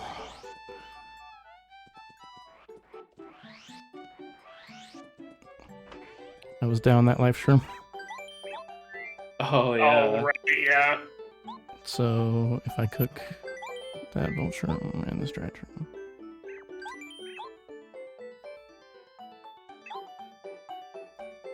$69 golden pigs. There actually isn't a leaderboard for that, but 5 golden pigs is a thing that gets run regularly for some reason. That made a hot shroom. That's annoying. For some reason. For some reason. That's not what I wanted. Damn. Okay. That's fine. I will never understand. Ooh. Well, you can sell. You have an extra life sherm, so just don't. Or dried sherm, so just don't sell that dried sherm, I guess.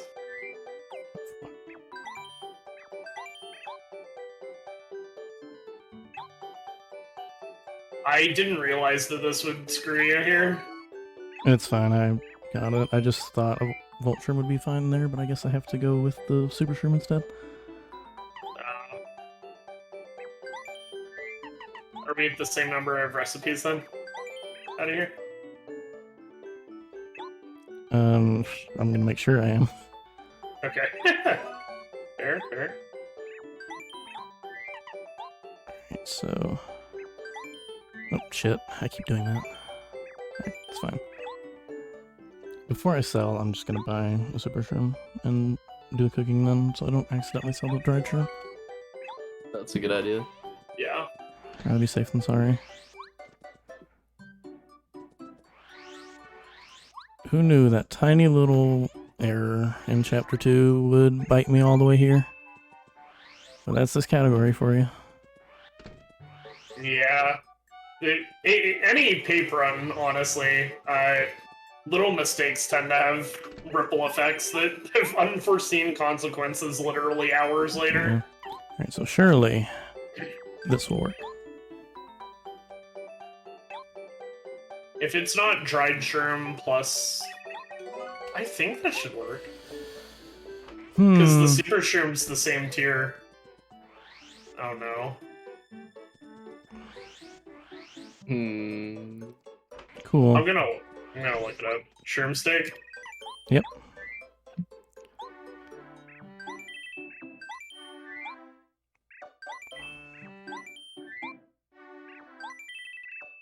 Ah, yeah, you need only an ultra or light shroom for this. Ultra or life, okay. And Alright. we don't have extra ultra shrooms, unfortunately. Yeah, okay, I will deal with that later then. Yeah, that sounds like a way later problem. Yeah, it does. Probably Chapter 7 live stream.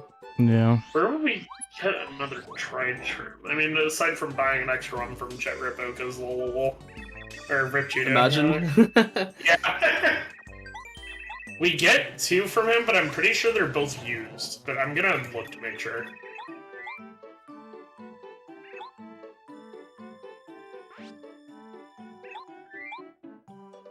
Yeah, I'm pretty sure all the ultra shrooms are used, so I'll just use a live shroom I get later. It's not a big deal. Yeah. Just have to make a mental note of that. Looking for the dried shrooms that are used.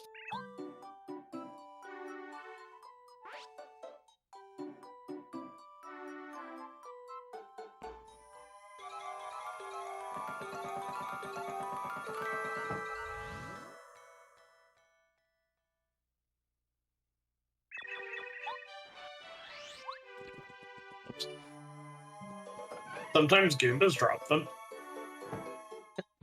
Yeah, sure. Yeah. Yeah.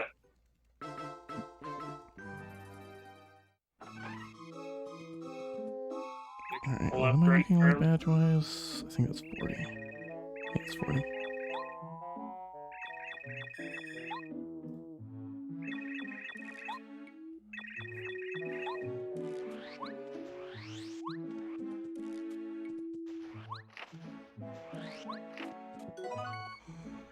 You only use one of the dried shrooms from Rip Cheeto. So after you pay him the 640 coins later, you just make the, in addition to what you already do, I'll remind you then. But in addition to what you're already gonna do, you'll want to make the shroom steak then. It should be okay. I see no reason why that wouldn't work. Yeah. From what I'm reading now. God.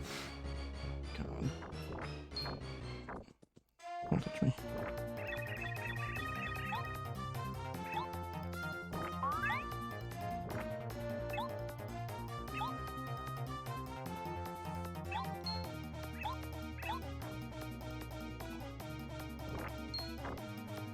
Oh, okay, video game, sure. Okay, dude.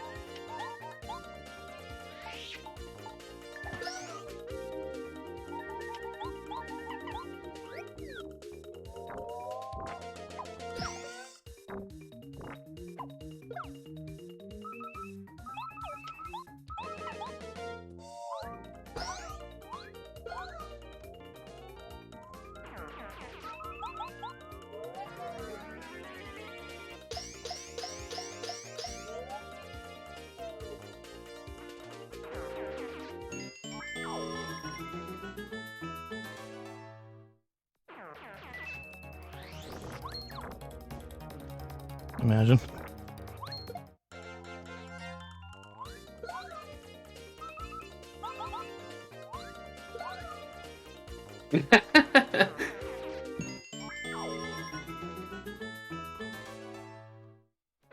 Would have been pretty funny. Dude. he kind of did anyway, but almost like in a funnier way, you know?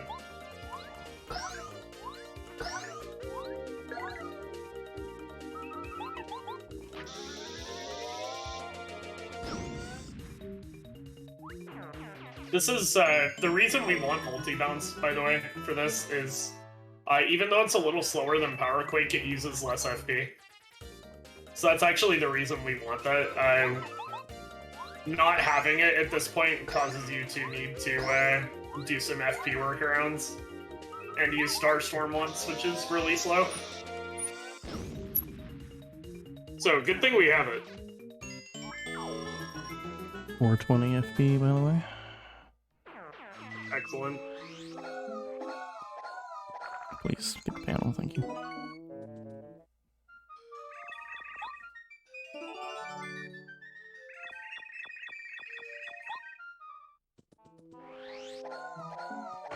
Oh my goodness.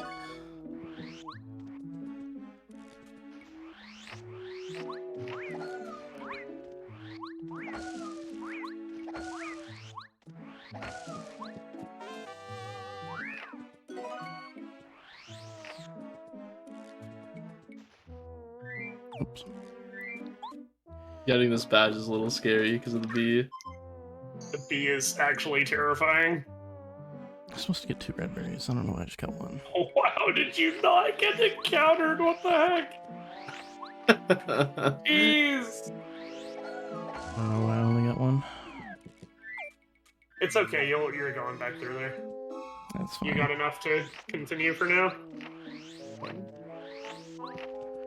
I'd rather get it now, lest I forget. Honestly, yeah. Also fair. Yeah. Just casually forgetting where I am. Imagine that happening in Chapter 6. Yeah, imagine. I can't see a reason anyone would get lost. There's nothing confusing about the layout of this at all. Not at all.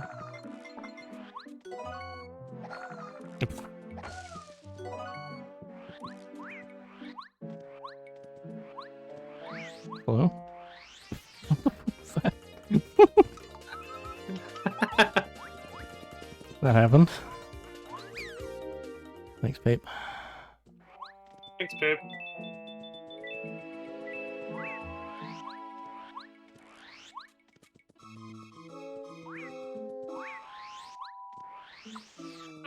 Saw that I'm still a little behind. That was really funny.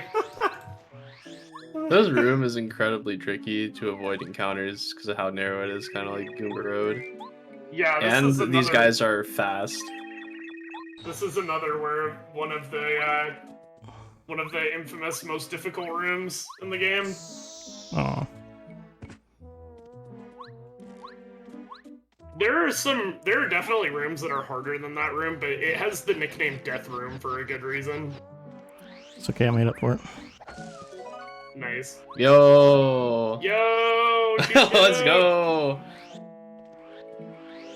That's a frame perfect, position perfect jump, by the way. By the way. Just casually.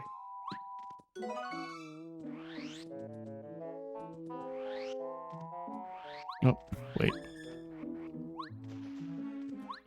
Oh my goodness, just talk to her instead then. Oh. Addy, is it just me, or does it sound like our houses are gonna explode? It's so windy. I hope not. I also hope not, but the wind's getting really loud. I usually don't hear it with my headphones on.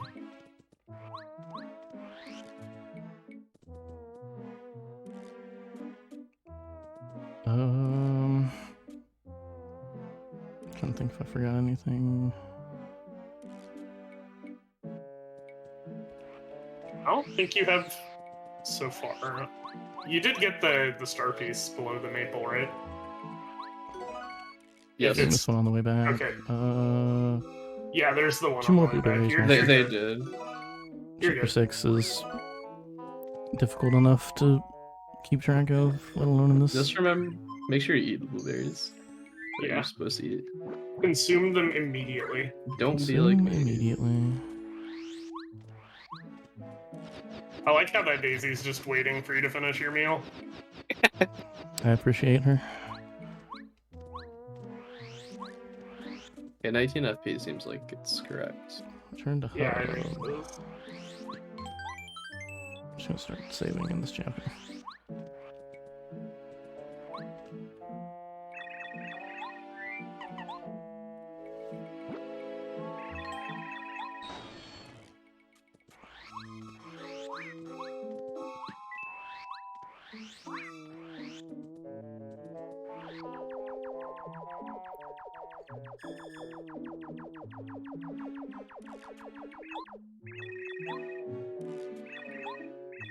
This fight is another very cool use of multi-bounce.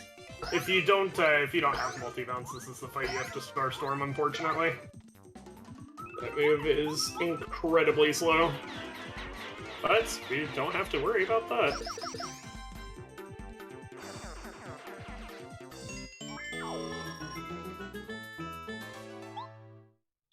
Is this the first use of Parakarry's Ultra Rank move? Air I Raid? believe. Yes. Oh, So, you don't use it on LP. So Air Raid is just a flying power bomb, basically. It can hit enemies that are not on the ground. It just hits everything, straight up. Power Bomb's a little stronger at Ultra Rank, but Air Raid is just too good for being able to hit enemies in the air for 6 FP.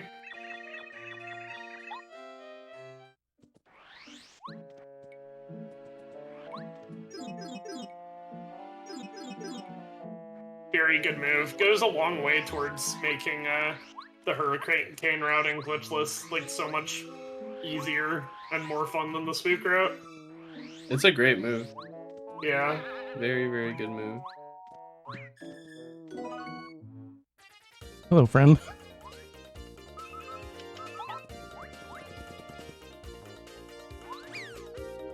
Oh. Oh, hey, buddy. Those coins are dead to me. Where am I going? Up west.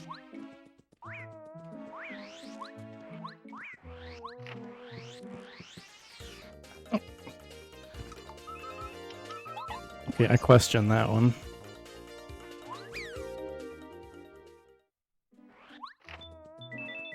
Oh, yeah, that was weird. He should have been too high in the air for that.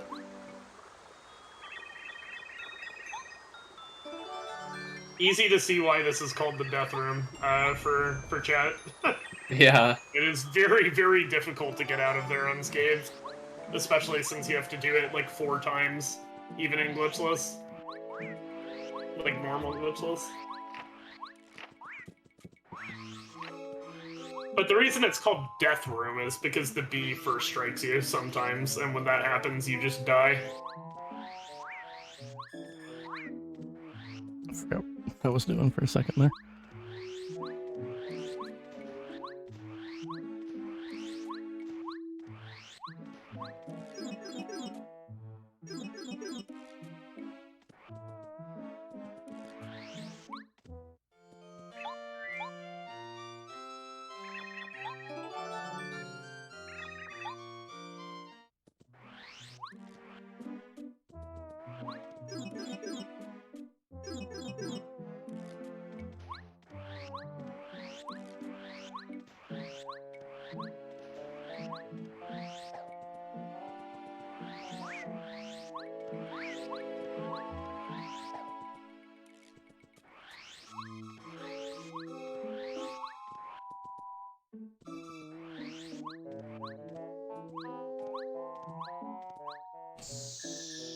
Nice swag hammers. I see somebody's taking after Sway.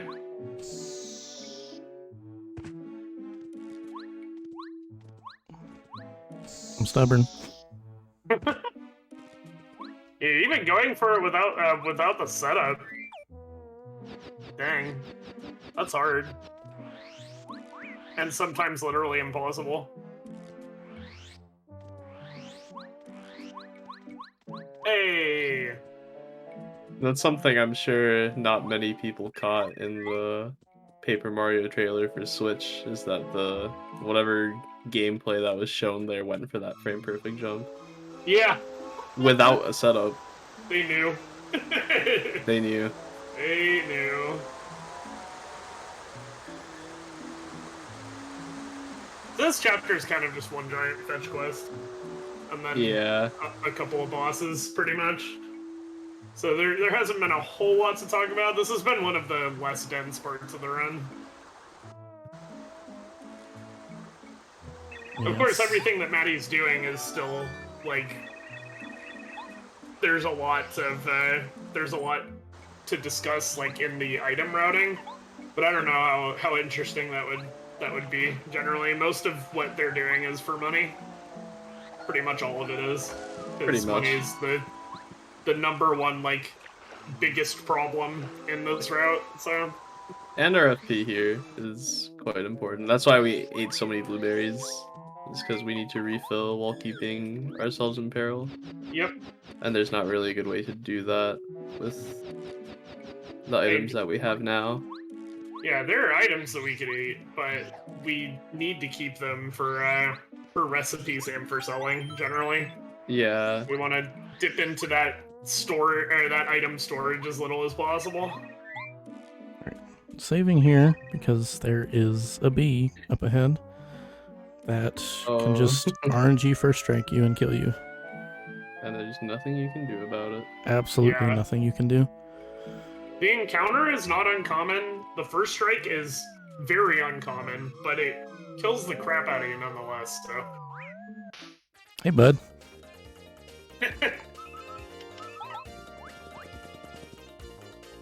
Yeah, Crystal King is the boss of the next chapter, which Like means that. we'll get there in a while. Yep. If that happens, you are just dead in the water. If he first strikes you, you're dead in the water. If that happens, you just say, hey, bud, and then move on. You can actually frame perfectly jump out of the bubble. And either you can still get caught by him even if you do manage to do that, because he might just be too far inside Mario and you can't do anything to avoid the encounter. Game good. Game good. Yo! She's First good. time I've ever gotten top step. Let's go! Let's go. Yeah, so that's hard to do. Get up there so fast. Did you get the shooting star? I don't remember. I'll get it on the way back. I did forget it. Okay. Alright, what am I doing? Bow. Only see 3 100% runners? Alright, unequip Are you- multi-bounce. Surely you're not looking at, like, the normal 100% board. It's Because this is a category extension. Are there only 3? Lord, nothing. Refund. There might be. I see 17 on the main board for regular hundo. Are there really only 3? There's no way. I was thinking for Glundo there's only 3, but I don't think that's true either. No, for Glundo there are 5. Okay, that's what I thought. Yeah, there Yeah. are 17 runs on this, on the board you just linked, Dustin. 100%. Yeah, I'm counting that- 17 too. That said, that's not the leaderboard you're looking at for this category specifically. There's 3 on Wii U. Maybe that's why. Yeah, I guess if you're looking at the Wii U tab. But sorry. Oh yeah, that'll do it. But the category that's actually being run right now is on the extension board.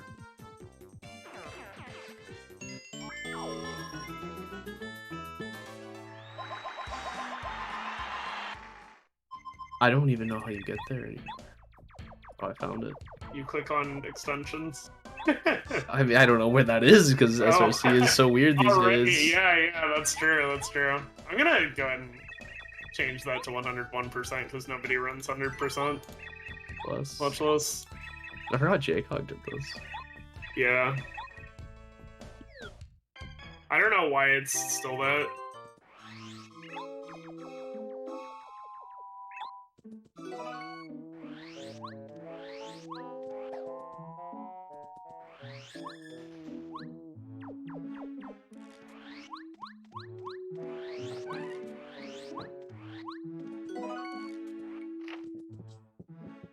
What am I doing? Star piece. And then that stuff. Okay. Okay, I updated the rules in the name. Feel free to proofread it for me. There's 5. Error Yes. invalid category. What? Oh, you said. I thought you Okay, said it's here. invalid category. I was like, No, I what did say that. What did I do to I did say that, but it's here now. Okay. Yeah, there are 5 runs on the board. Maddie doesn't submit to SRC, but they are the 6th runner. The legendary 6th runner of this category. Rigby and Ari have also done 7th and 8th runs. Oh yeah, that's true. I guess we have a few people who have done this but never submitted. I think I think the PB I submitted currently is actually my only PB that I ever submitted to this, which is kind of funny. Right. I'm so lazy about submitting my times. Before you submitted, people have messaged me about my world record TM, which is really weird. Congratulations! Thanks. Should I take it down? Would you like that to keep happening? Okay, hear me. Please no. Okay, alright. But yeah, I actually don't have an SRC account. But, I mean... I don't know. I just don't care too much about submitting to leaderboards. I don't either, that's why most of my PBs are, like, really old. Because I've beaten, like, half of them, but just haven't bothered submitting. I'm way too lazy. Yeah, I feel that.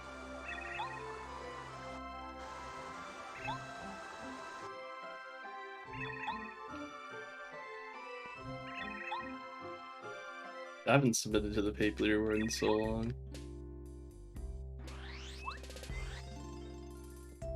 I have for things I don't care about. I actually submitted my EV run last night.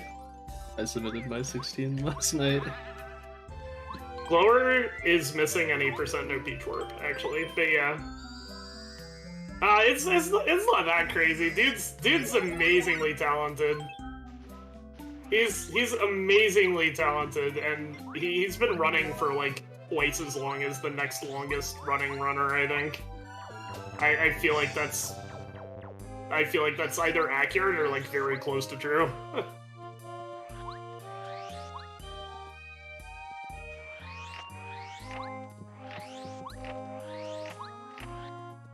Like he's not like fast beyond what other people can achieve, but he is amazingly consistent. And has just so much experience. Dude's like a good role model. Any % no peach warp is the one he doesn't have. But I'm pretty sure he just doesn't have that because he doesn't want to play Huff and Puff Simulator, which is valid. Yeah, at the end of the day, if you're going for top times in any category, it just becomes an RNG fest. Yeah. That was a sequence.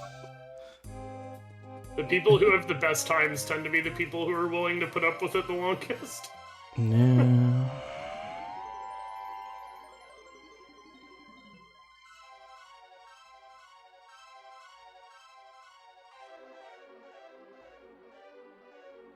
Oh, a whole lot of it is skill. It's way more skill than RNG, but there is enough RNG to where there's enough RNG to the point where the world record runs are generally the runs that got the luckiest. regardless, like you can't outplay it that hard at the levels of optimization we have, but you'd be amazed how far you can go with absolute dog water luck. Shoutouts to Dr. Mark Sewell.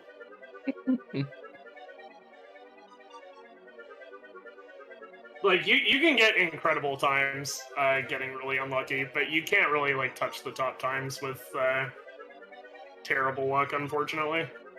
That's about how it is.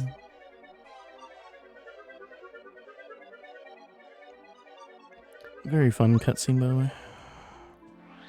Very fun. Very good and fun and fair.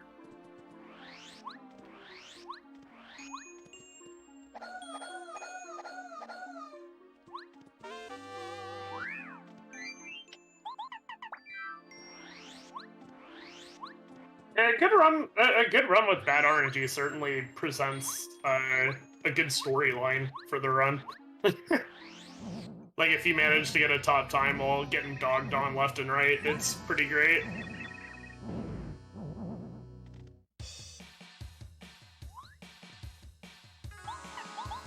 Alright, now we have Super Jump Charge, which just makes us even more OP. And we get to use it here.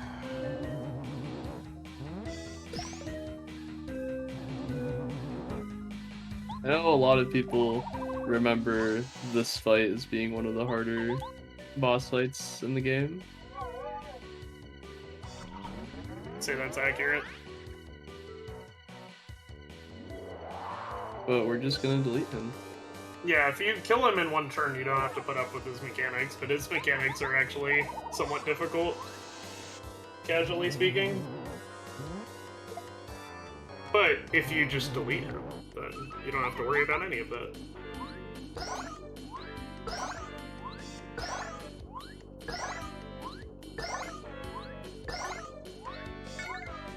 Extra bounce just cuz. Just cuz. Assert your dominance, Maddie. For all my No Peach warp runners out there, that one was for you.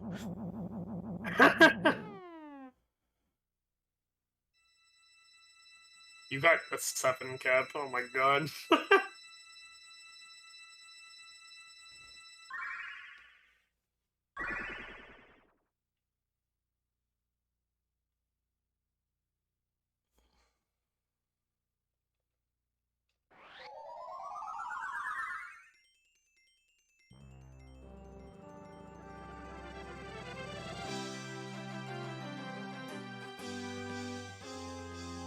I don't know how much damage they did, but Huff has 60 HP.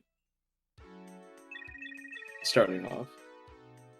Well, it was 6 damaging bounces, and it started at 16, so... Yep. A lot. The answer simply isn't. Yeah.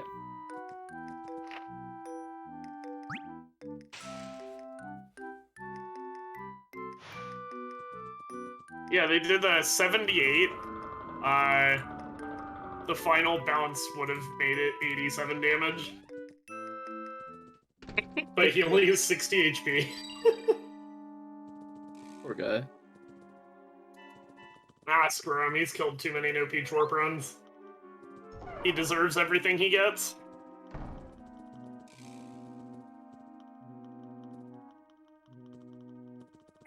Your calculator says a lot.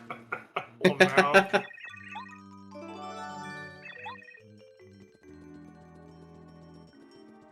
You do, in fact, be a lot. Alright, so those items we got with Peach over the course of all these intermissions, we can finally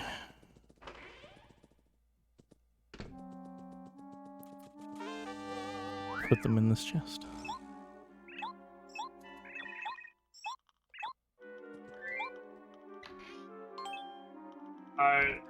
Quick aside, this is the final playable Peach intermission in the run. So if you guys liked these, it's time to say goodbye to your favorite part of the run. I don't know anybody who likes these, but I'm sure there's somebody out there. Perhaps. Why doesn't Peach just put herself out? You know, good question. She could definitely fit in there.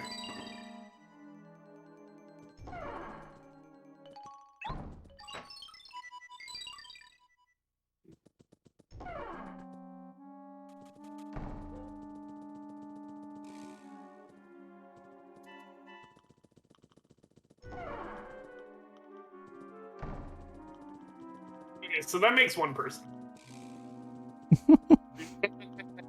Or rather, playing through them, but I mostly interact with speedrunners who tend to fall asleep in the middle of these scenes, so...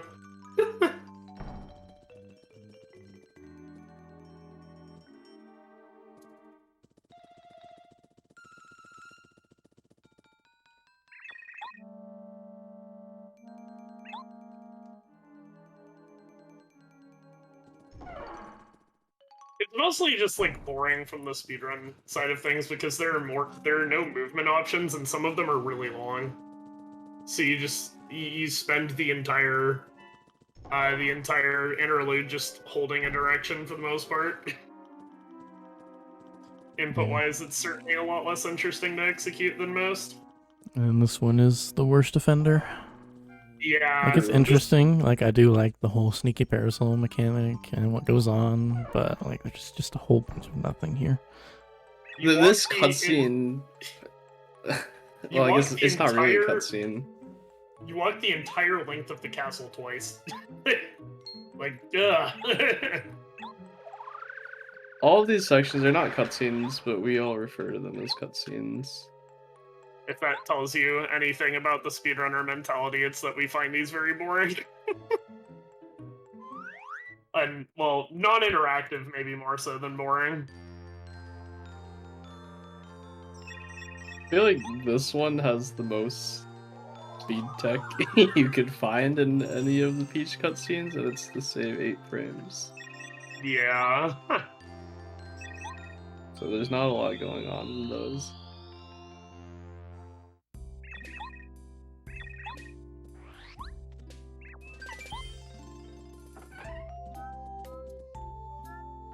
Give letter to Minty, the flower girl, for star piece. Pulls, pulls, pulls, give letter. Pulls, pulls, pulls, give letter. I will.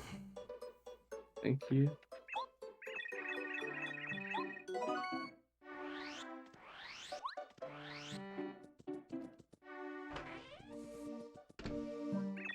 And I'm questioning my star piece count on the tracker, so I will check that here in a second.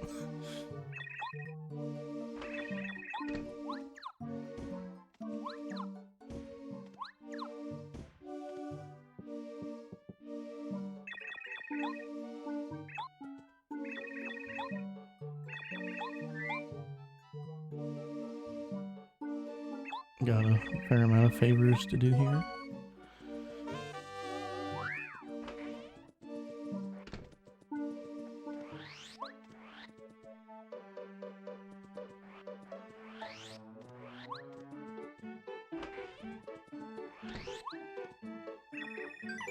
Check.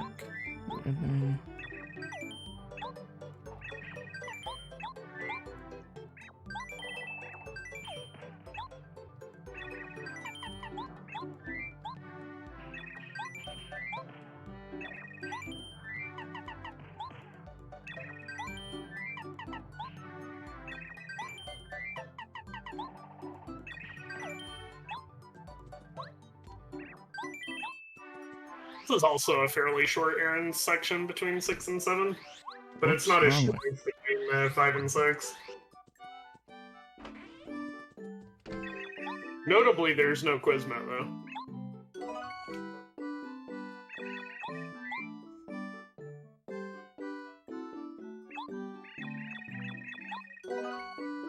And conveniently, giving the dictionary and giving the letter overlap there.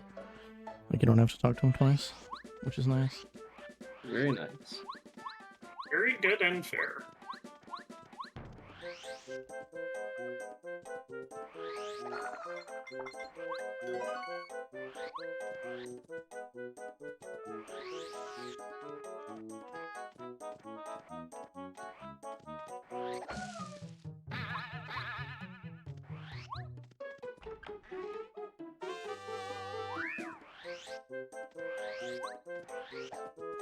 You know, interestingly enough, we were talking earlier about how you don't get a lot of badges for a long time, so like if you're using the tracker, most of them happen like right at the end. Maddie actually only just passed the halfway mark on badges during Chapter 6 as an example of that, even though they picked up 2 badges from Merlot early and already bought a few badges from the shop. Alright, so I'll be at 34 recipes here. Yeah, looks like.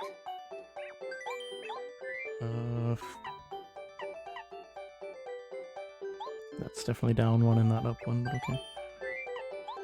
That's up. Ooh, whoops, hang on. Wait, which one was it?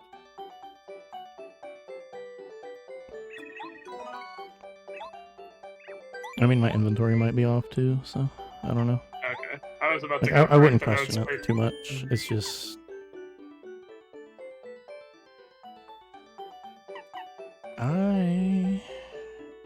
I'm down an item. That's annoying. Alright. I'll figure that out in a second. Let me just finish this. Okay. Is that the shroom steak, maybe? I think the shrimp stick would have been sold already, right? Oh, okay. I am down the shroom think steak you're too, right. but like I'm also down something else now. I'm trying to figure it out as I go. Strange leaf, maybe? Or did you already use that for the sleepy sheep? I did not. Okay, it's a strange leaf. Yeah. I think You might have eaten that instead of a stinky. I don't know. I'm gonna check my inventory in the shop just to see, but I'm not 100%. Yeah, I could have sworn good idea. I literally thought I just claimed it, but I might not have. I'm just imagining it. Maybe I just forgot one. I don't know. I don't recall seeing you miss one that's in the route, but I don't either, but I also don't have my eyes glued to this when I'm also keeping track of a tracker. yeah. Yeah, I guess you just didn't have that. Well, at least that was a easy Yeah, at least... notice. Where am I going? Jesus. I mean, I can just get it now while I'm down here. It's not a big deal. Yeah, that's probably for the best. Yeah, the badge that tells you where Bruh. star pieces are is called I Spy, and that's the badge you get from Ralph when you give him his calculator back. And what it does is when you enter a room with a panel, it gives you a little jingle and a star piece icon over Mario's head.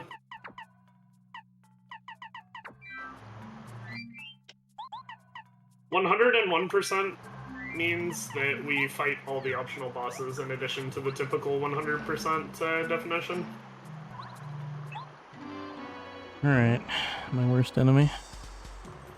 Oh no.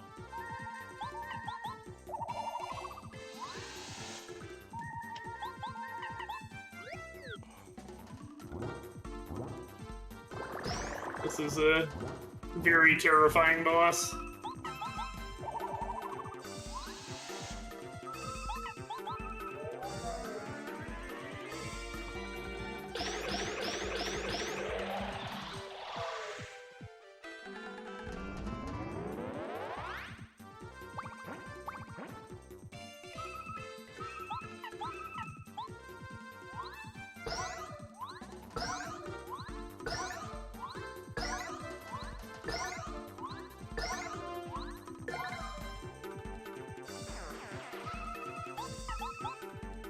Don't care. He deserved it. It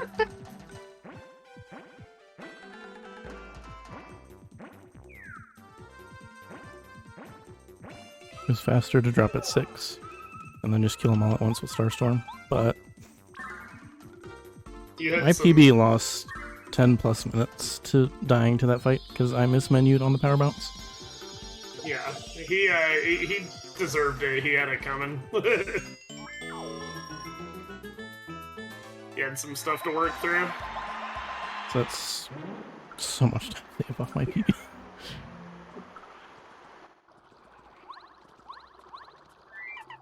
Then I have other stuff to worry about. These recipes. So I'm not getting that whole time back, but I mean, that's fine. You're getting a big chunk. Yeah, it goes a long way.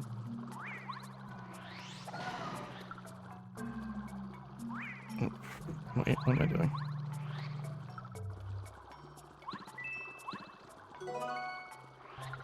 Vulture him first. Doesn't matter too much, but I'll try to keep my inventory as in check as I can.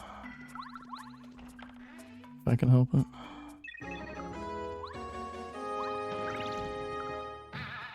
If you want to, you can probably grab and sell the stopwatch because of the coins situation.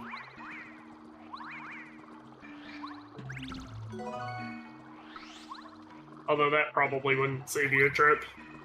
So, I don't know. I think it sells for like 15, done. I think it'll be okay.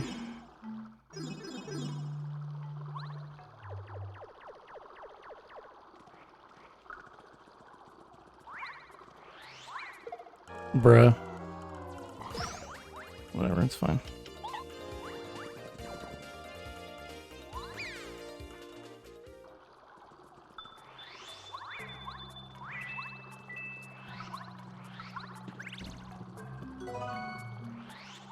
Bruh. This room is really, really annoying because when you come from the pipe, the Koopa's placements are inconsistent. This is yet another one of the legendary hardest rooms in the game. If you come from the pipe. If you don't, it's really easy. But you have to play reactive in there, which really sucks. Considering that they can come at you from off-screen. Yeah. Or not come for you at all, and then you land on them when you try to jump past them.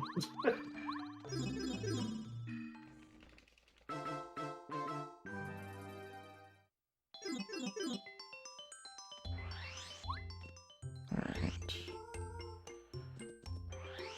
It's time for more silliness. Oh boy. Oh, Come on. Let's go! yo. Yo?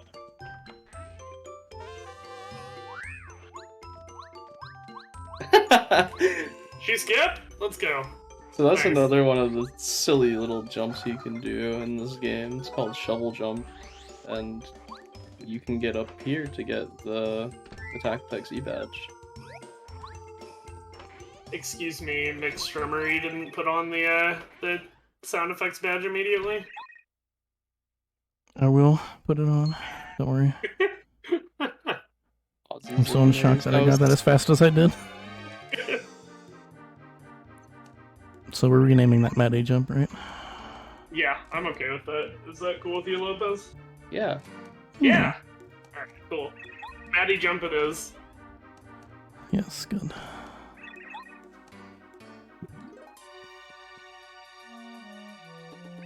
Are you gonna take the end so you only have to block one? Or are you gonna go for 2 out of 2 since you have 13 HP? Probably gonna have to go for a 2 out of 2. Ooh, scary. Respectfully. Respectfully scary. That's a hard block. But you do have Dodge Master, so maybe it's not as hard as it probably seems. Yeah, it's not as terrible as it could be. Yeah. Just compared to the Just other magic remember- attacks, it's very strange. It's weird. It feels very, very early. Yeah, just remember, block very early and you'll probably hit it. Probably, yeah.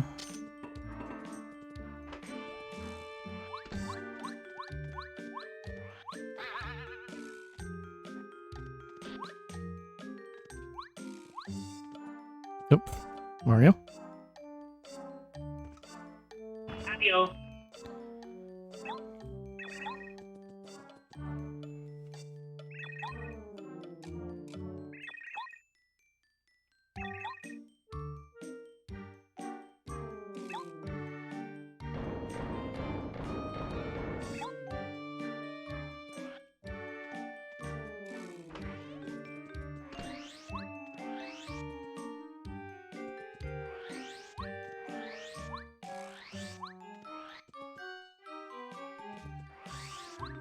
Oh, hi.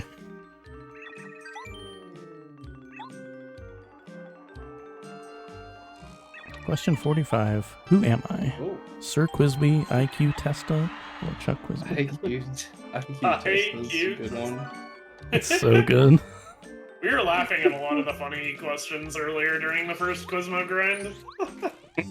There are so many really good ones. What does gourmet... What does gourmet guy like? Cake, mushrooms, or Cooper? I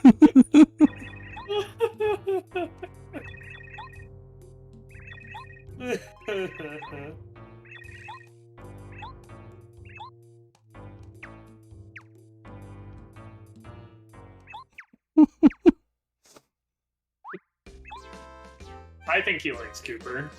Gourmet I guy don't know about confirmed, that. not a fake speedrunner.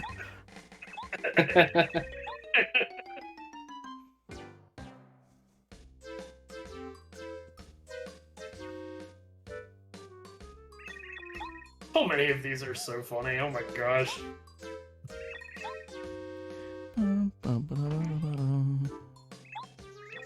I really like IQ Testa though. That one's great. So It's is one the of my next personal one. favorites. 46 is really funny.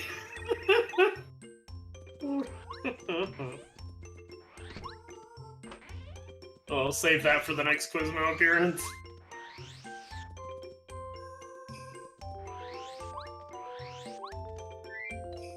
What are addressed to your companions and sent to the post office? Parcels, letters, or handbills? Alright, I am going to go ahead Handbills. and check this red berry and this strange leaf, since they wouldn't be in my inventory normally. Good idea. Also, I will equip damage dodge and save.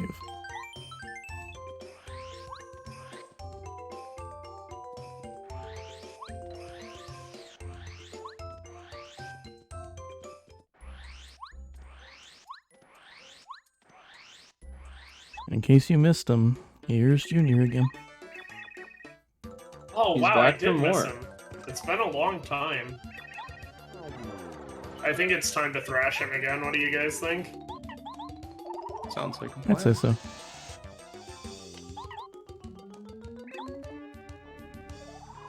He's just got such a stompable little leg, you know? I don't think he learned his lesson after swimming all the way from Mount Lava.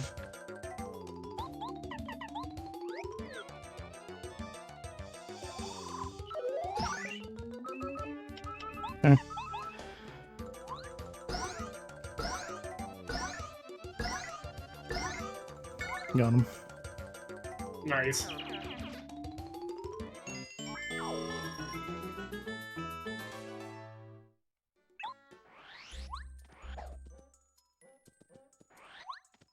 For those of you who don't know, that block is honestly one of the hardest ones that you need to do in Glitchless. It's just, like, it's so weird, like, with how early it is, compared to what you would expect. Yeah, absolutely.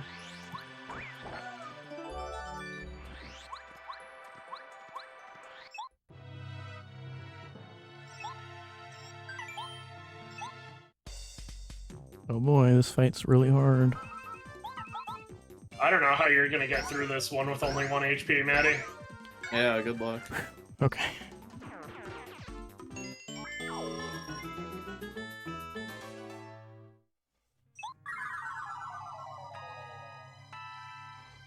Wow! Down in 1 hit! Wow, you made quick work of that one. And so, for anyone that's not too familiar with that boss,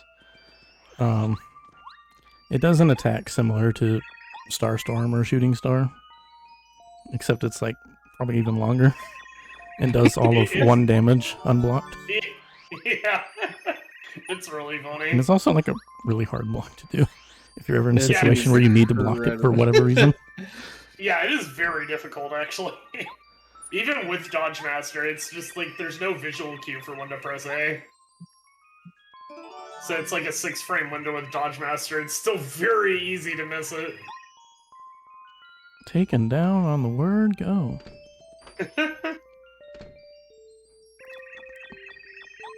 Incidentally enough, I also do, in fact, speedrun Pokemon Stadium 2. Good and fair and fun. It's fun. I enjoy it. Except when RNG just tells me no, but I mean, that happens.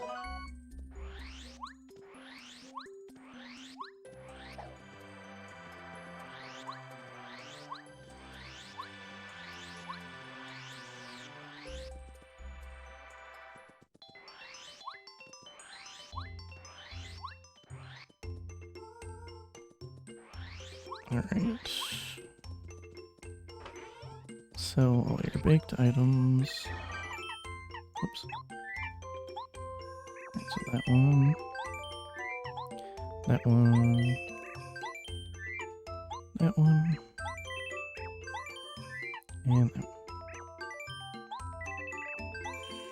Is there another? No, okay. And then the shooting star, right? Okay, duh.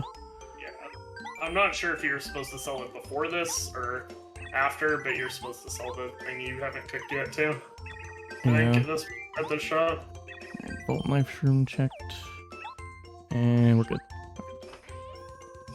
And then I'll worry about cooking that stuff later. I can use that life shroom for the shroom steak, and then I have Threadberry and Strange Leaf I need for the Dizzy Dial. So we'll be back on track when I'm at Tasty again. Oh, it's a sleepy sheep actually, but chat yeah. repo, he's gonna give you 1 extra dried shroom and he'll give you a life shroom you're selling anyway. So that one you just checked you're probably gonna sell because he'll just hand you everything you need for a premium, of course. But oh, right. yeah, The dried shroom, yeah. He gives you 1 more than we need from what I looked up.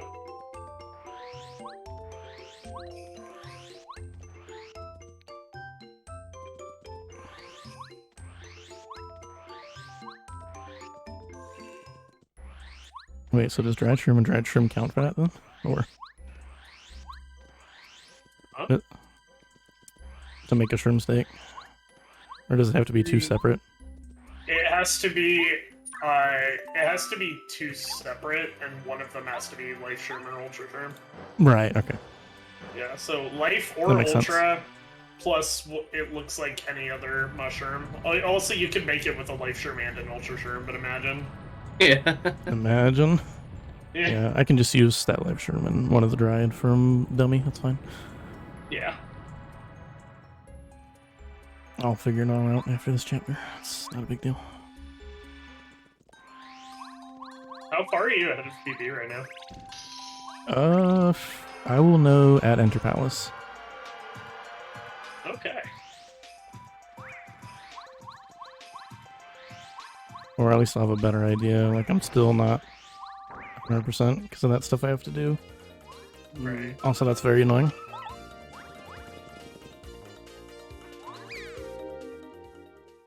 Oh. What a spin cancel, though. Oh, that coin's dead to me? What? Oh, okay. I've never seen that before. I was ready to pop off. I was already Yeah. popped off, but then he popped back out. Alright, can I just please have my coins, sir? Oh. Holy shit. Alright, I officially don't care anymore. You can have them, just fuck off. My God. This is, there are some places you can get encounters that really suck. This is one of them.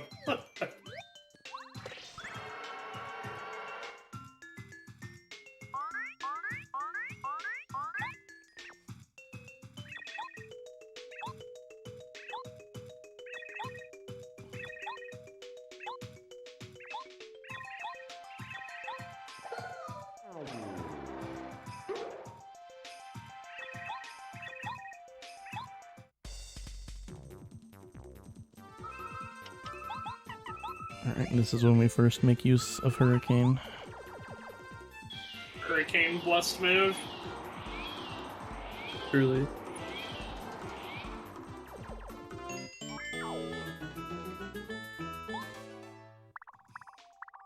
The superior make enemies go away move.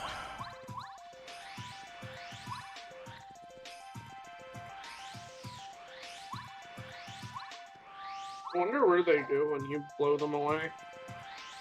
Good question.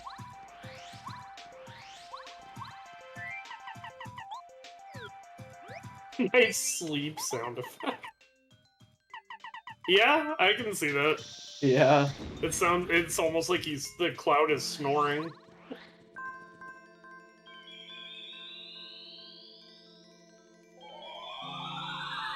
I didn't forget. It just took me a bit to remember, that's all. Wow. Yeah. Yeah.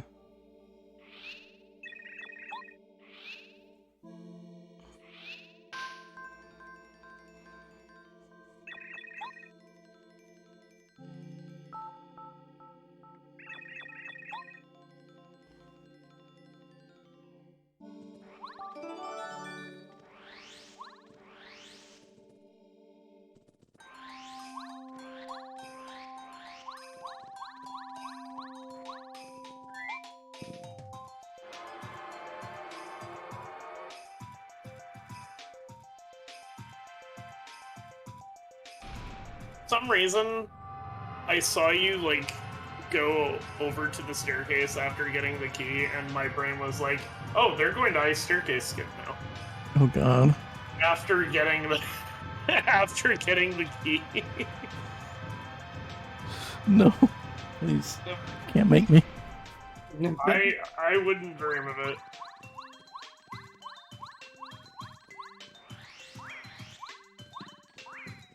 Ooh, okay, sure.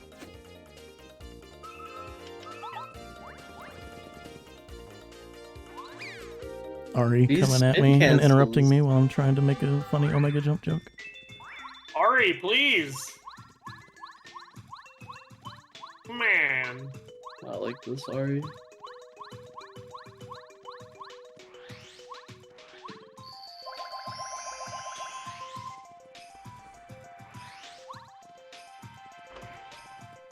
Okay, well, I'm 7 minutes ahead of PB. Let's go. We'll see how much of that I lose to extra cooking and stuff, but I don't shouldn't think be it'll much. that much. Yeah, it'll be a little bit, but you'll be fine, I think. I think there are several different menus where you could insert withdrawing those items and then selling later. So I don't think you'll really lose much. Yeah. I mean, you'll lose a little bit. Yeah.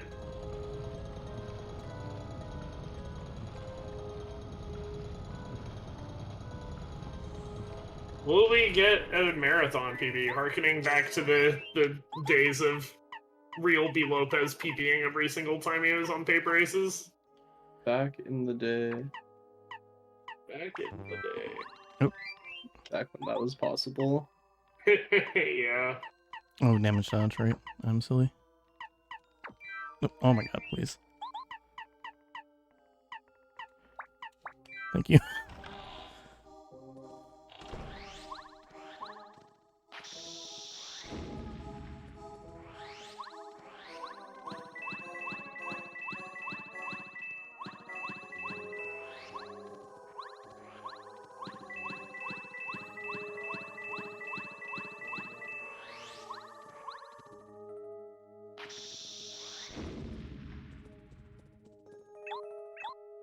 What's these coin blocks? Being so conveniently placed. Truly. And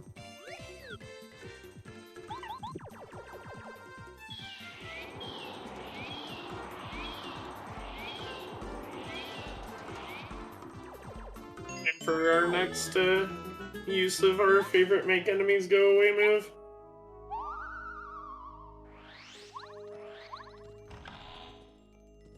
Very fast. Very cool. Very away they just went. Pretty sure I forgot the star piece in PB. Oh no.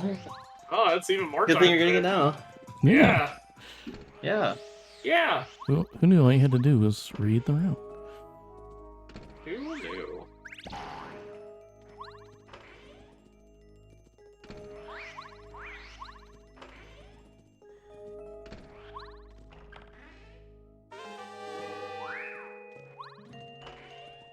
If you encounter that swooper, by the way, it's okay to hurricane him.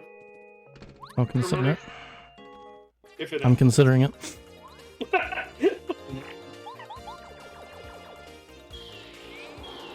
If you hurricane him, then you should not hurricane the Clubba and just hurricane the Duplighost later. Because Nope. the Duplighost fight is more money. No, I tried.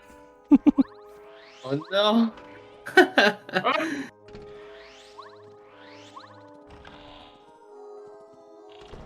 Oh.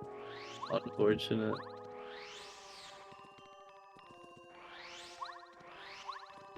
Heck, if you wanna hurricane the Clubba too, you can just refresh hurricane. That is a thing I could do. I'll figure it out when I get there, I guess. For anyone curious as to why these enemies are being deleted, it's because of the money. All for the money. Chapter 7 enemies give you a lot of money when defeated, and thankfully, money plus Hurricane is a very powerful combo to make that happen.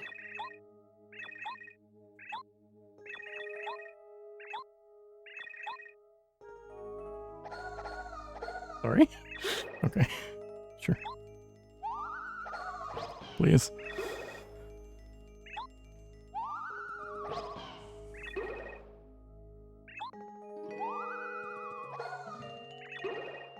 Hammering hard. Flushed. True. Flushed. Also.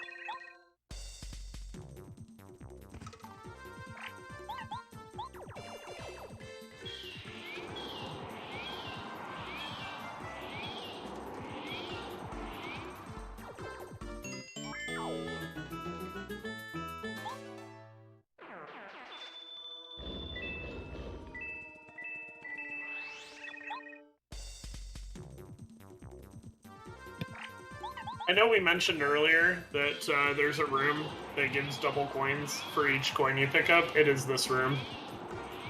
Nobody knows why. Truly a mystery.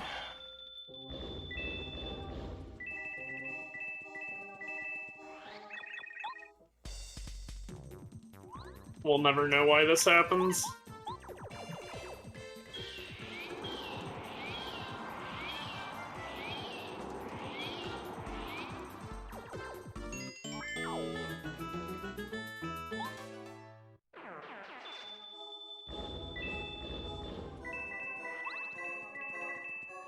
Money lag. The only good kind of lag.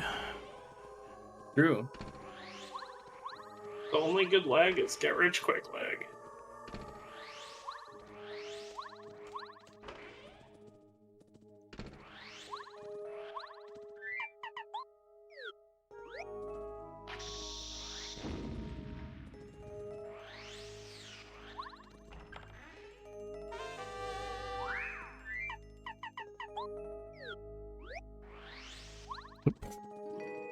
Oh. Okay. Oh, okay. That was certainly a sequence. Yeah. What a blind Duplighost, what the heck? I knew he was hard of seeing, but that was impressive.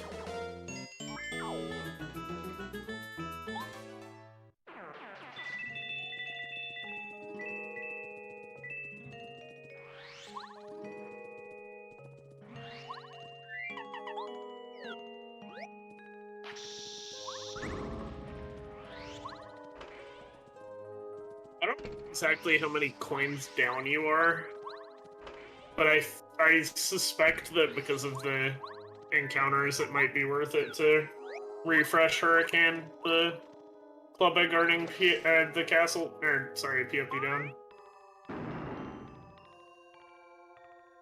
Maybe. I'm not really sure. I mean, you get more money from these than the flowers. I don't know if it would cut a trip out of flower fields, though. Yeah. Hmm.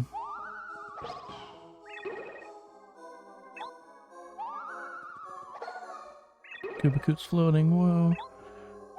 Wow, wow, wow. I wonder if they, like, left that on purpose. Because it's funny. And speaking of funny things,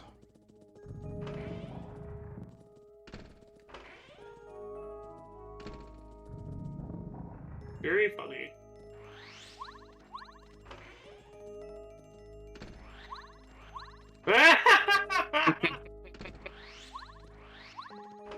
I didn't know that was a thing. Yep. Do you know about the dino puzzle thing? What's the dino puzzle thing? Where if you finish the dino puzzle and the one next to the staircase is facing up, and you push it from the stairs, you like fly into space. I think I've seen that before. Yeah. That's pretty funny. That might be a good glitch exhibition thing since it's not allowed in the run, TM.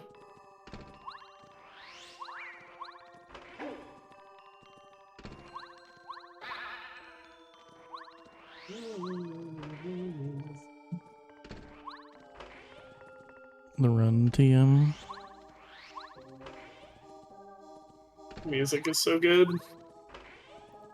Do be good.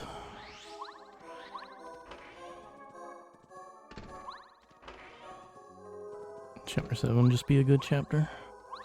True. It's easily my favorite. My second favorite being Epilogue. Fair.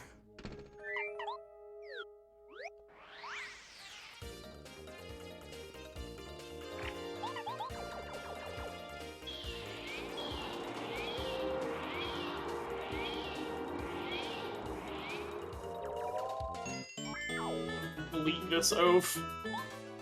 Get so many coins from this fight, it's crazy.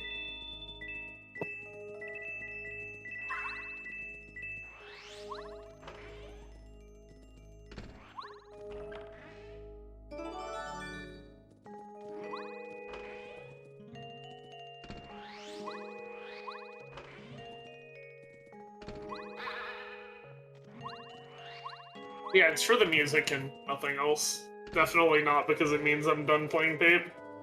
Yeah. Yeah, definitely not. How would it be that? I don't know. Yeah, the music in this chapter is incredible. Very The music, the ambiance, it's so great. The whole thing is just so good. Nope. That's not what I wanted to do. Thanks, Pape. Thanks, Pape. Oh. Oh, so you can That's a see new one. you're able to see the staircase loaded down there briefly. Yeah. Just really funny. It's really funny, yeah. Gotta love Game this is game. held together by staples, glue, and wishes. Yeah, well, to the Star Spirits. Yeah, Yeah. the wishes and the star spirits. Nope. Hey, Mario. There you go.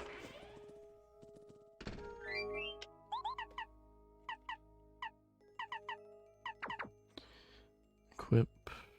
P up, D down. Hey, swag jump. HP plus. All or nothing.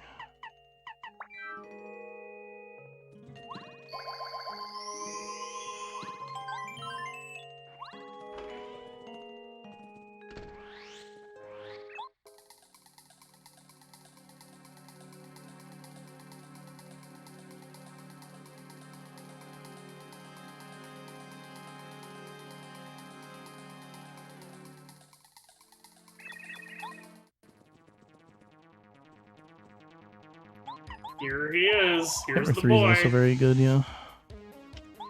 Chapter 3's got some incredible tracks too. And is just good.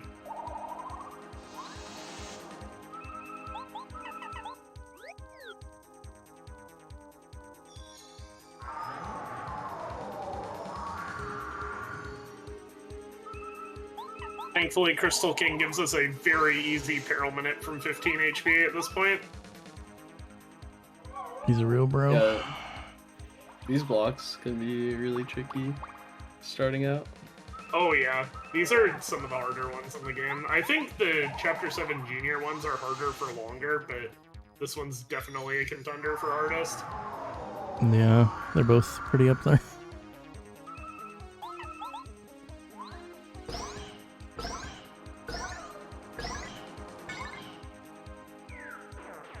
Or Yoshi's in it. Oh.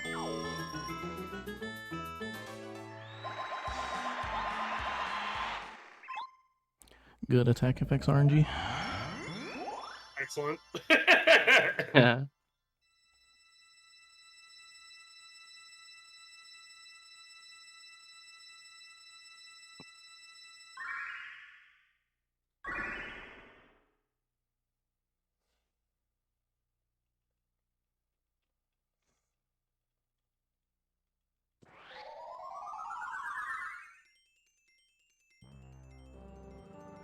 So we're at the end of Chapter 7, and you might be noticing that there are 2.5 hours left on the estimate. There's a lot. There is a lot. There is a lot to wrap up before we go to Bowser. A lot indeed. Maybe not 2.5 hours worth. No, definitely not 2.5 I'm hours playing worth. fairly well. You Compared to are- the estimate I gave out. Yeah, you're way killing on it. pace.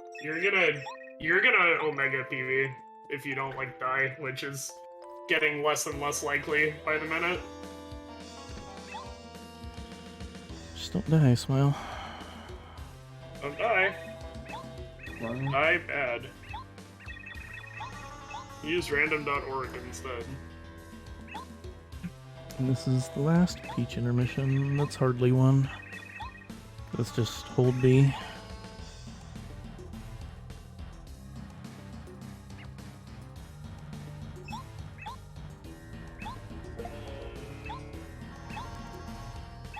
Rip Twink. Rip Twink. Everyone, pay your respects now, or forever hold your peace. Oh, okay. Oh, okay.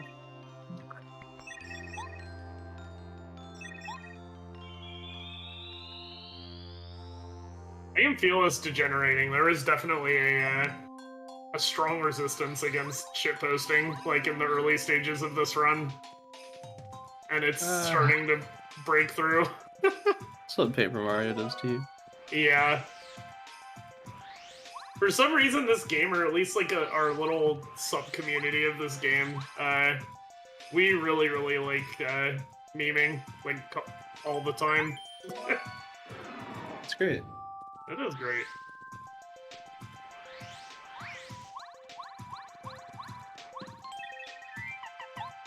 I wouldn't say it turns people into degenerates. I think it just brings out the degeneracy that you already have. Yeah. Yeah. Yeah.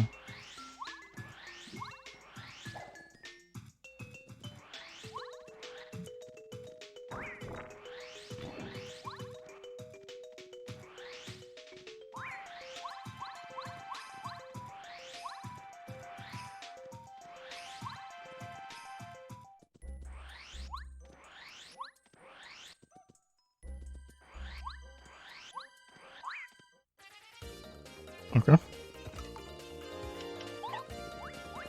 Latent degeneracy.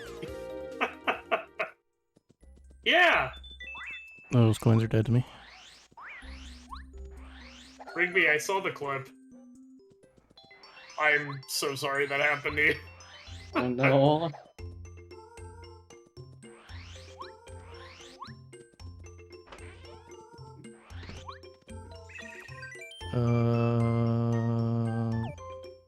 supposed to do the inn first. Whatever. I can read, I promise.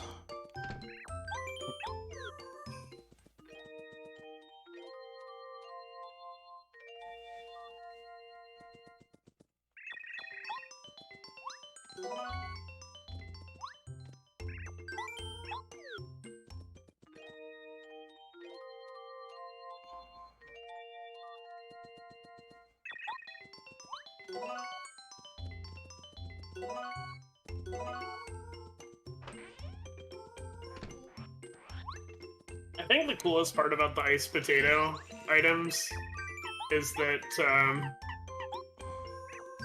Tasty ends up making McDonald's French fries with them, and I think that's funny.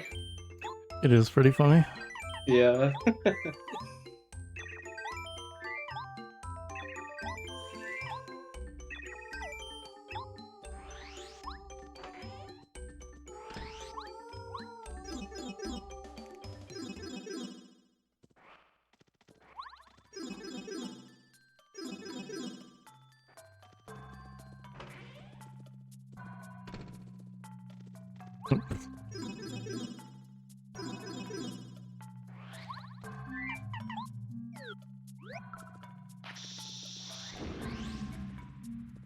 And we're here at the homie. At the homie. He gives us a lot of nonsense. Yeah, so this guy's a bit of a con artist. He charges you 64 coins per item. You need his 10th item, so you have to pay this guy 640 coins. Luckily, I had over 700. Thanks, coin dude. It's almost bro. like it's routed or something. Wow. Almost.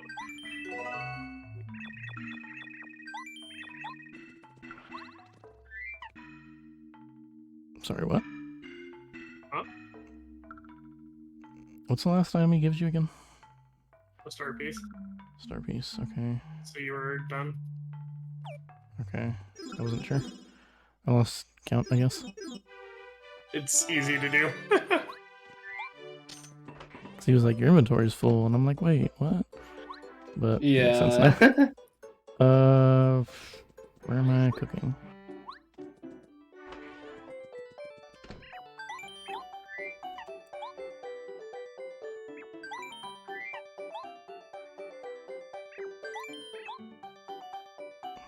Also just had more coins than I expected to.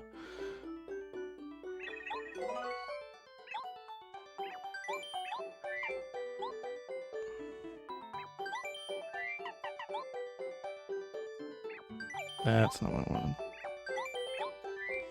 Ugh. Ugh. There we go.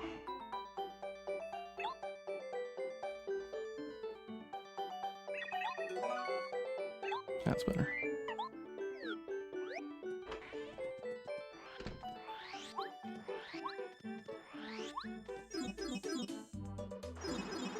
Do you think you should do the cooking from storage now? We're saying we just gotta make sure we remember. Yeah. I'm just reading along at where I'm at right here and Good and just fair. making sure I want to get to a point where it's like I kind of have to.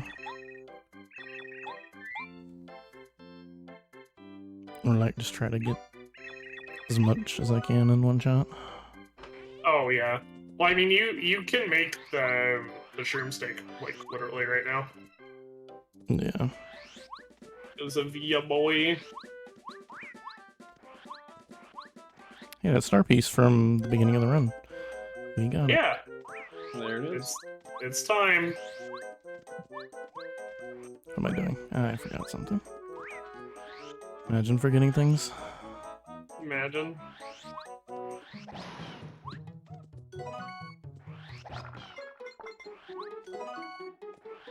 There we go.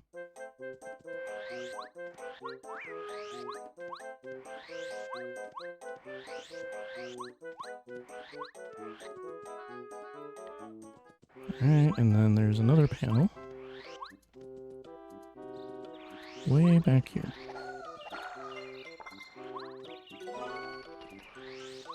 Okay. Oh, hey, buddy. This is 46. Where do I show up? In towns and villages? On the street? In the jail? In In jail. prison. Yeah, Chuck's dangerous. They had to lock him up for serial quiz-related murders. Where am I at? Itemize 1, 2, 3, 4, 5. Okay, now's the time to do it.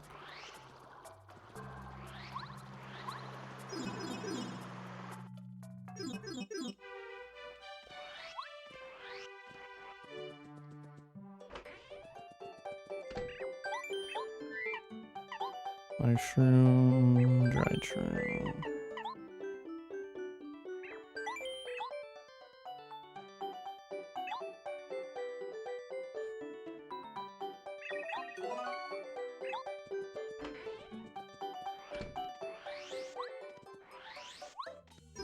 And then, so it's 36.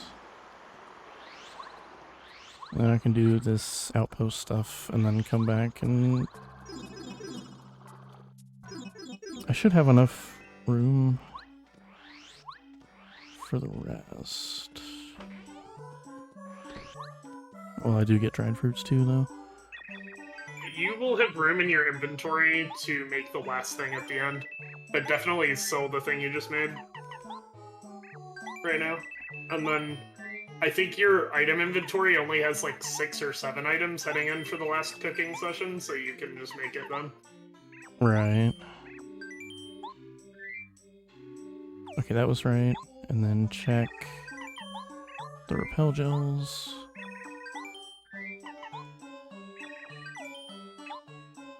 Claim. Pasta was way down there.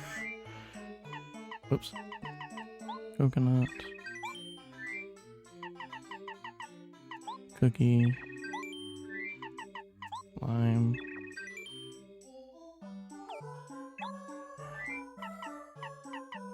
One, two, three, four, five, six, seven. Okay, Alright,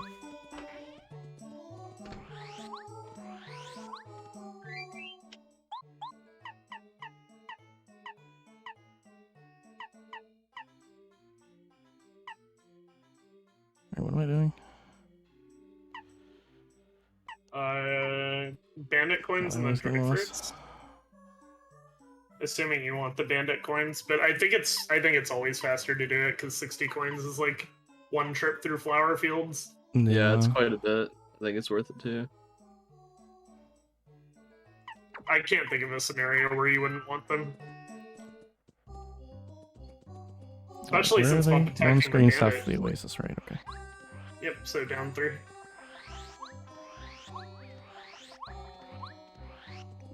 I'm pissed at that room right now. Don't talk to me, room.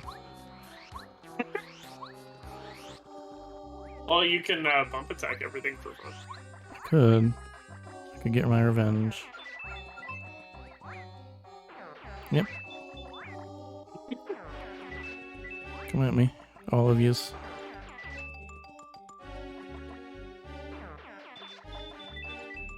No, you come here too. No. I don't want you to feel left out.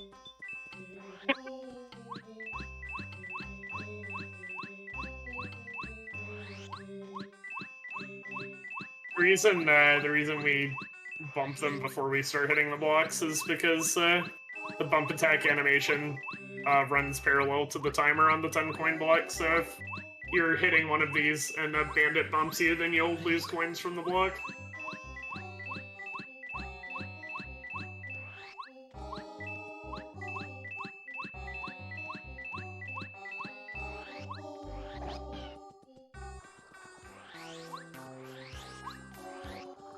Honestly, I think it might be worth it to do this on the first trek through the desert, but not having bump attack just makes me not want to even bother trying. Yeah, no thank you. Like, it would technically be optimal, but who wants to do that?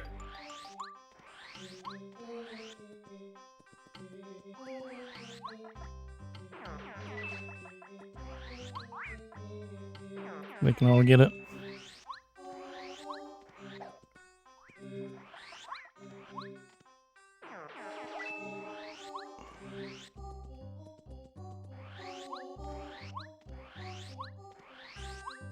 This is a small part of the coin grinding, by the way.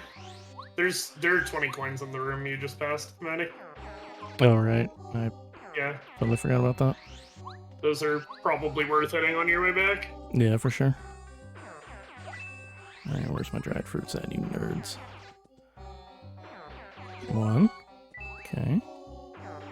2. Okay. Oh. Wow. No bad shop reloads, instantly 2 dried fruit. Oh, thank you. That Quizmo Wow. one. Oh my god! This RNG is This is a insane. 15% drop. This is the craziest luck I've ever seen in this category. Wow.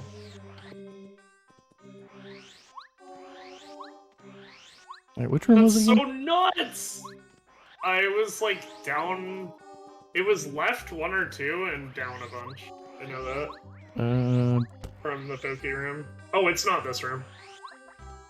I'm behind. Nope, I don't want that. You can also just leave, it's not a big deal. I probably could, yeah, it's whatever. If you don't know where it is offhand, it's probably better to not spend Yeah. time searching. Yeah, no thank you. I'm good. Oh, nice syrup. What am I doing now? Total Going. again. Okay. Going home. Alright, this way. Okay. Yeah.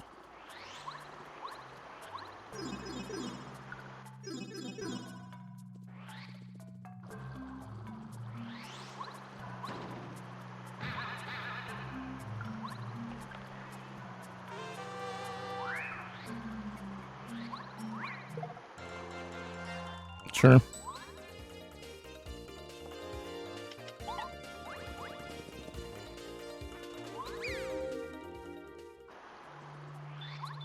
If only they were weak enough to bump attack. If only. It's okay, they can have that 1 coin. I'm not too discouraged.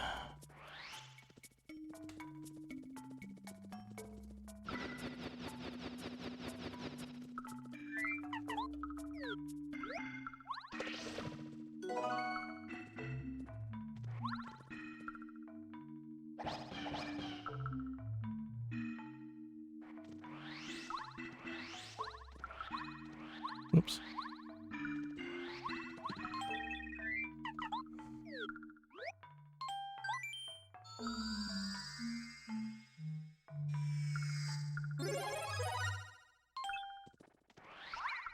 Nope. Get away from me. Yeah, how good would you say your luck has been this run, Maddie? It's been pretty good. Did that Goomba come with you? You made a friend! He's a homie, apparently. Okay, well, you're weak enough to bump. Sure. I'll allow it. But yeah, like, the Quizmo RNG has been ridiculously good. As far as the rest, Like- I mean, that's kind of like It's just like- the big one, you know? So, I mean, everything else, like- dried fruits and like 5 pokies. The dried 15% fruits, drop, the by the way. badges. No reloading for bad shop is lucky, but it's also not uncommon. Yeah.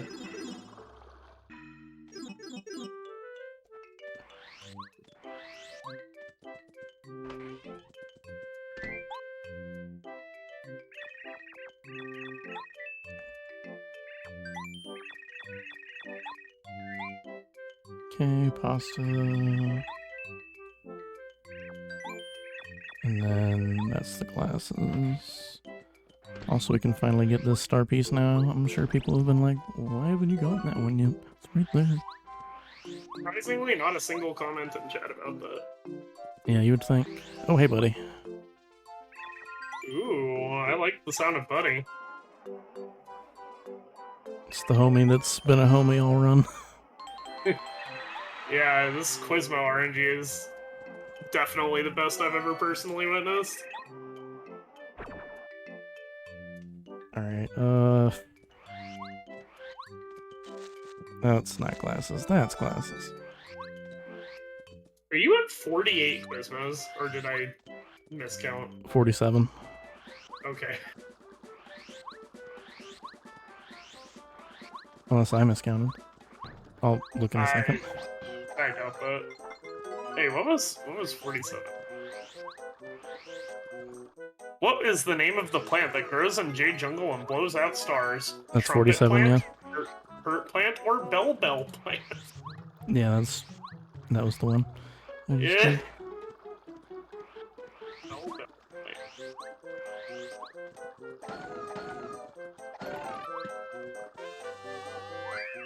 Well, here's the cool thing about the RNG in this run. It's over, basically.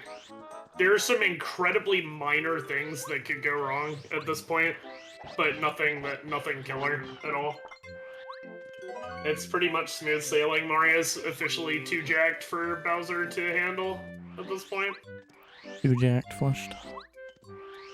Flushed.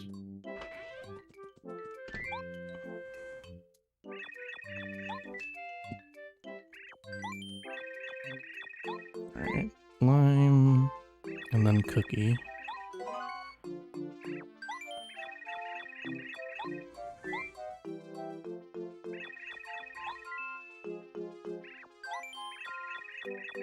And then next favor.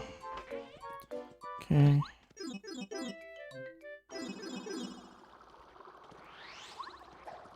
Now back to Boo's Mansion.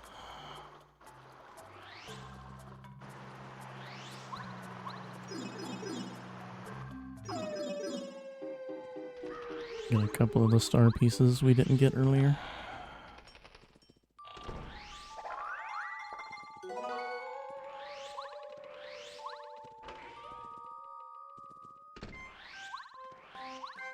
Oops.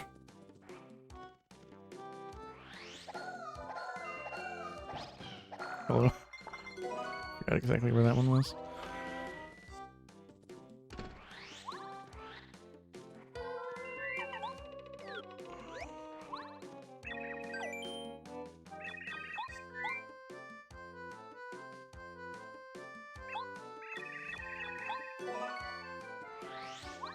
Oops.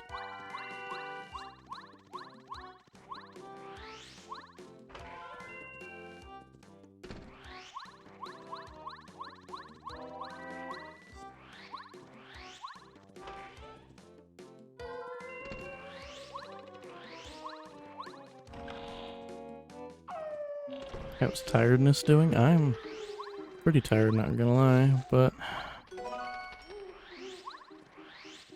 we're almost there.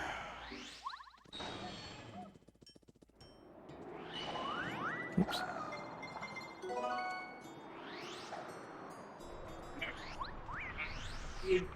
If I'm tired, it's not because I've been here for a while, it's because I didn't get enough sleep, because I went to take a nap before this came on, and then it came on 2 hours early at a schedule, so I was like heading into this.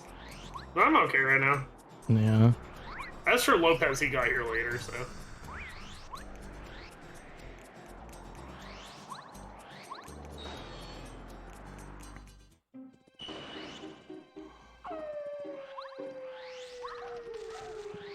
Oops. But yeah, I'm mostly just tired due to lack of sleep. Like, the run isn't... I mean, it is exhausting to a degree, but... It's a It's more the lack of sleep for me right now. Did I just completely miss you getting the package?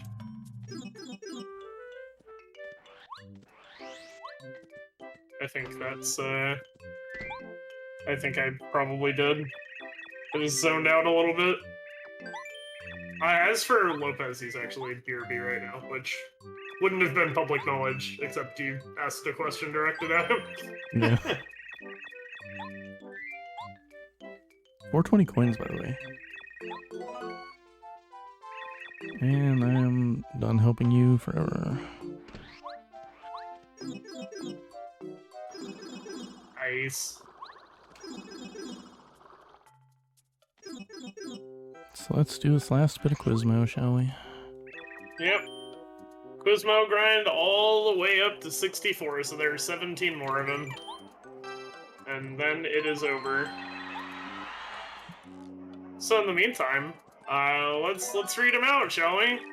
Yeah. Yeah. What color was the leader of Yoshi's village? Blue, green, or pink? I think it was pink. I think he was pink too, and it looks like he must have been because he got it right.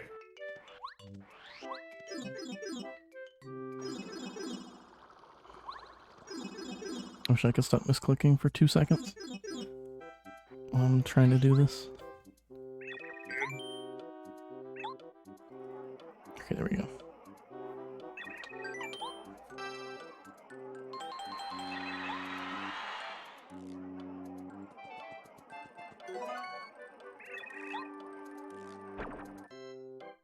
So this one, what is the name of the elderly man who tells fortunes in Toad Town? Merlot, Merlon, or Merlovely?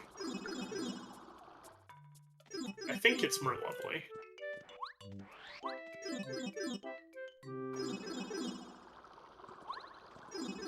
Not sure, though.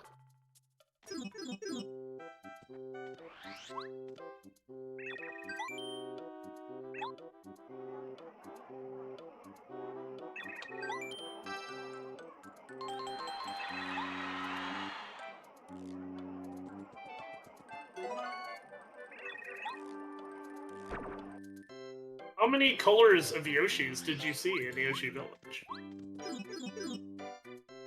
The world may never know.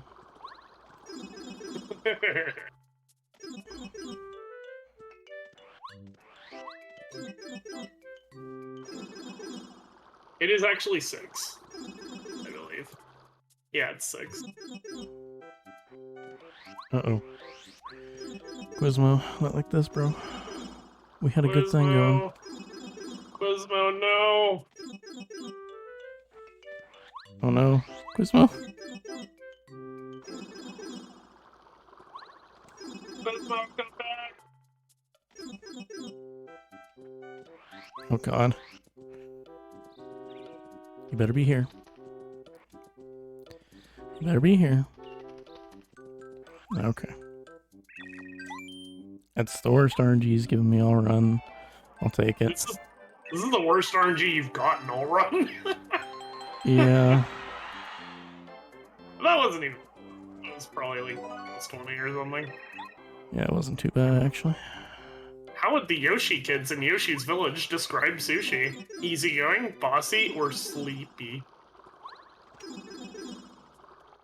Sleepy. Yeah, definitely sleepy.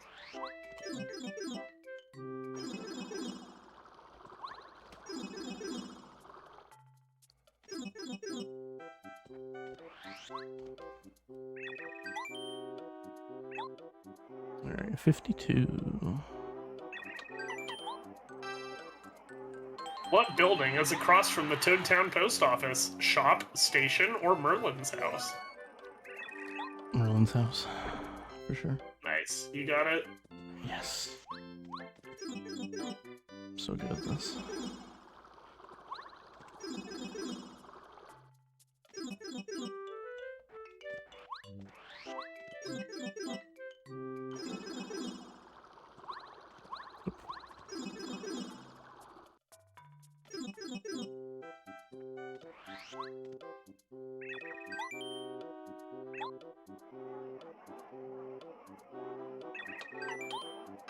Alright, 53.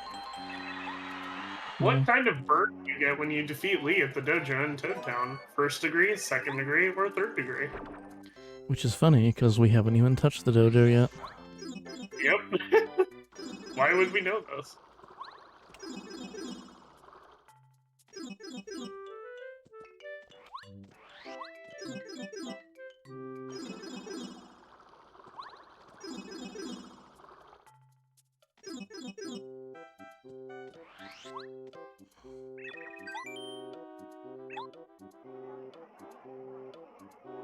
Alright, 54.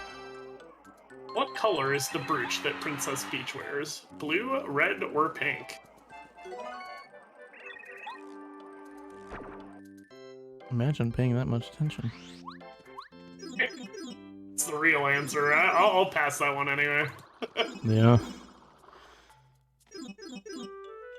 Alright, I've scrolled down to the bottom of the quiz page. Excellent. We're almost out of it. Just 10 more.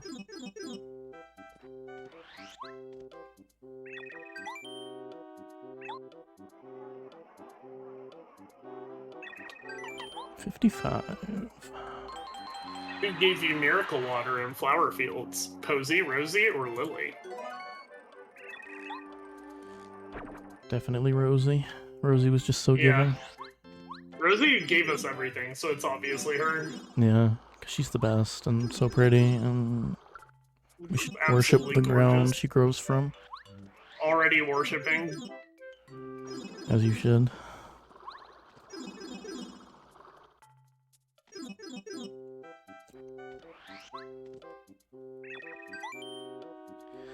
The joke, chat, is that Rosie's actually a terrible character. Yeah, she's the other one. Rosie's the one that's nice. 56. There's your lack of tofu.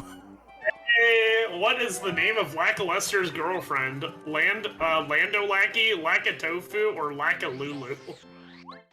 I think it's definitely Lackatofu. Has to be. Yeah.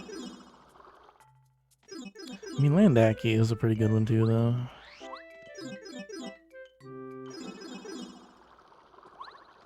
But lack of tofu.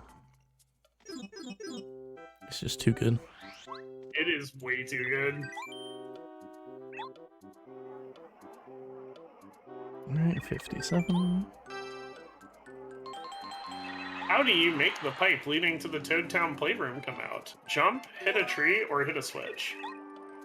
We Now- never go to the playroom in this run, so again, how would we know? True. But also, I don't think it's any of those. I think it's by bombing the opposite sides of the room. This is true. Oh, nice double. Hey, buddy. Ooh. Are you being remorseful of your... of me forcing you to be summoned earlier? Think you felt a little Among the bad? following, who is inside Club 64? Dancer, composer, or pop diva? There's definitely dancers in that club. Oh yeah, no question.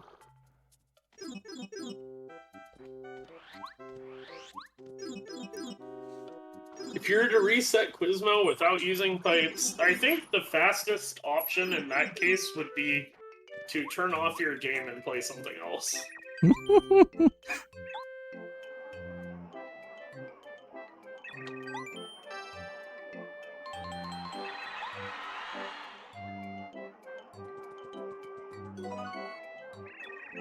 This is 59? That was 59, yep. Yeah. Which of the following do Shy Guys never do? Sing, dance, or run?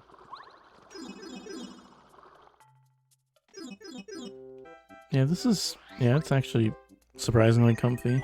Like, as long as Quizmo behaves, that is. It's only frustrating when he doesn't.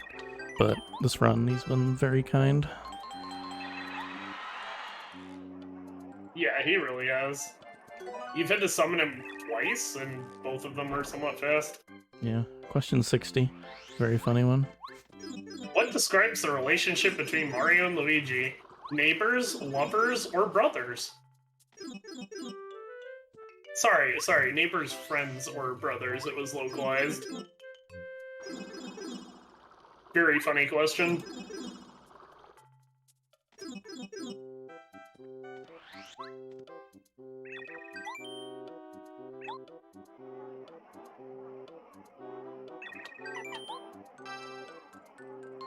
Alright, 61. 61 is, among the following, who is found in Starborn Valley? Penguin, Lakitu, or Ninja? Definitely a Lakitu. For sure.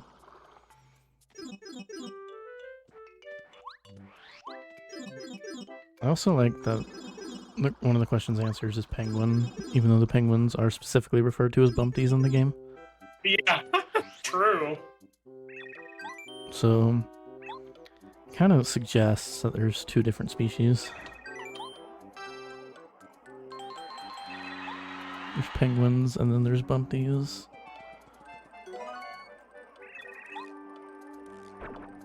Can you open the partner menu? No, no, or yes? Sorry, it's how many companions do you travel with, but they're basically the same question.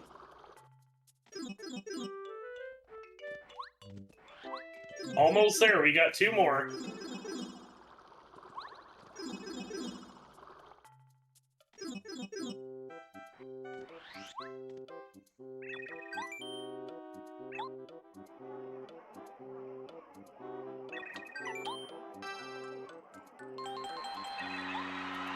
Alright, and then the last one is 2, I know, so... Yep. I will respectfully close that tab now. What is the name of the star kid who's always with Princess Peach? Gleam, Twink, or Glow? Glow, for sure. Definitely Glow. Aw, no double to finish it off. Aww.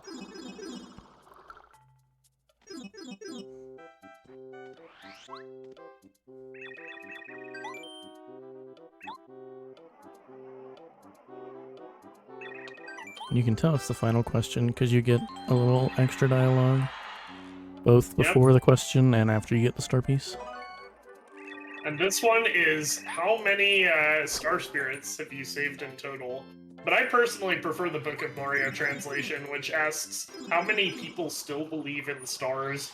Truly a philosophical question for the ages.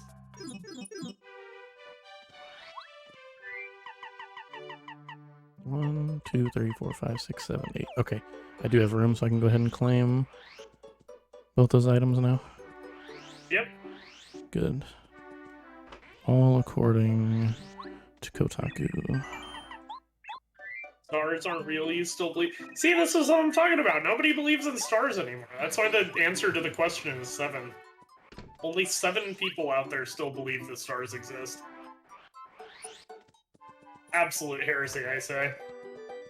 Absolute heresy. Welcome back, Lola. Absolute heresy, indeed. Great thing for you to come back to here first, I think. Yeah. Yeah. Maddie just wrapped up Quizmo. Let's go. That's Quizmo always is over. a feels good moment. Oh yeah. Quizmo is over party. Yeah, so you should be at 40 recipes after this. Yep. This is Getting there. 38. And then dried fruit mushroom. That's 39. You didn't miss any broken stuff, unless you mean broken in the sense of Power Bounce, Dodge Master, All or Nothing, and Mega Rush are comprise a basically invincible combo. Yeah. You missed a lot of bosses get absolutely murked. But yeah, it's glitchless. We're not doing anything crazy. Okay, we're back on track on recipes. Cool. Unless the glitch exhibition is hit. I actually don't know what the status is on that yet, but we're definitely coming up on the end of the run, so... I'm not really that tired. It is quite early in the night for me. Isn't it midnight 47 for you?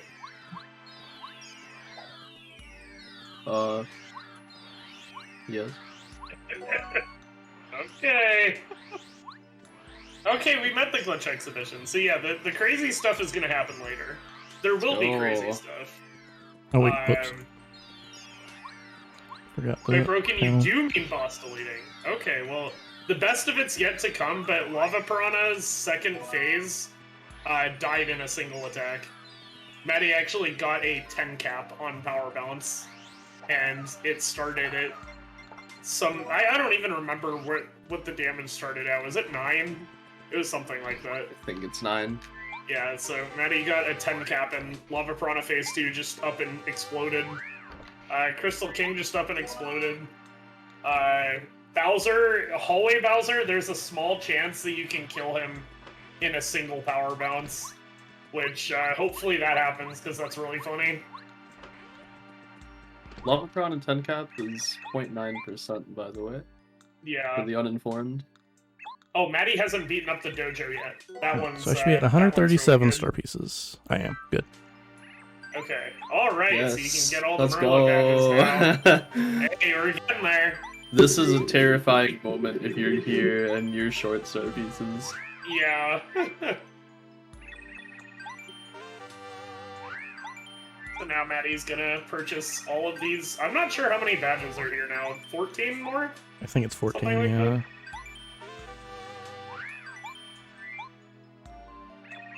So now we're at... if my record keeping is correct, we're at max star pieces, 67 of 80 badges, 40 out of 50 recipes, 15 out of 16 super blocks, 64 out of 64 Quizmo, and 3 out of the 4 permanent key items. So we're getting very close. Should be 70 badges. Oh, 70? I probably Yeah, just missed Because something. I grabbed the ones in the chest first, and then I bought 2 before Chapter 6, on top of the 3 you usually get. Oh, yeah, you're right. You are correct. Yeah, we're at 70 out of 80 badges. Yeah, if you miss a star piece, then you're kind of just frantically scrambling to figure out which one you missed, because you generally have no idea. Yeah, and your run is probably dead if that happens. Probably. Let me get Most my tracker up to likely. date. I don't mind standing still to do that. Because it's already Yeah. behind. Okay, there we go. It's just 1 super block, and then 8 more badges from... what's his face? Let's see. I think it's 7 North more Star. badges from Ralph. Because if we're at 70, there are 3 in Chapter 8. Oh, right. There's Yeah, I There's forgot. what's the 3. third? Yeah. What am I doing? Checking Are you, Firefly. what's the third one? I had just no deep focus, last stand. Deep Focus, Last Stand. I think those are the only 2. I thought. There's another Deep Focus. There's one in the castle as well as the one outside Bowser's. I thought we got that. No, wait. Yes? Wait. I don't know. I just realized that you're right about that. Okay. Yeah, it's outside the chest, so yeah, you're right. Because I remember having 78 every time I check. Yeah, at you're the house. correct. Okay. Just making sure. The sanity check is real. Maddie, do you remember how much money you spent on the badges? Before Not entering off the Chapter top 6? of my head, no. Okay. Well, I don't know how many are left then, but I can figure it out. Probably. What do we got? There's 1,400 minus multi-bounce, and then he spent 350 at the next trip. So that's 975 minus 2 badges, whatever you got then.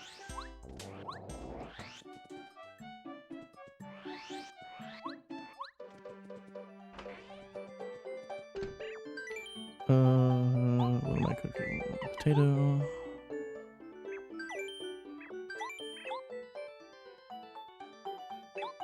You need 650 minus the 2 badges that you got from earlier. 650 coins minus however much those cost, so getting down to the nitty-gritty here. Yeah.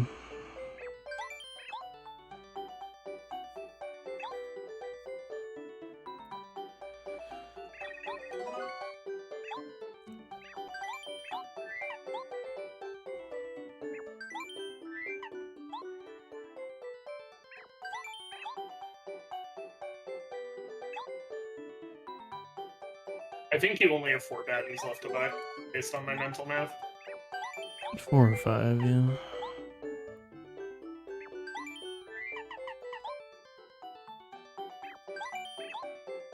Either way, it's not much. Yeah. So the next time you buy something, we might be able to infer how many coins you need for the grind. And then... Jammin'... Vulture.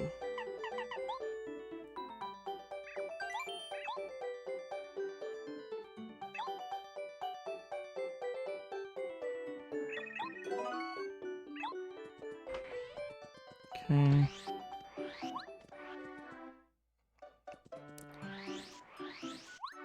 We claim fire flower.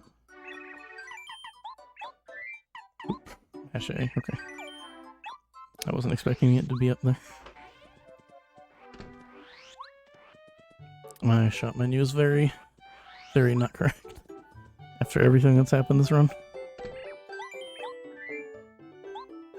It's been a little sketchy at some parts, but you've been making it through just fine. Yeah.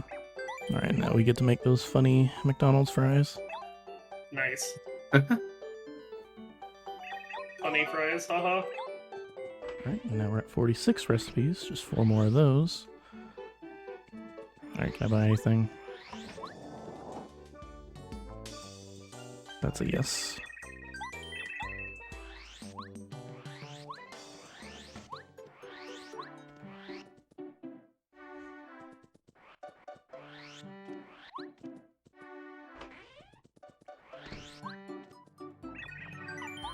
Sell everything and buy a fire flower.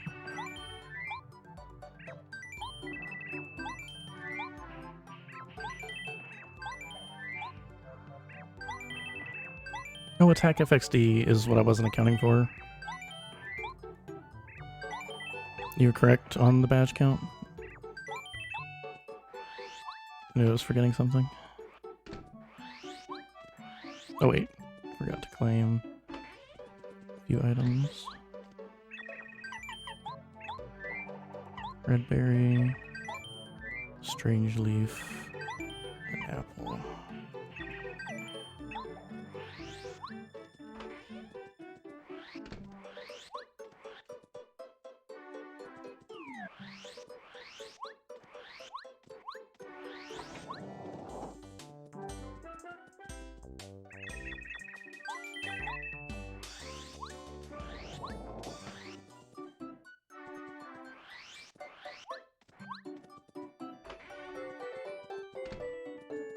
No, wait.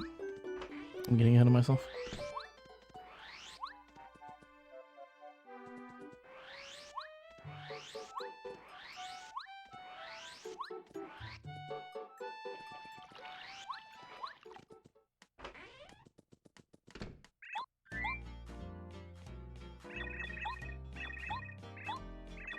Should just be 2 more badges in the shop now.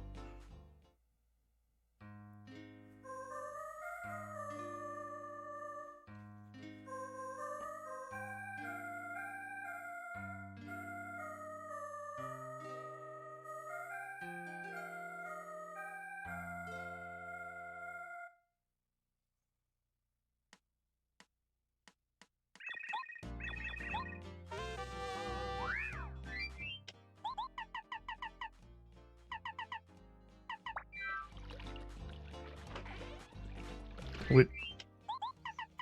Got the other one. There we go.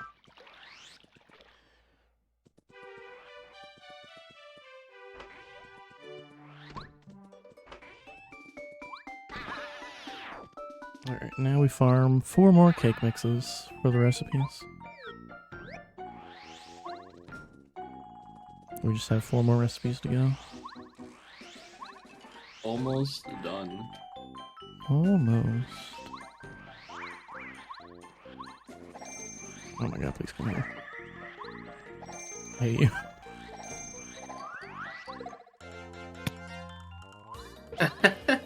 These guys are actually really hard to catch if you don't get them right away.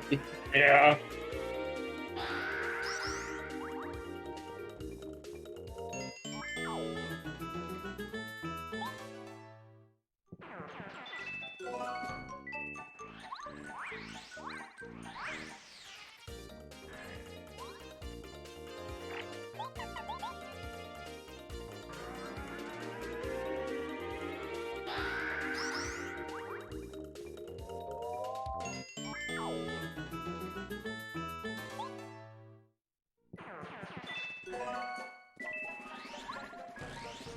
Alright, and unfortunately those guys don't respawn unless we're out of the toy box. Yeah. So we have to jump out and jump right back in.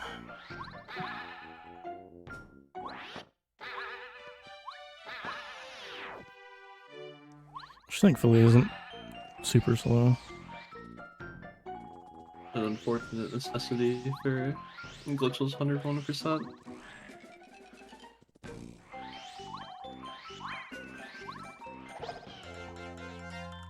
There's not really a more convenient time to do this than right now.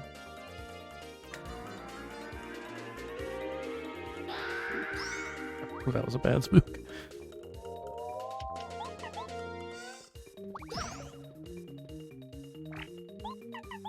Whatever. It's fine. Bro.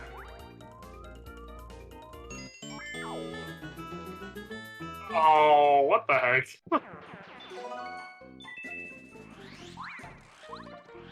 At least that one worked, but Jesus, both those sucked. Good thing it's over. Spook is hard. Oh wait, just kidding. There's one more. Come on, Lopez. Why did you debate us like that? Don't worry. About what? Now it's over. Okay. Yeah, this is the last 4 cake mixes for the last 4 recipes, is what Maddie's doing right now. There are 15 recipes that need cake mixes, and unfortunately we only go into the toy box organically enough for like 10 or so. So there was one more trip for a single cake mix earlier because that's all Maddie had space for, and now we just got the last 4. So these are for the final recipes.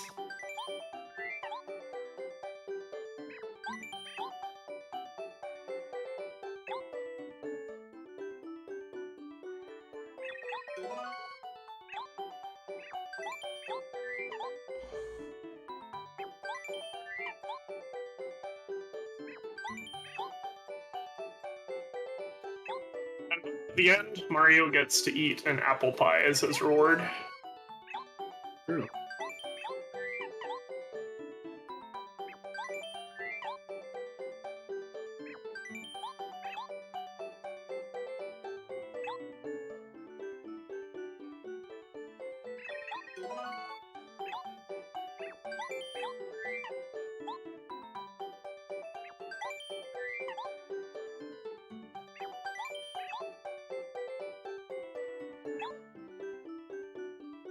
Yeah, Mario deserves it. He's been very, very active today. There you go, Yeah, he's been Mario. putting in the shift. That is all recipes. So Maddie has now gotten all star pieces, all Chuck Quizmos, and all recipes are now complete. I think I might have said recipes twice, but it's all star pieces.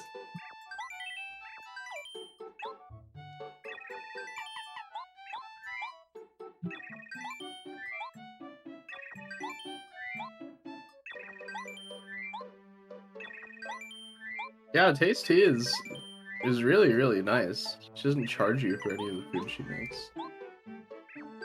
Yeah, she is super nice. Just provide your own materials.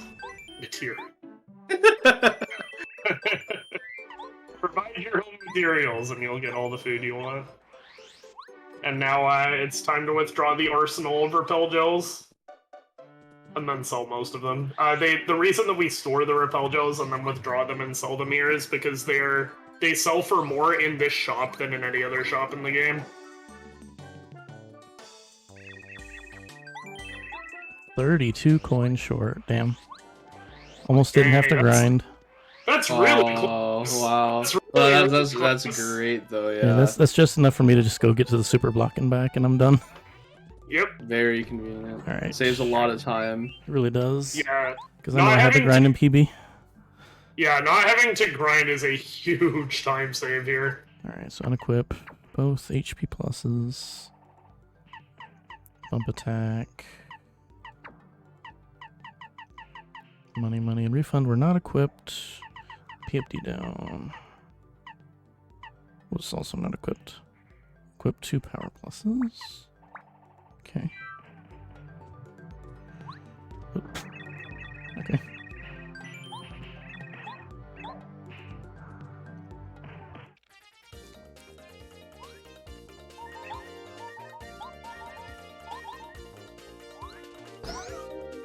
And poor Chan, unfortunately, just does not stand a chance here. He doesn't stand a chance. Alright,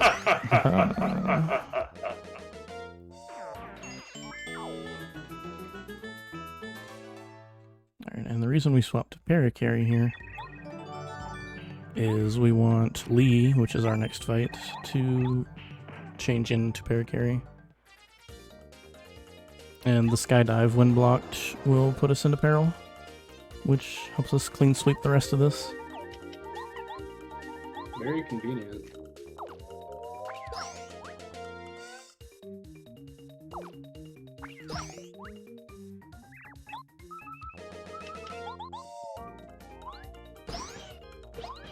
Goodbye, Lee. Thank you for your help. Thanks for your services.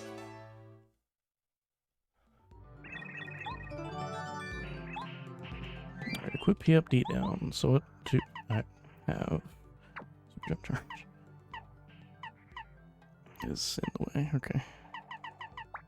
Here we go. And then swap to bow.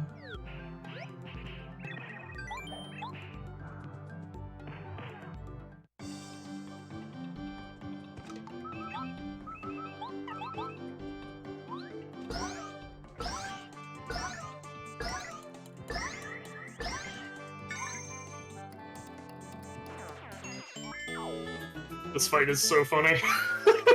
It's very good. This is barely even a fight. He's already dead. What? Bounce times 6? Boy. Something mastery. Alright, he's stronger. Let's see if he stands a chance this time.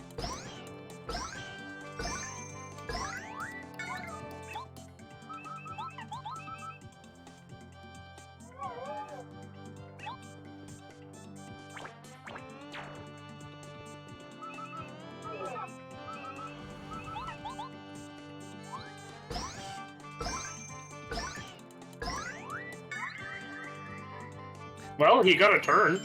Yeah. Did get a turn. That's improvement, right? Alright, well, he's gonna power up again. Maybe he has even more of a chance. Surely he does. You know what's crazy? The third master is arguably more difficult than Final Bowser. Right. So it's hilarious that even he just gets absolutely rolled here.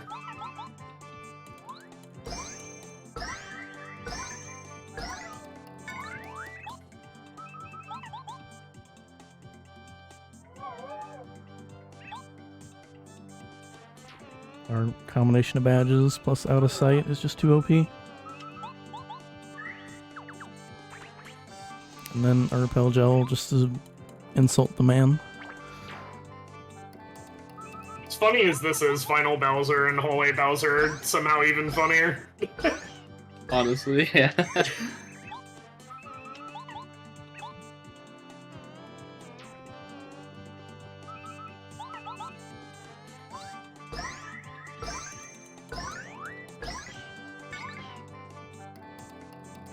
And we've earned ourselves a diploma. I wish real school were that easy. Honestly.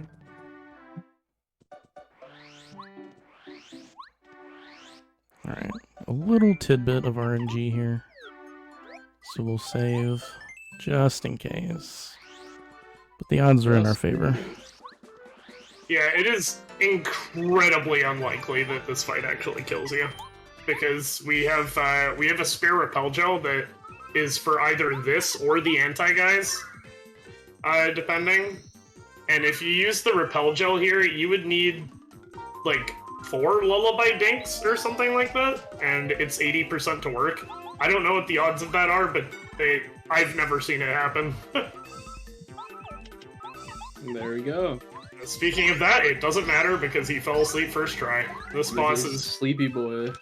Yeah, this boy is, weak to sleep. Nice And double also four his cap. tail is no defense. Jeez! Dodge Master who? That's a clean 1% chance to get double forward here, I think. Disgusting. Conveniently, however, that's all we need. Yeah, and it's actually faster to get capped there too. Yep. It is. If you get capped while you have all or nothing on, you won't have to do the extra bounce at the end where you intentionally drop. So it saves a little bit of time.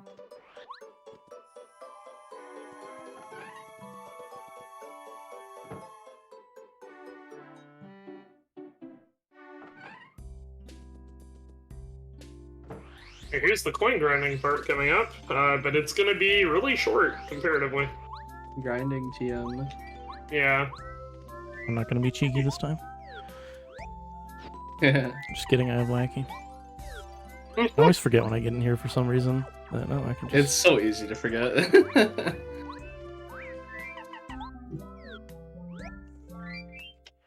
Yeah. Daisy, if you can just wait there for me for a second. I have to do something.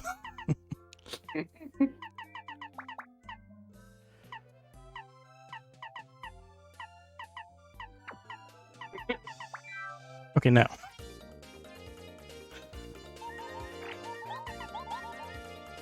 So doing this section like this is our replacement idea for spending 17 minutes on the bullet bills in Bowser's Castle to grind coins. Yep. This method of coin grinding is slower, but it's like combined with the money strat, this just patches you up. Like you see, Matty only needed 32 coins, and only getting coin at first Daisy was kind of a low roll, which is funny. So we spook on these daisies who have a 100% spook multiplier. So it's actually very easy to max the bar.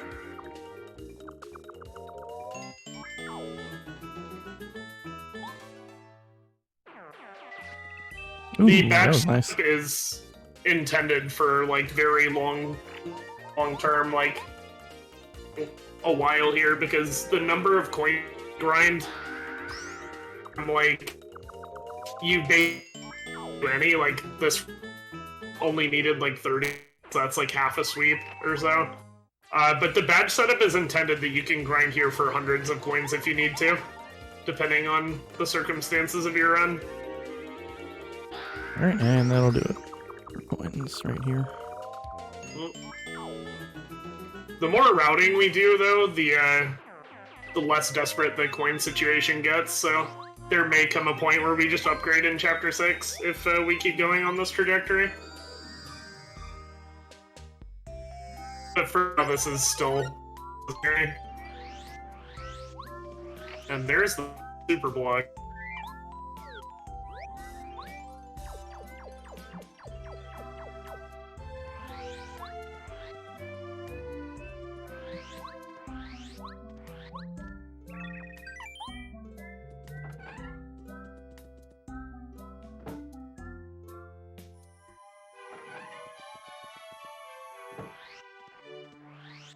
Rub the super juice into ya Goomba Bro. I don't know why I read that out loud. That is I'm glad you did, I think. Yeah.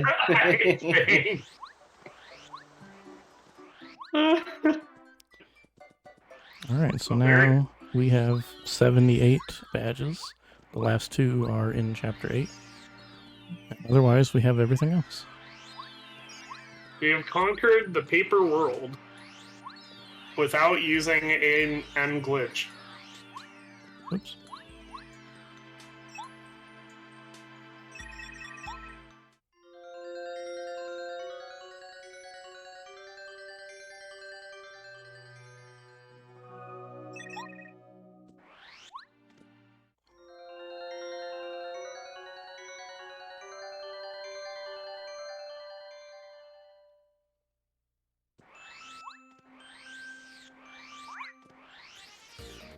Yeah, And skip it's always Dizzy this one. attack if you're doing cannon jumps. Would you like to jump the cannons? Don't think I have that ability, unfortunately. I think you're capable.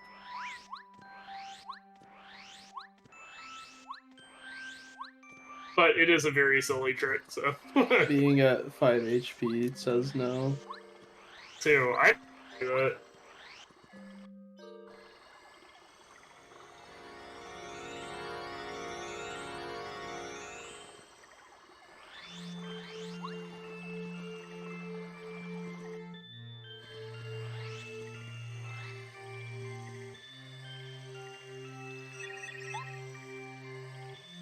So we saved 7 star spirits.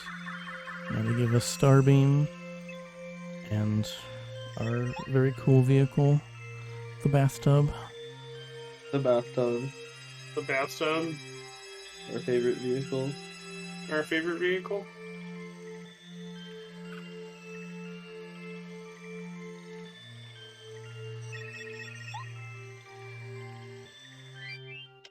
I think the brain cell might be. Alright. FP saver, refund money. Equip. Mega Quake. Power Plus. Oops. Hello? Where am I at? Okay. Yep, down. Power Rush. Dizzy Attack.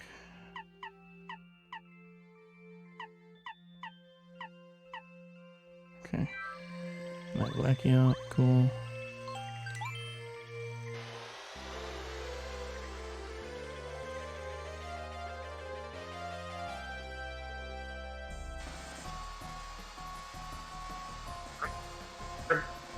And a half one. Alright.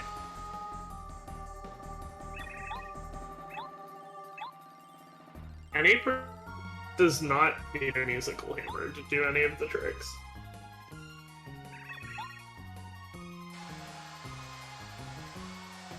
An 8% is pretty much a straight shot. You don't it's just barely possible to go and finish the game with absolutely no sidetracking for like literally anything. It's barely possible to do that.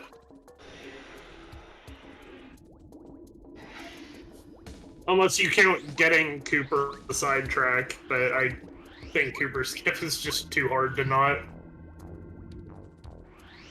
Imagine like being Rain. Yeah, there are like people who have ever done that RTA. Well, that's a fun start to Chapter 8. And 3 of those people are Rain. No. Glad I hit that block. There's your peril myth. It's fine. Hey!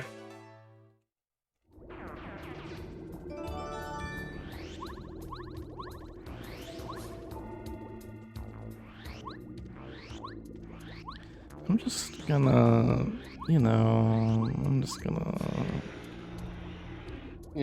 gonna do a thing. Yeah, there we go. Okay. I know. I feel better. Do y'all feel better? I feel better. I feel better.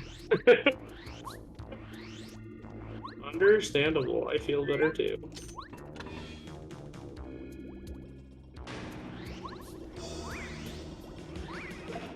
Okay. Okay. Good thing I saved, huh? Yeah. Yeah. Fuck that Koopa Troll in particular. Dude.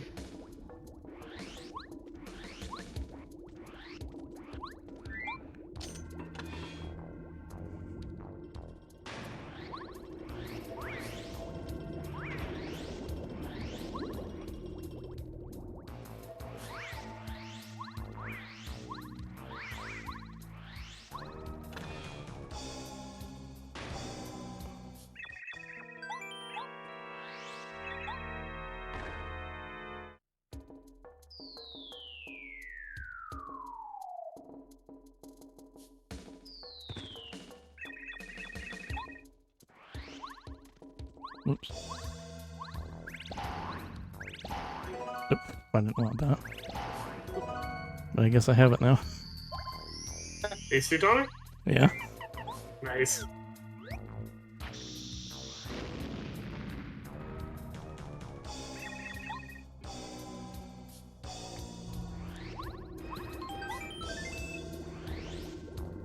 It's a good luck DC tonic. Yeah. Yeah.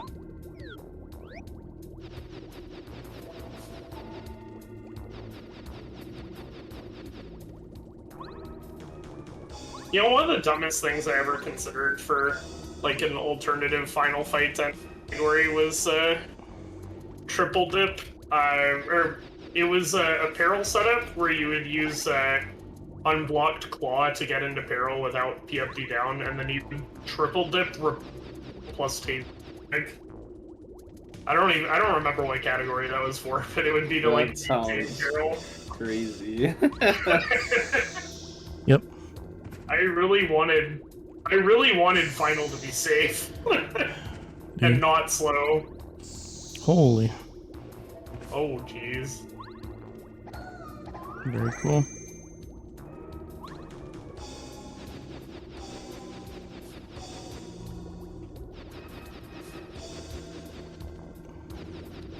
It's almost like I'm rusty or something. If you take one more damage, you can untime your Mega Quick. Don't threaten me with a good time. I guess you could, yeah. Yeah, I don't think you have all or nothing on at this point. Do you? Now I'm scared. I have to look. Yeah. I don't know. Uh-oh. I'm too scared to find out. Yeah, that's fair. That's fine. That's fine. Look at all this lava. That has no hitbox. Whoops. Whoops. Very small. I feel like you still do. You might still. I'm pretty sure you still. If I Okay, yeah, don't untime that. Whatever you do, don't listen to me.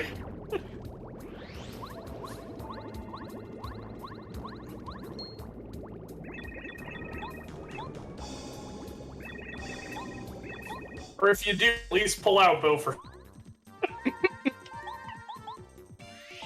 I'm just following the route respectfully.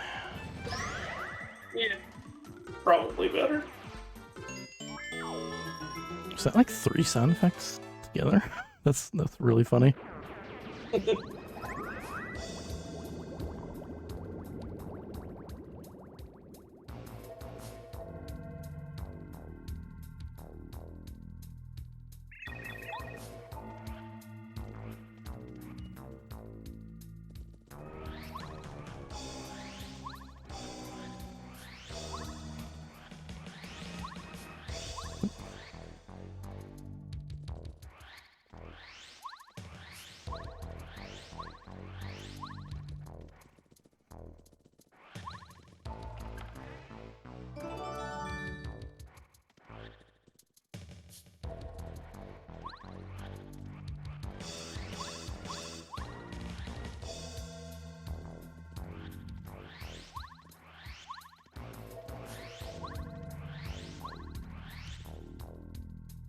I'm glad you remembered that key.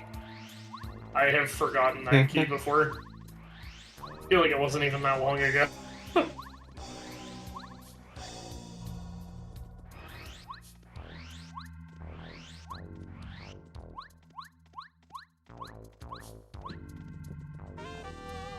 Alright, that's badge 79. Yes, Green Pen, that's correct. You can crash the game by doing that. I don't recommend it. But you can do it. Safety first. Good and fair. Rooms that you have to lie are so long.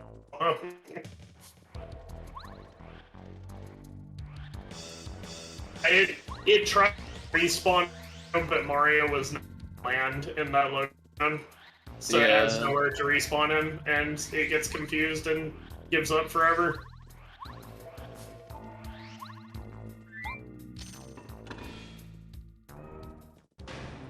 I regret to inform you all that I can't see, so I have to baby strats here. That is okay. It's either that or put a ghastly filter up and destroy 500 people's eyes. Nothing wrong with that.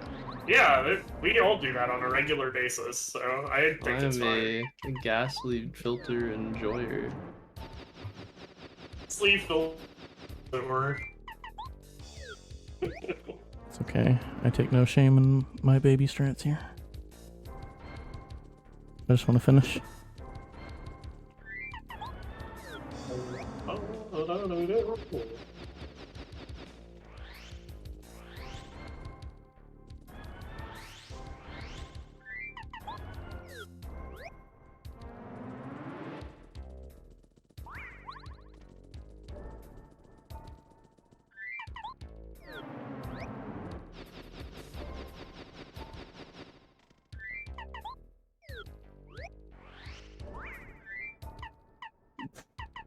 What the fuck?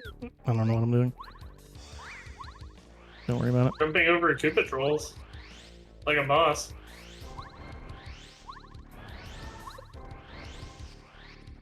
Okay. That last bit was a little sketch, but it's fine. Don't worry about it. It's fine. It's fine.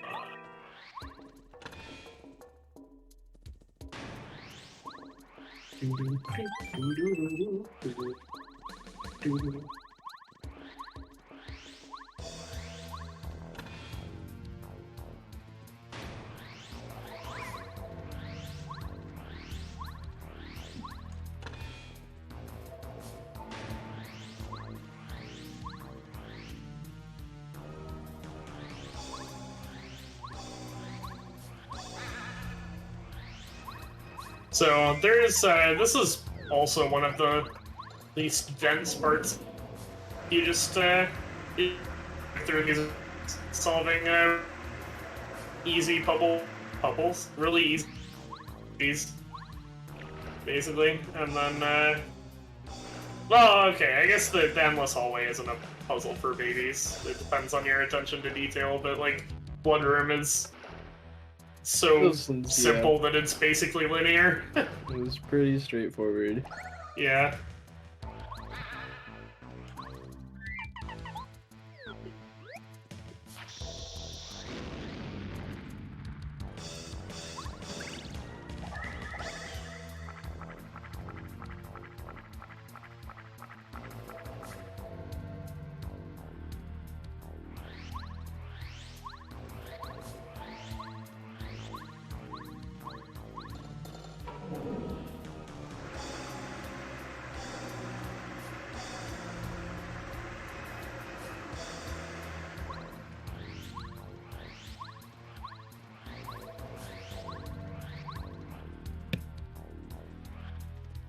Yeah, the extra 1% comes from the fact that we kill all of the optional bosses in this run as well. Which are, you do not kill every boss in a normal 100% run of this game. Nope. The extra 1%, like, just represents that that's not standard hundo for this game. There is no, like, actual glitchless 100% category. There's just regular hundo and then this monstrosity of a run.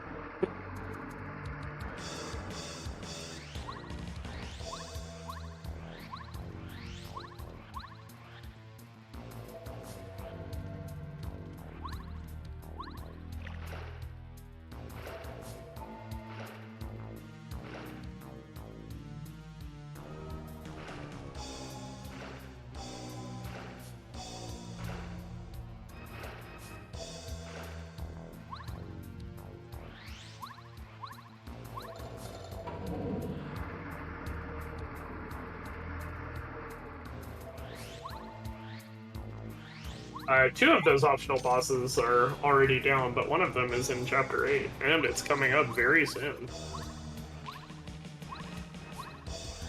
It's quite the fight. It sure is. It's also Cooper's last hurrah.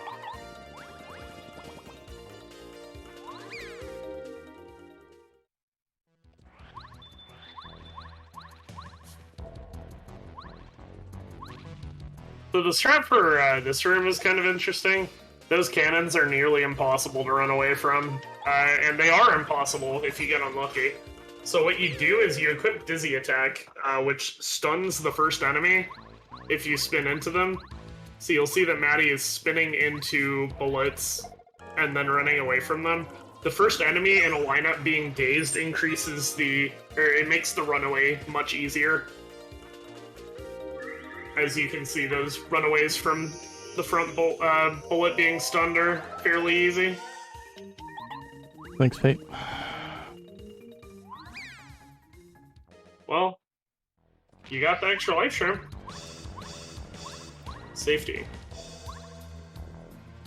Oh, it's also incredibly easy to die in here.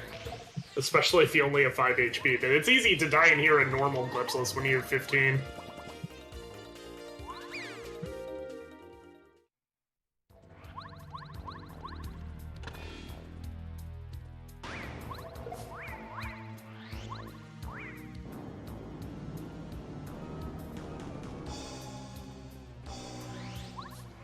Also kind of funny to note that the bullet bills don't have dizzy animations, they just float there with a number over their heads. Also, these guys, the dry bones, it is something really weird that only works if you have Sushi as your active partner when you enter a room. But enemies that throw projectiles at you in the overworld, if you destroy their projectile, whether you jump on it, hammer it, Okay. or whatever, they'll Well, stop I gotta be throwing really them careful at now. you. Yeah, they're not very smart.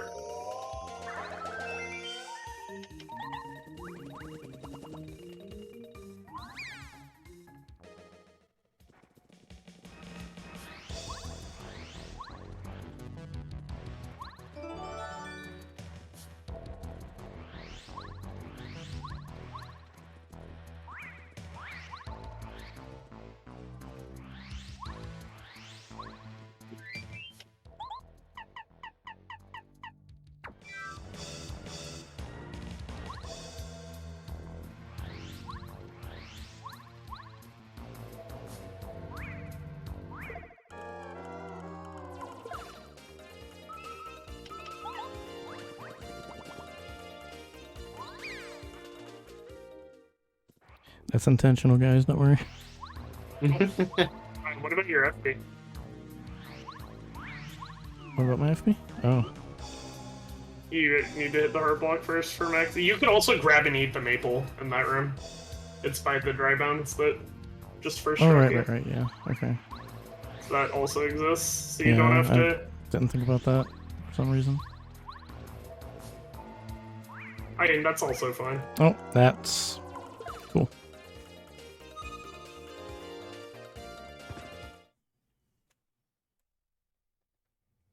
Oh my god. Oh no. That was so scary.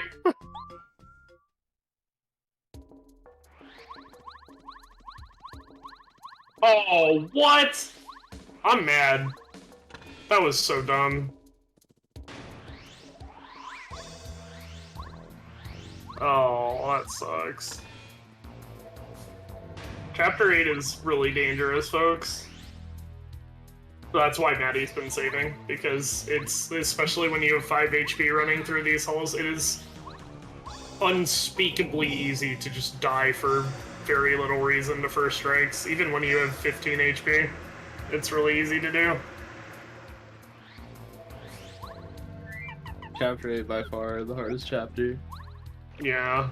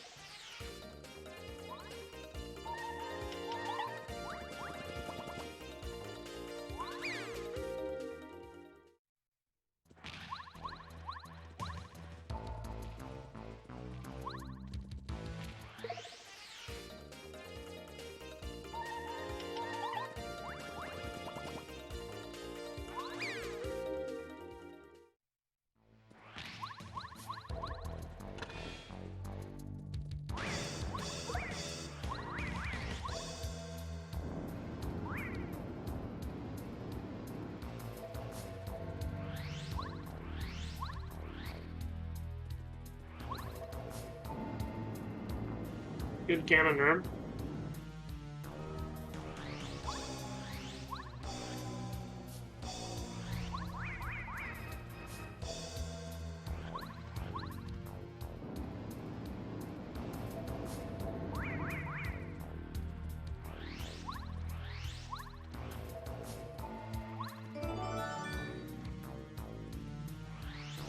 And a good lure. Hey, I'm behind you. I don't know why. I'm watching this at what seems like normal speed, but like every couple of minutes I refresh and suddenly I move ahead 30 seconds in time. I don't even know how this is happening when it's not like buffering. I have a thing from FFZ on Twitch that tells me how much delay I have. I have 4.7 seconds. That's not bad.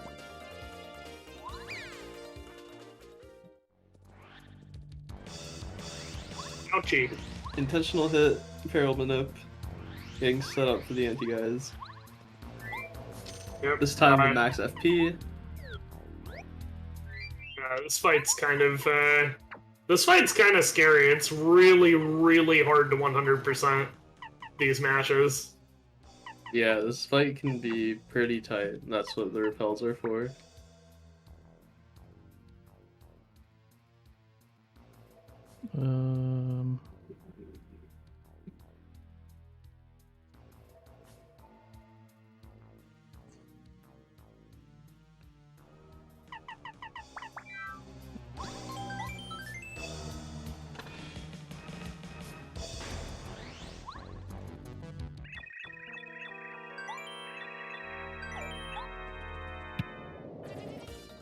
So this is both Watt and Cooper's final hurrahs in the run.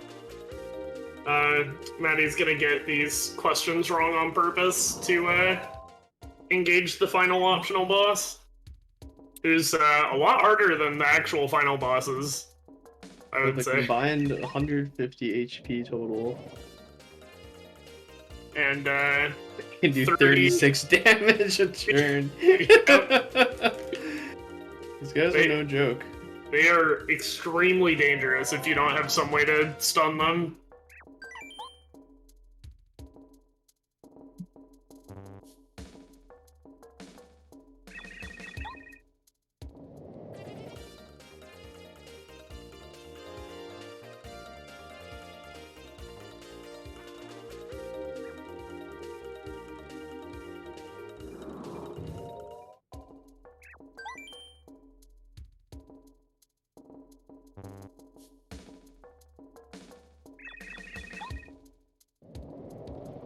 Here they come.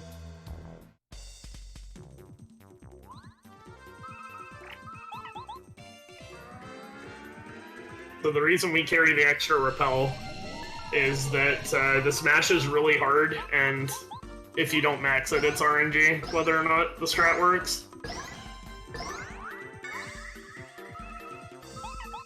But there, it worked on all of them, so it's fine.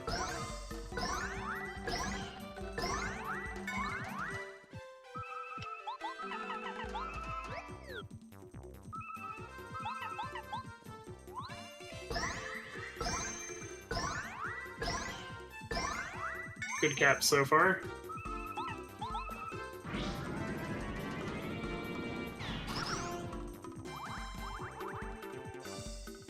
And welcome to the only time that Fire Shell is used in any kind of speedrun. Cooper is the next partner we need, and his final upgrade ability does exactly enough damage to murk those guys. It is a perfect kill, and it works in our favor beautifully. Yeah. Mario phasing through the door there. You technically don't need Cooper for this next section. You No, could you can use Bombette, but Fire Shell is cool, and Fire Cooper Shell is is- faster. Yeah, Fire Shell's cooler, and I'm pretty sure Fire Shell is faster than Power Bomb too. Also, just On because top of... Bombette explodes and flies into the air. Yeah. Bro. Alright, well, it's fine. These Oh hammers my are dude, what the heck? That's supposed to be safe, but sometimes that happens. Enemy There's a- movements in this run have been absolute nonsense. You should have been here for the early stuff, Lopez. Oh, Yeah, no. it's been crazy. The quick RNG has been some of the RNG I've ever seen in this game, and its enemy moves have been some of the worst. Real linebacker hammer bro up there.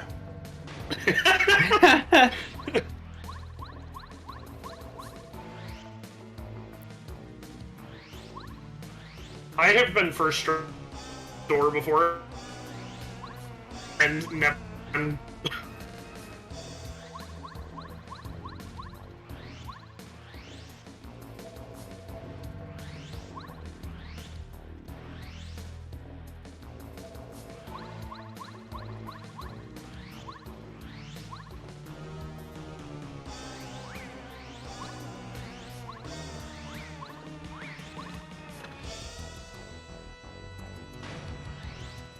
What am I doing?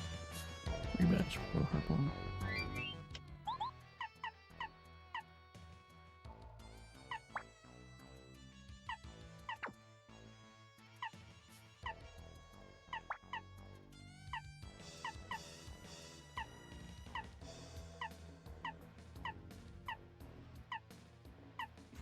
Where's quick change again? Oh, there it is.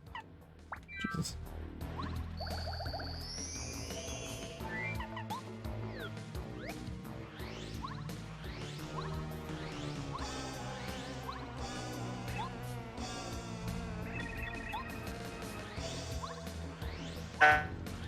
Is hilarious.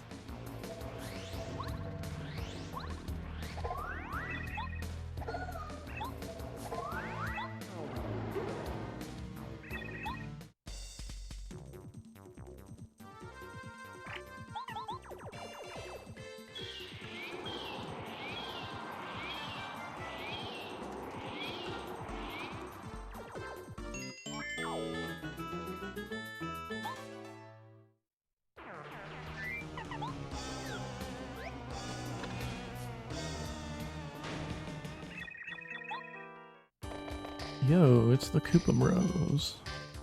Yo. Jeez. Is my mic breaking out for you guys? So chat seems to think there are problems with mine. If that's me you guys are referring to. A little bit. A little bit? But right now it's perfectly fine. Okay. Well, I went and muted and went in my settings to try and see what was going on, but I couldn't figure anything out. Well, right now you sound perfect. Oh. I think.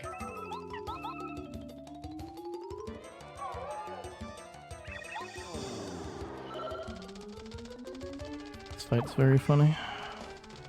Yep. It is very funny. The most powerful bosses reduced to 2 turns of power.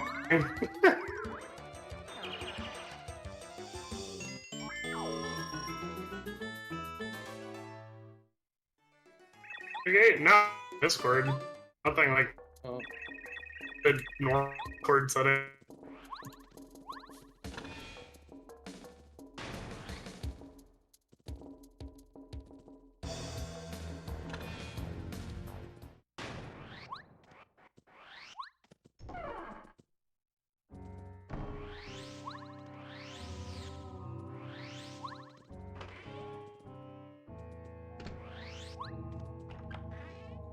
And there's our 80th badge. Excellent. There we go. There's all the things that we have to get. And now just 2 more fights. Yep, and both of them are really funny. They are. More so hallway, if Maddie is lucky enough to get a 6 cap. I think it's 6. I think it's What's 6, minimum? course, 8's even funnier. 8 is hilarious. It is. That's probably my favorite fight in the game. Yeah. For this route. Bounce on Bowser until he explodes. Okay,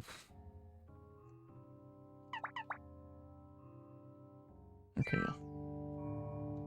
I need the maple.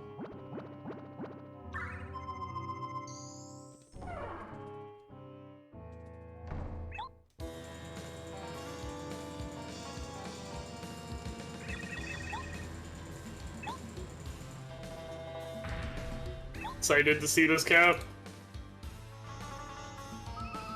Please give us the legendary 8 cap. Please. Please, please, Wow. please.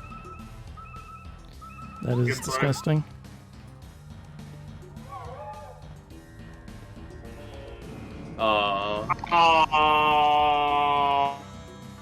Unfortunate. I think I said about the and it's still hilariously it's same as when 0 point burn and he just immediately jump times 2 doing 20 damage by itself is kind of filthy. It's disgusting.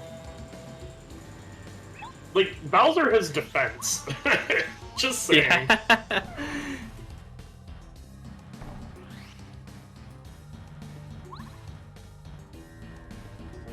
This shows how incredibly beefed up we are for Final Bowser.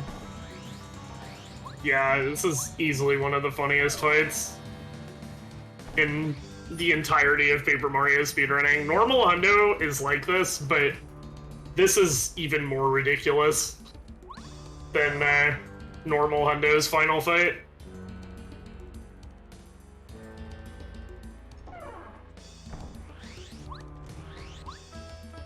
Oh, Dustin, there's no reason to save. It's not that I'm saving because I'm bold, it's that I'm not saving because we can deal so much damage that even if Bowser heals, it's not enough to save himself.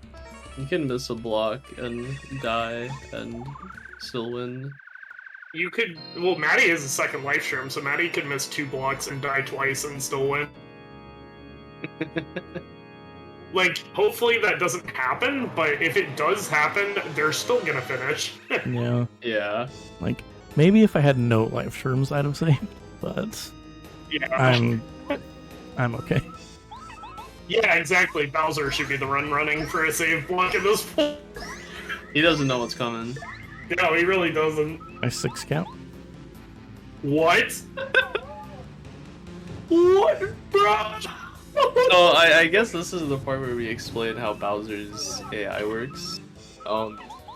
So Bowser has 99 HP, and it carries over from phase 1 into phase 2. So we're about to see how much damage Matty's A gonna 6 do. and a 4. So a lot of damage. And Bowser has 3 heals that he can use in phase 2 that'll heal him for 30 HP each. And he's allowed to heal if Bowser's HP as a percentage minus Mario's HP as a percentage is greater than 25. And if that's true, then he has a 75% chance to heal. Yeah. And because of how much damage we can output in phase 1, that can happen. But guess what? It doesn't matter because we can outdo that heal very, very easily.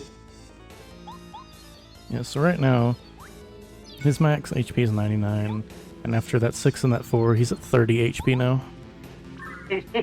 So he's basically dead already. Pretty He just doesn't know it yet.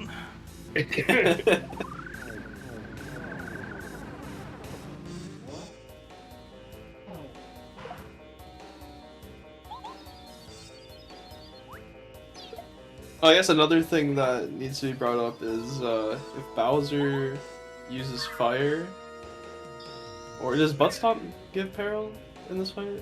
It doesn't. Okay, so if Bowser uses fire, we'll have peril, so we'll get the extra 4 damage. But if he does any other attack, then we'll be in danger. And because we have Power Rush, we'll still do +2 damage anyway. So it'd be even funnier if he gave us Peril by using Fire. But if not, it's okay. Yeah, the chances that Bowser is gonna die on Maddie's first bounce turn in Phase 2 are very high. Bowser's got 30, and if you get Peril, it starts at 9, 8, 7, 6. Whoops, a Peril 4 cap kills him. And 4 cap is 72%, and that's not factoring Dodge Master, so it's probably a lot more. Yeah. So yeah, he's basically dead. He just doesn't know it.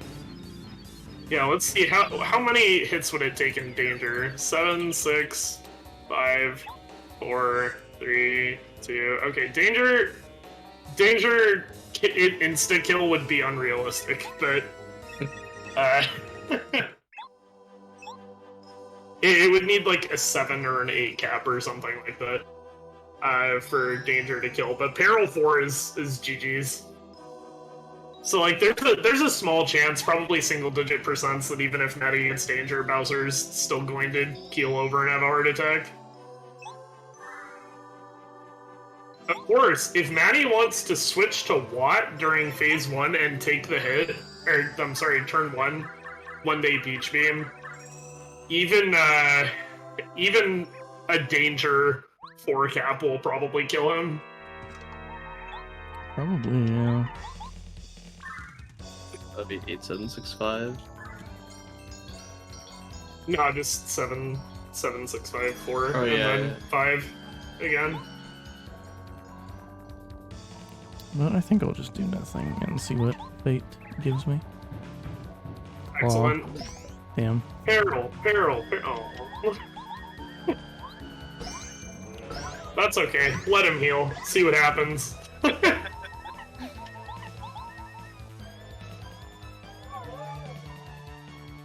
Wow. Fire, okay. Wow. Oh. I'm Neil.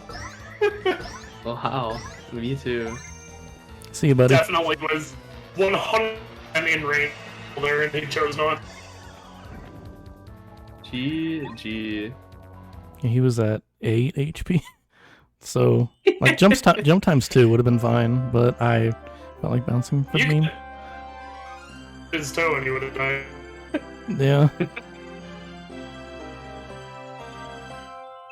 GG, Bowser is dead. Alright, and now we have the epilogue, which is about 6 minutes long. So it looks like you got a high 721 for this run. Not bad. Not bad at all, especially for a marathon run with all the safety strats. That's a really solid time. Absolutely. And a 721 is, in fact, a PB. Let's go! Let's go! Marathon PB! Congrats, Maddie! Congrats. Nice. Well earned. That's sick. Now you have the super blooper blunder out of your PB. Yeah, no, I just have You have literally everything else that happened this run. So much nonsense. Thanks, babe. That chapter 1, that chapter 8. It's mostly those two that were, like, particularly blunderful, but... Wonderful. Wonderful, wonderful PB. It wouldn't be a Glundo PB or a Glundo run without some kind of... There's always at least one. Oh, so time is a bit a ways away from now, actually. I just Yeah, noticed that it was stopped. Whoops. Oh. Yeah, time is when P traces runs. Like, Yeah, the reason for that is there's still a little bit of moving to be done. Yeah. yeah, Got 3 rooms bit of movement. schmoo. Still some movement, still some inputs.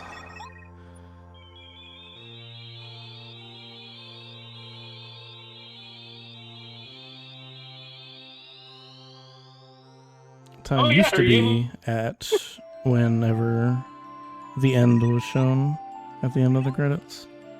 The good old days. Yeah, we Good changed days. that because it was stupid. Yeah. Sitting through a 10-minute parade and Yeah, I mean, I enjoy the credits and I do like sitting through them, but at the same yeah. time, I also like understand that probably best to just end at final input. I watch the Yeah. credits anyway. I don't need them 3 times. I watch the credits anyway, but I don't want to be like looking at my timer while I'm sitting there like trying to enjoy the fruits of my PV. That's fair. Yeah. Yeah. I'm neither one way or the other for RTA or JRTA, personally.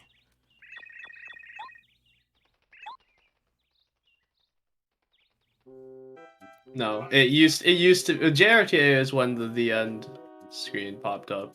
No. So like 8 minutes after it ends now or something. Mm-hmm. So the timing should end at the last input, which is at the castle scene where Peach raises her hands.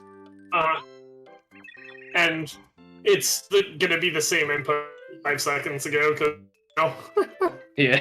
because we buttons to and text. Very Yeah. nice. Still got text to scroll and a couple of rooms to move in. Yeah, for whoever's ending the timer, there's gonna be a scene where where Maddie enters Peach's castle, and then gonna come out and then after a brief pause, she's gonna do one more text box and lift her hands in the air. Hands in the air on that frame is when we end RTA in this game. There's also a certain Yoshi to talk to. True. Talk to them. Yeah. It's 3 rooms and holding B. Also inputting down on the pipe.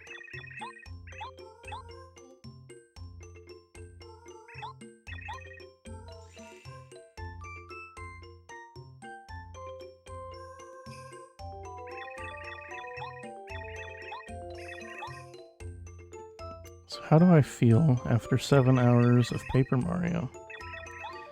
I don't need to touch this category again for a little bit. Yeah, PB, enjoy your time away before it inevitably sucks you back into the pit. That is glitchless 101%. Yeah. This Don't is worry. Well, maybe by the next time you're up to doing Glundo, we'll have a new route. this is a thick monster doozy of a run. I can sub 7 and I know I can sub 7, it's just a matter of time. Absolutely. It is very hard to do that. But It you is. definitely have it in you. And I was on pace for a while there, and it's mostly those endgame blunders that got me, but there was some other stuff scattered about that didn't help it. You were on pace for sub 7 in chapter, like, pretty much the whole thing. Yeah. And then Oh, after chapter that, 5 I forgot was Green pretty Tracker. bad too, the volcano. And then, Oh yeah, as I remember that now. yeah, chapter 1, chapter 5, and chapter 8 were like my worst for sure, and then everything else was okay. I definitely played it safe. And there's time, by the way. Nice. GG. GG's, Maddie. Alright, well, Congrats on the PB. thank you, and thank you all for having me. It's a doozy of a run, but it's also a really fun one. I enjoy it. It's fun, and also one of the video game. It's just such a good speed game, and just It's a good game in great. general. Definitely encourage people if they were definitely for thinking about running Paper Mario, give it a shot. It's super fun. There's a lot of helpful people in the community. I have to show off glitches. Oh, do I? You do. You do. Watch the first, or are we gonna hop right in? It's there's a lot to talk about. There's so much going on in this game. Now to do it all over again, glitched Hundo, surprisingly, like the difference between glitched Hundo in this category, it's not that much longer, this one. The difference in world record is like an hour and minutes between the two, which is less than you would expect, I think. It was so Exactly. surprising when we found out how fast we could make glitches 101%. Go straight to glitches, you think? Okay. Actually, if y'all don't mind, I will take just a brief moment. Yeah, I Use the I bathroom wanna and use the stretch. bathroom. I've been on mic for 7.5 hours. I need to BRB. Alright. All right, Lopez. It's your turn to run the show. BRB, buddy. Well, as you can see, we have the credits playing. Very cool credits. Honestly, this is I'm biased for sure, but this is probably my favorite N64 credit. This might be my favorite credit sequence ever, really. The N64 games credit sequence just hit different. I am a runner as well, actually. I mainly specialize in glitchless. I'm 3rd place in just regular glitchless. And I do a little bit of any percent on the side for fun. Very fun. And I've done glitchless 101% as well. I actually helped in the routing of this with Mix 4 back in the summer, actually, of this year is when we kind of put our brains together and figured out how we could make this meme a reality. And yeah, this is the run that we came up with. And there's still so much room for route optimizations and improvements, so the times can definitely get taken down. That's a project for a later date, though. Routing in this game is really fun. There's just a lot of things that you got to take into account for as far as balancing your stats and manipulating peril, and how to make the fights fast for the restrictions that you have. So there's another category that was developed this year called No Major Sequence Breaks, which is kind of like all cards, except you're not allowed to time travel. You're not allowed to go backwards in sequence with no major sequence. Actually, yeah. I don't remember the definition. I helped a little bit, but not as much as I did with Glitchless Hundo. Basically, you can't skip entire chapters with no major sequence breaks. How long did it take to route this run? That's a really good question, because a lot of the framework was already laid down for us by a certain someone named Fionordequester back in late 2019, was around in the community, and I joined mid 2019, and so did Mix 4. And this guy kind of wanted to push glitchless 100% as a category, and he incidentally like made a route for it. His fights were not very fast whatsoever. There were some pretty funny fights in there that we'd probably laugh at today for how slow they are, but given it was just one guy at the time working on the route all by himself and starting from scratch, the recipes were phenomenal. There were barely any changes we had to make with the recipe routing, and so a lot of the recipe routing you see in this route is actually from Fionordequester back in late 2019. I see we're talking about the original router of this category. He did such a good job. Yeah. So much of it, just one dude doing that route all by himself. Like, we had most of our work done when we picked it up. Right, we just worked on it and made it better. So to get it from the state it was in then to where it is now, it took like what, a couple days? I think of several hour sessions of grinding it out. It was a couple, but I wasn't doing anything else because I just had surgery. So I couldn't even run. So I was like, "Yo, let's." Changes itself, and we were like working brain didn't do it at the time. that was really fun. The farming phase was good for this, and it was fun to enjoy, you know, the scuffed fights that were there before. You know, not in the wow, this person's bad at routing. Obviously, we don't think that, but like, just like some of the solutions that Fiona DeQuester came up with for some of the fights were really funny. Like the Stonecap anti-guy fight is one of the dankest fights in the run, and that is a Fiona DeQuester original. It is. That we kept that fight because it was actually like suddenly financially lucrative to keep that in. That Stonecap fight is worth 15 coins. It saves us or earns us 15 coins. It goes a long way in this category. It goes a really long way. When you start to think about, there's a reason we equip refund immediately as soon as we get it, and we keep it on for over 2 chapters. Those coins add up. And so you'll see how Maddie only had to grind for 30 coins in Flower Fields. There's a reason that's viable. Yeah. And I honestly, I think that's the least coins I've ever seen someone have to grind there before.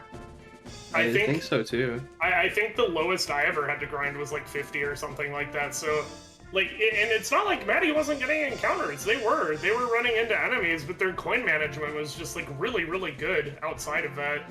Yeah, absolutely. Along with the improvements that the route made, that, you know, there was barely any grinding in a category that before its like actual inception was known to as what was probably going to be a ridiculously grindy category, and we managed to route almost all of that out. Answer your question, Scythe. Cardalzias is not allowed in no major sequence breaks. That's a good category too. Yeah, if you like talk about how it was. Yeah, that's a funny trick. Depends on how you feel about Gourmet Guy Skip, because if you like it, the category is amazing. If you don't like it, you're never gonna want to touch it. Yeah, you get to see some cool glitches, like some old glitches that you may or may not know about, such as Gourmet Guy Skip, also featuring Early Train. Yeah, Early Train's a really cool one too. That's a throwback. Alright, well, I am back. Welcome back. And again, you got here the credits. The end. I got here just And there in it time. is. That would have been JRPA. Right when the end pans to the bottom right corner of the screen. Yep, there we go. JRTA has been completed.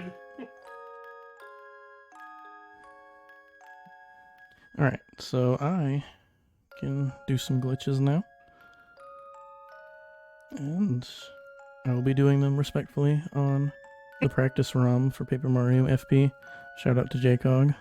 Oh, it's a JCog. Shout out to JCog. That's definitely another tool that has pushed Paper Mario speedrunning forward in the past year. We didn't had practice for FP. Them were like quite as good as that JCog came up with and is still working on to this day. And it's public too. There's an official 1.0 release of it, which you can find on speedrun.com.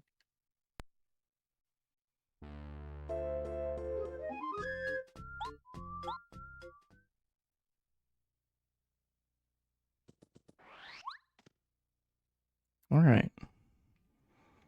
So what is some good stuff that I could show? What do y'all think? I've already got one in mind in particular. I'll start off with probably my favorite. Sushi Glitch is a very good one. That is a very good one. A fan favorite. Alright, so there's actually 2 ways of getting Sushi Skip that I know of. And this is by far the easiest one. So you can just hold up, like, where Mario's foot is right here, like where the water meets the ice. And just mash C down. Eventually you'll find the magic pixel. Yeah. There is like 1 unit or something like that where There it this is. can happen. It's pretty, it's actually pretty hard to execute.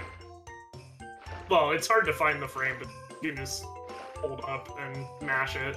And there and you keep go. trying that way. It's less precise to do it in arcade.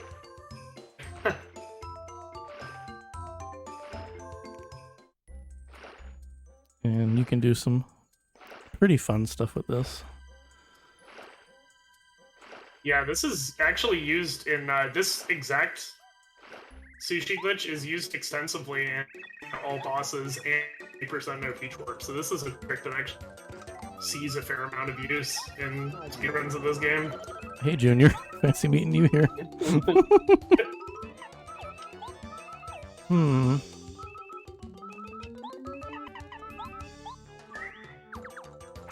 I wasn't expecting this, so... Well, maybe you do have Daryl.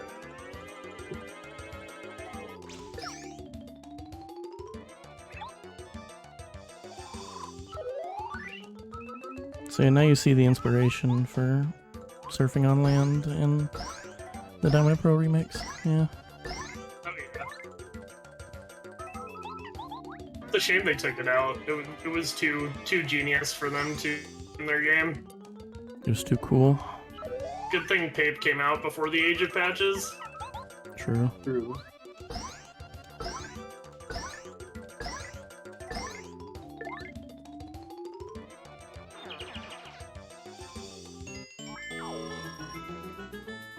Alright, and so funny enough, we're now off sushi after that battle. But if you see, Mario is like walking in place. And you can notice that he doesn't have a shadow.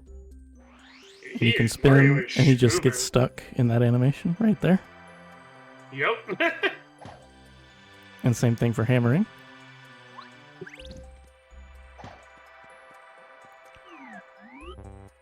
And if you hear that buzzing, it's me pressing start. I can't open the menu.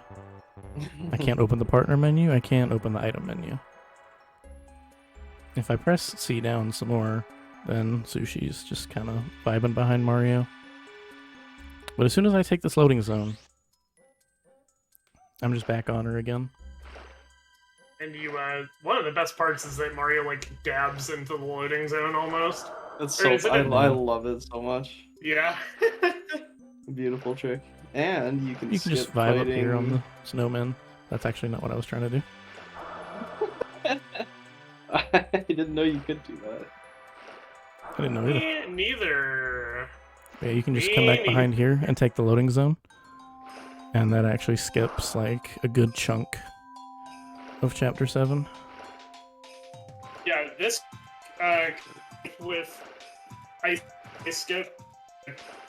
Please skip a third of 7, in categories that need to kill Monstar and Junior, so... all bosses mostly, and probably around there. You skip around a third of the chapter by doing this, and you can also, as opposed to peach warping. So like there are categories that need to kill bosses. All bosses does this. No peach warp does this because you can peach warp, and it's actually faster. You skip more of chapter 7. But you can't do that in the no peach warp, no wrong warp category. So you just do this instead. It's really, really broken.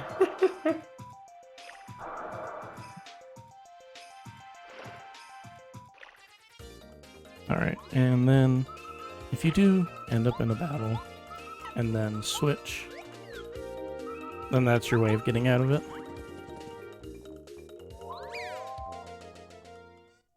Yep. You can do that. You can use that upgrade block up there.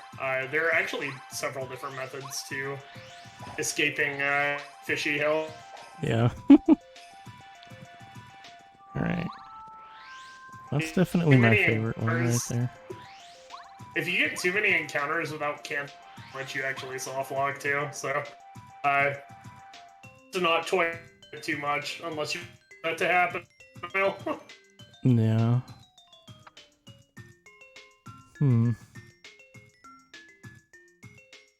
I just love looking at Chapter 5 and then seeing that there's just so many tricks. And you could do the sushi peach warp adjacent in the vault, where you can. I could do store sushi the peach warp. spring. Oh, well, I mean, I was gonna talk about where you store the springs in stopped time, and then you activate them all at the same time and go flying into the background. I think that one's really funny. That is a good one. Oh yeah, I'm actually like, how much do you have to do that exactly? 68 seconds, I think, is the most you can do before you just crash. That's funny. What? I guess I've never. I guess I've never taken it that far. Yeah. Right, well, a good place to warp, regardless, is that room. So. Yeah, that room is easily the most broken room in the game. It's the centerpiece to some of the most insane glitches in this game, easily. Yeah, this room is extremely silly. It's the most broken room in the game. Yeah. You just get Colorado on here.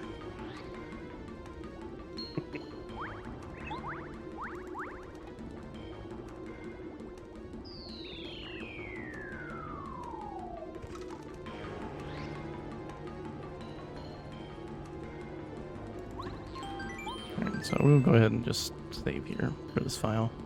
But I actually do want to do Sushi Peach Warp. Just because it's very funny.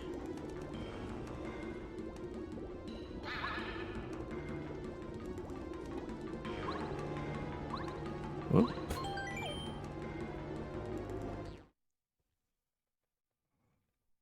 That was definitely trying to spin jump there. Mario just wasn't having it.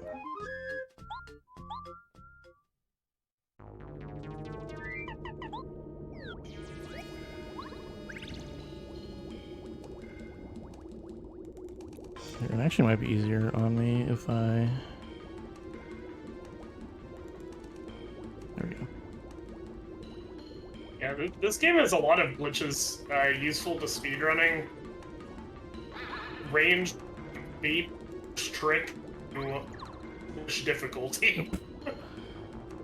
It's very easy to soft lock while trying to do this. Yeah. In a couple different places too, not just here.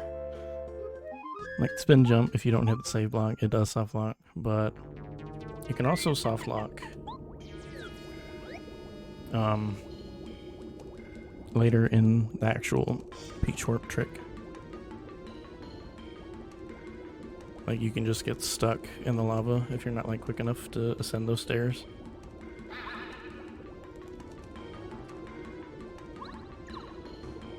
Bruh. Okay. Wait, actually, I don't have to just keep reloading, do I? Oh no.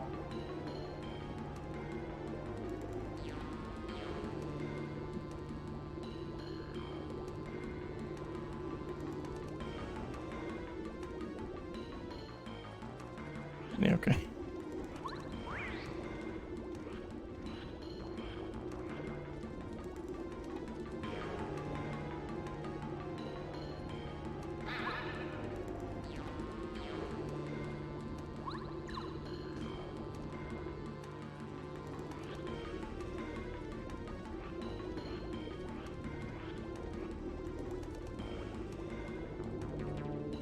In case you haven't picked up on it, the objective is trying to spin jump into the save block, and it's not as hard as I'm making it out to be, I promise. It is a frame perfect input, I think, or 2 frames. It's something like that. It's not free. Alright, so... Oops.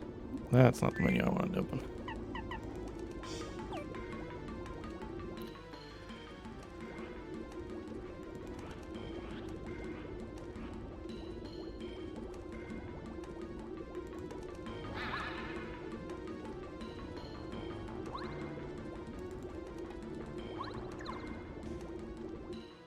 It's really not this hard.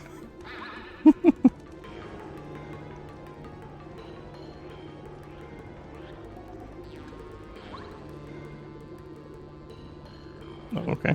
Sure.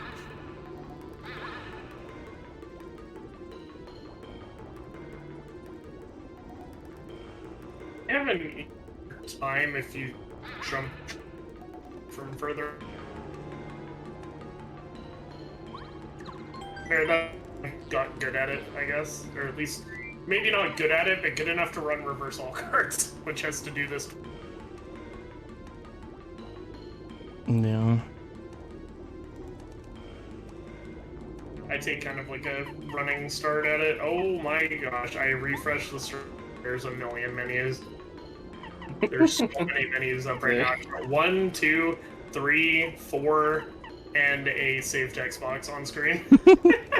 Yeah, it's a lot of menus here.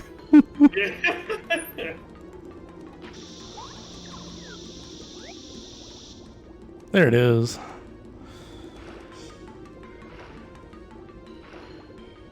If I'm not mistaken, this works through RAM manipulation.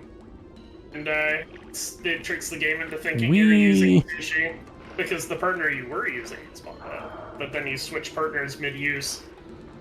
I'm not sure what purpose the spin jumps, but I'm sure it's vital. I just don't know what it does. This is very complicated why this works. I could not tell you. Yeah. That's Oh, this is interesting. Uses of the game.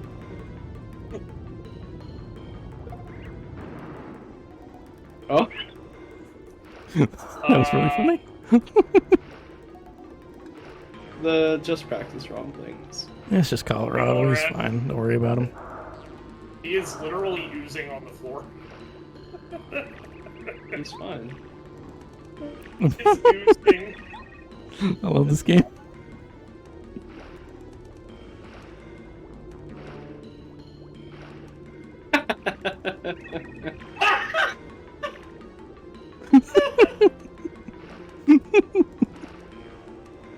He's fine.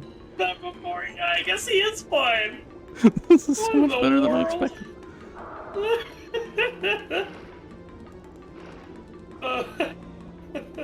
Oh, don't worry, it's just Paper Mario. That's what you're looking at. Oh, does this practice ROM have the capability to load Twink as a different partner? Because I feel like that would be a great thing to show off, but I don't know if you have the old practice ROM. On soft locks, that's really funny.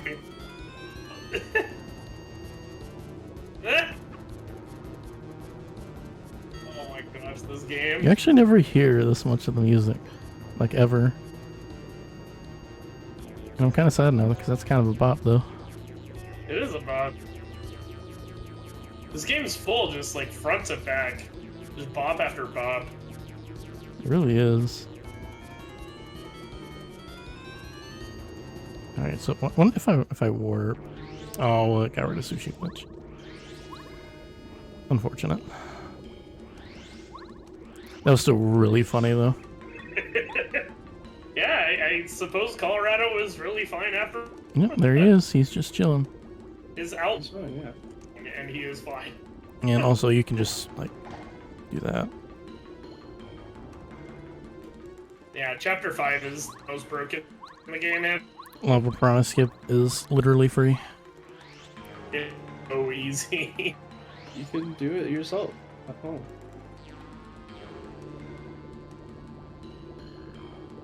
There's some tricks in this game that are just really, really, really easy.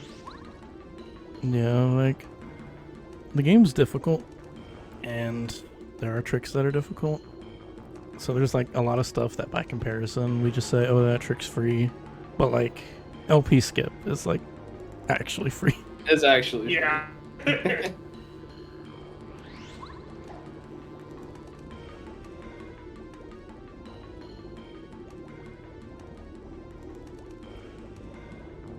Okay, what else can I do in here? Really, the question is, what can't I do in here? But There's a lot. If you stop time and then jump on the springs, like, consecutively and then use the partner menu to restart time, you get a funny effect. But there's also, like, a lot of different parts of the game. Like, if you enter the Goomba Bros fight with Watt, that's really funny. There's, like, Lackey Jailbreak is also a pretty cool trick. That is a really cool trick. That was also discovered this year. Yeah. And there's something you can do in Mario and Luigi's house where you can just use Cooper in a specific spot and it just makes you fall out of bounds, which is really funny. Yeah. Okay. There's a lot. There's also Baby Partner, but I actually don't know how to do that. I don't either, actually. Yeah, so... Lucky Jailbreak. I actually don't know how to do that either. It's just pretty easy. All you have to do is be on Lackey, and then dismount him with C down, and at the same time press C right for the partner menu, and then switch partners. So it's a dismount and partner menu at the same time, basically? Yes. Mm-hmm. Same frame.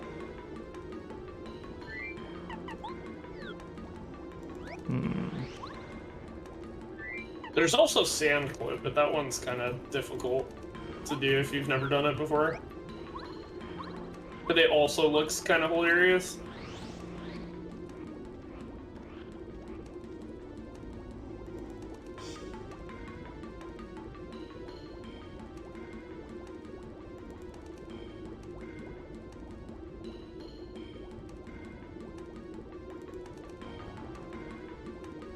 So that doesn't look like much, it's just like a small height gain off Blackie.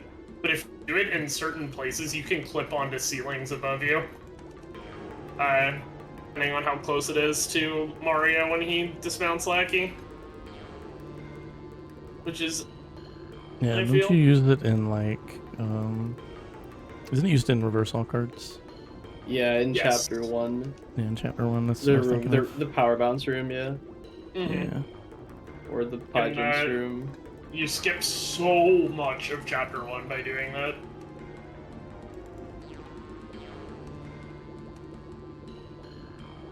We should be good soon, TM. Okay. Oh, okay. Which room is that? Oh, that was... Cooper switch room, probably. Yeah. Yeah.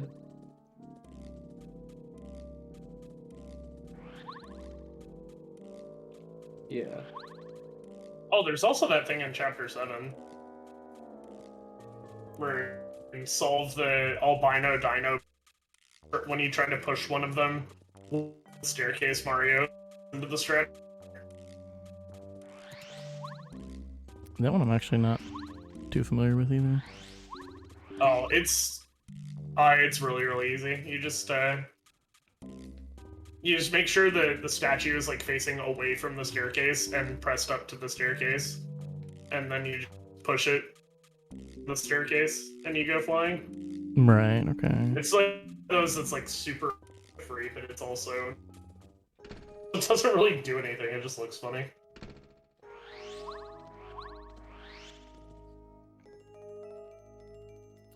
Trying to think of other stuff that like I actually know how to do. No. Oh, okay. Oh, okay. Yoshi skip. Yoshi skip? I could do that.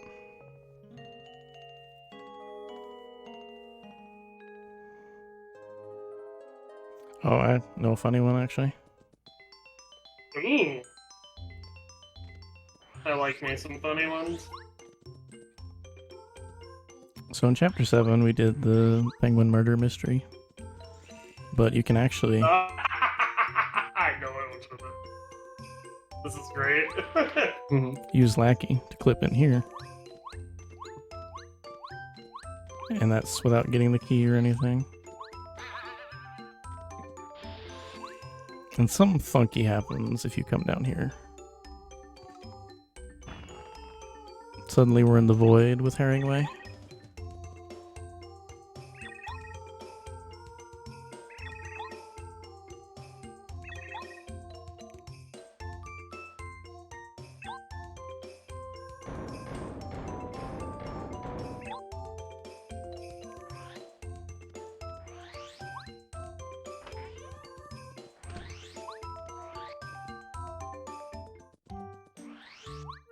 What happens when you talk to Quizmo after finishing his quizzes? Quizmo, once you finish his quizzes, just doesn't appear anymore.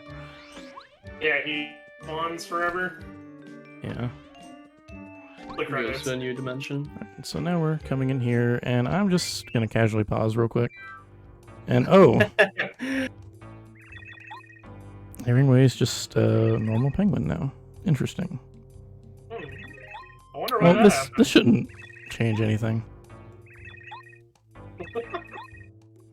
This is one of the most bad things even happen. Like, I know why it crashes, but like, why is he turned into a normal boy?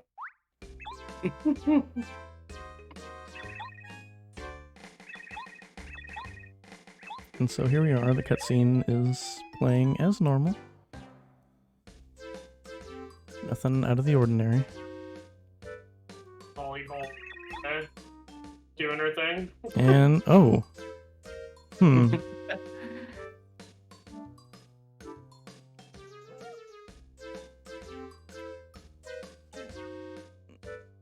So yeah.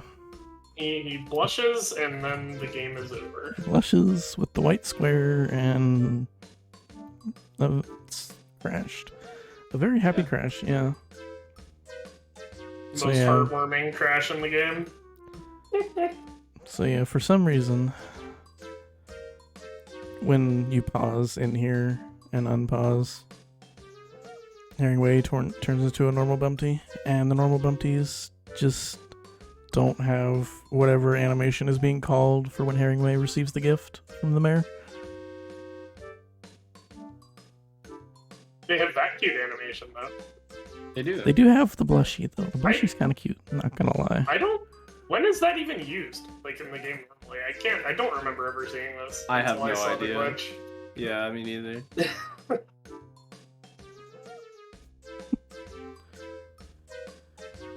And also shoutouts to the JP version of the game for just letting the music continue. Yeah. No crash True. handler to speak of. No. When someone me with gifts.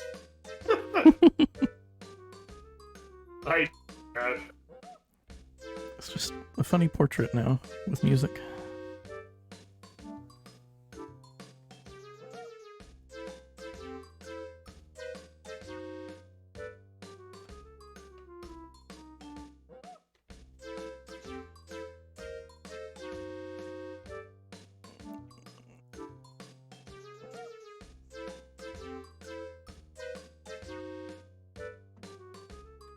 This game is very silly.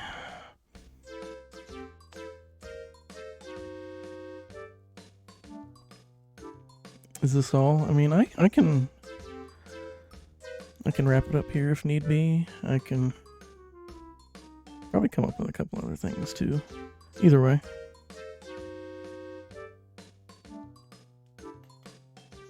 This is a very, very goofy game. It is.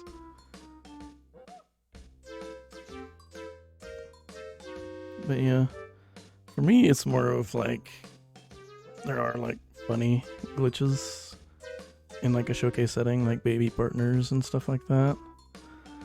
And I just like don't know how to do some of those. For me it's mostly just like speedrun related stuff, and then like these funny crashes like this one I know how to do. Yeah. These are pretty great. I really like this. You can show off the... Oh, you know what you can do? Show off the Toad the VHS. And do what now? The Toad VHS that most people haven't seen. It's also... It's really fun. Not in its application, but just in executing it. Really funny. Oh yeah. That would be kind of funny. Here, well, let me reset. And I actually... One more time for my ears. I actually didn't hear what you said. What Oh, code now? The method Blue House. Oh, my lovely blue house skip method. Yeah, 2 shrooms, 1... 2 Very- shrooms, 1 house. Yep. Okay. so this is the infamous Blue House, and if you're familiar with speedrunning of this game in any capacity, then you're probably familiar with Blue House Skip. And basically you would just spin here, jump. Because wow, you can just jump right through this roof. And there's a few different methods to do this beyond just that jump. And one that is extremely silly is that you can lure these toads. They have a wandering radius like this area. But you can actually lure them by getting in their like speech bubble radius, like so. And the idea is their wandering radius this way ends like about where that black square is right there. And so the idea is to lure them both over here and have one push the other out of said radius, and at that point you can just lure them to wherever. There's certain PC type in this game that can be lured. That Troopa in the Outpost is another one of them, but basically some NPCs are of a certain type that will walk towards you. Like if they choose to walk, then the direction they're gonna choose to walk in is towards you if you have been within the dialogue bubble. So you can you can schmix these guys so they come very slowly. And this is the third fastest VHS method and very hard to control. I hate that it's not the slowest, that would be real. Yeah, this is not the slowest VHS, but it sure is the frustrating one. Alright, so we've gotten this blue toad out of the radius, and so now what we can do is we can spin and hammer once he's at... We don't want him too close, but we want him like close enough for Mario to be able to actually clip in between here. He's just a little bit too close. Come on, guy.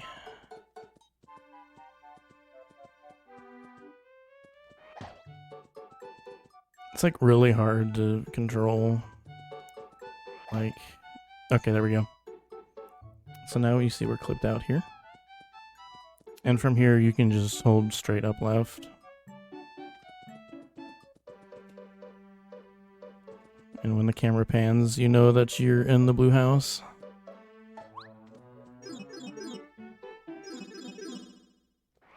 And look at that. One of the most tedious tricks in the game, also one of the funniest. There are methods to do this in a even the majority of the Toad method. It's a great method, and not because it's very good, because you can actually be trolled a lot. But it's just that it's really easy to do. And it's really funny. Yeah, which is for sure. definitely the best quality about it. Yeah, I still do glitched category speedruns with that method. Just because of how easy it is. And how fast it can be. Two shrooms, one house.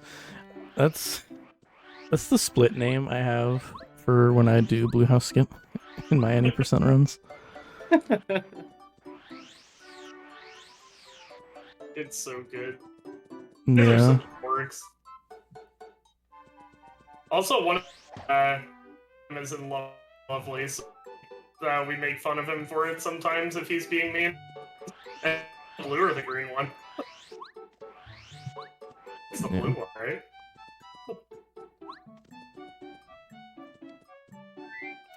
Also, another funny thing that we actually mentioned earlier is that hitting this tree right here brings up the playroom pipe, which we never go to the playroom for, which is 101%. Because if our coins depended on that, then just God help us. But so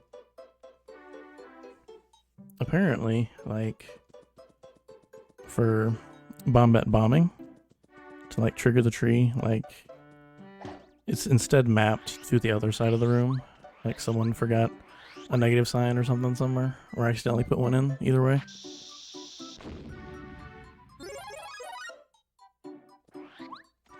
So you bomb over here, and wow, there's the pipe. Wow. Yeah, someone screwed up. They were making this room. Someone made it funny. This game is very well put together. Game is great. Sure.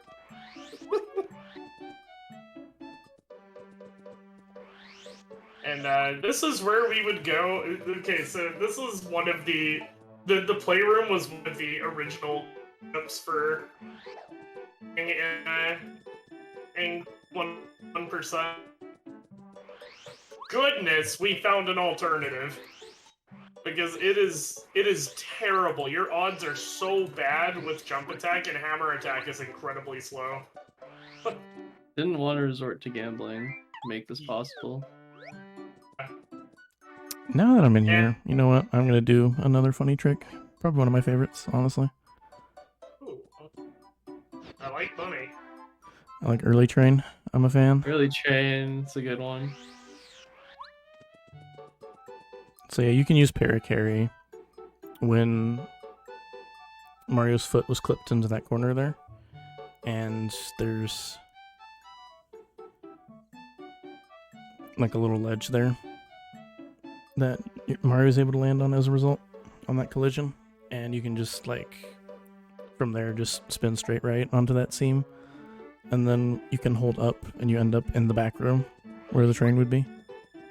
And so you can collect the train and whatever else back here. This used to be used in all cards, like way back when. But now all cards does the chapters significantly out of order to the point where you enter chapter 4 in an already completed state, so there's no this. This used a lot of Mega skip and no major sequence breaks. And Buzzar skip, with like ancient technology tricks used in that category that aren't in any others.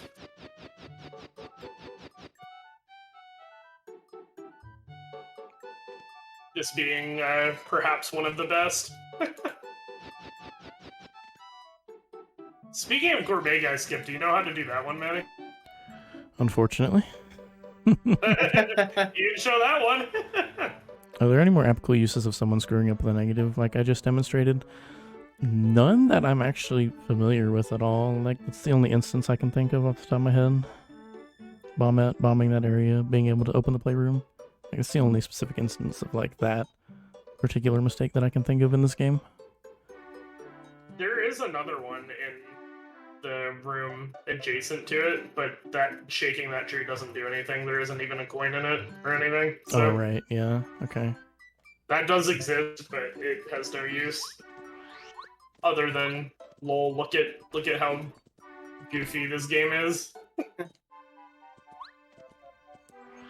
But yeah, so once you've grabbed that train, what you do is like you line yourself up in like that top right corner, that back top right corner of the shop. And you can para-carry a couple times, and you want to stop the third use of para-carry at around like the 6th flap. And that just sets you up at a good spot for being able to just hold straight right and then rolling to down. And then that's how you get back into the front room of the shop, and then you're just free to go. And that was used to be used in all cards, yeah, for early access to chapter 4, and it's a thing in no major sequence breaks. Yep. No major sequence breaks, just being like almost like a snapshot of 2013, 2014 all cards. Maybe even earlier than that. It's like very, very, very old stuff, which is one of the reasons it's so cool as a category. Couldn't remember what show coordinates was. Because Lord help me if I ever do it otherwise.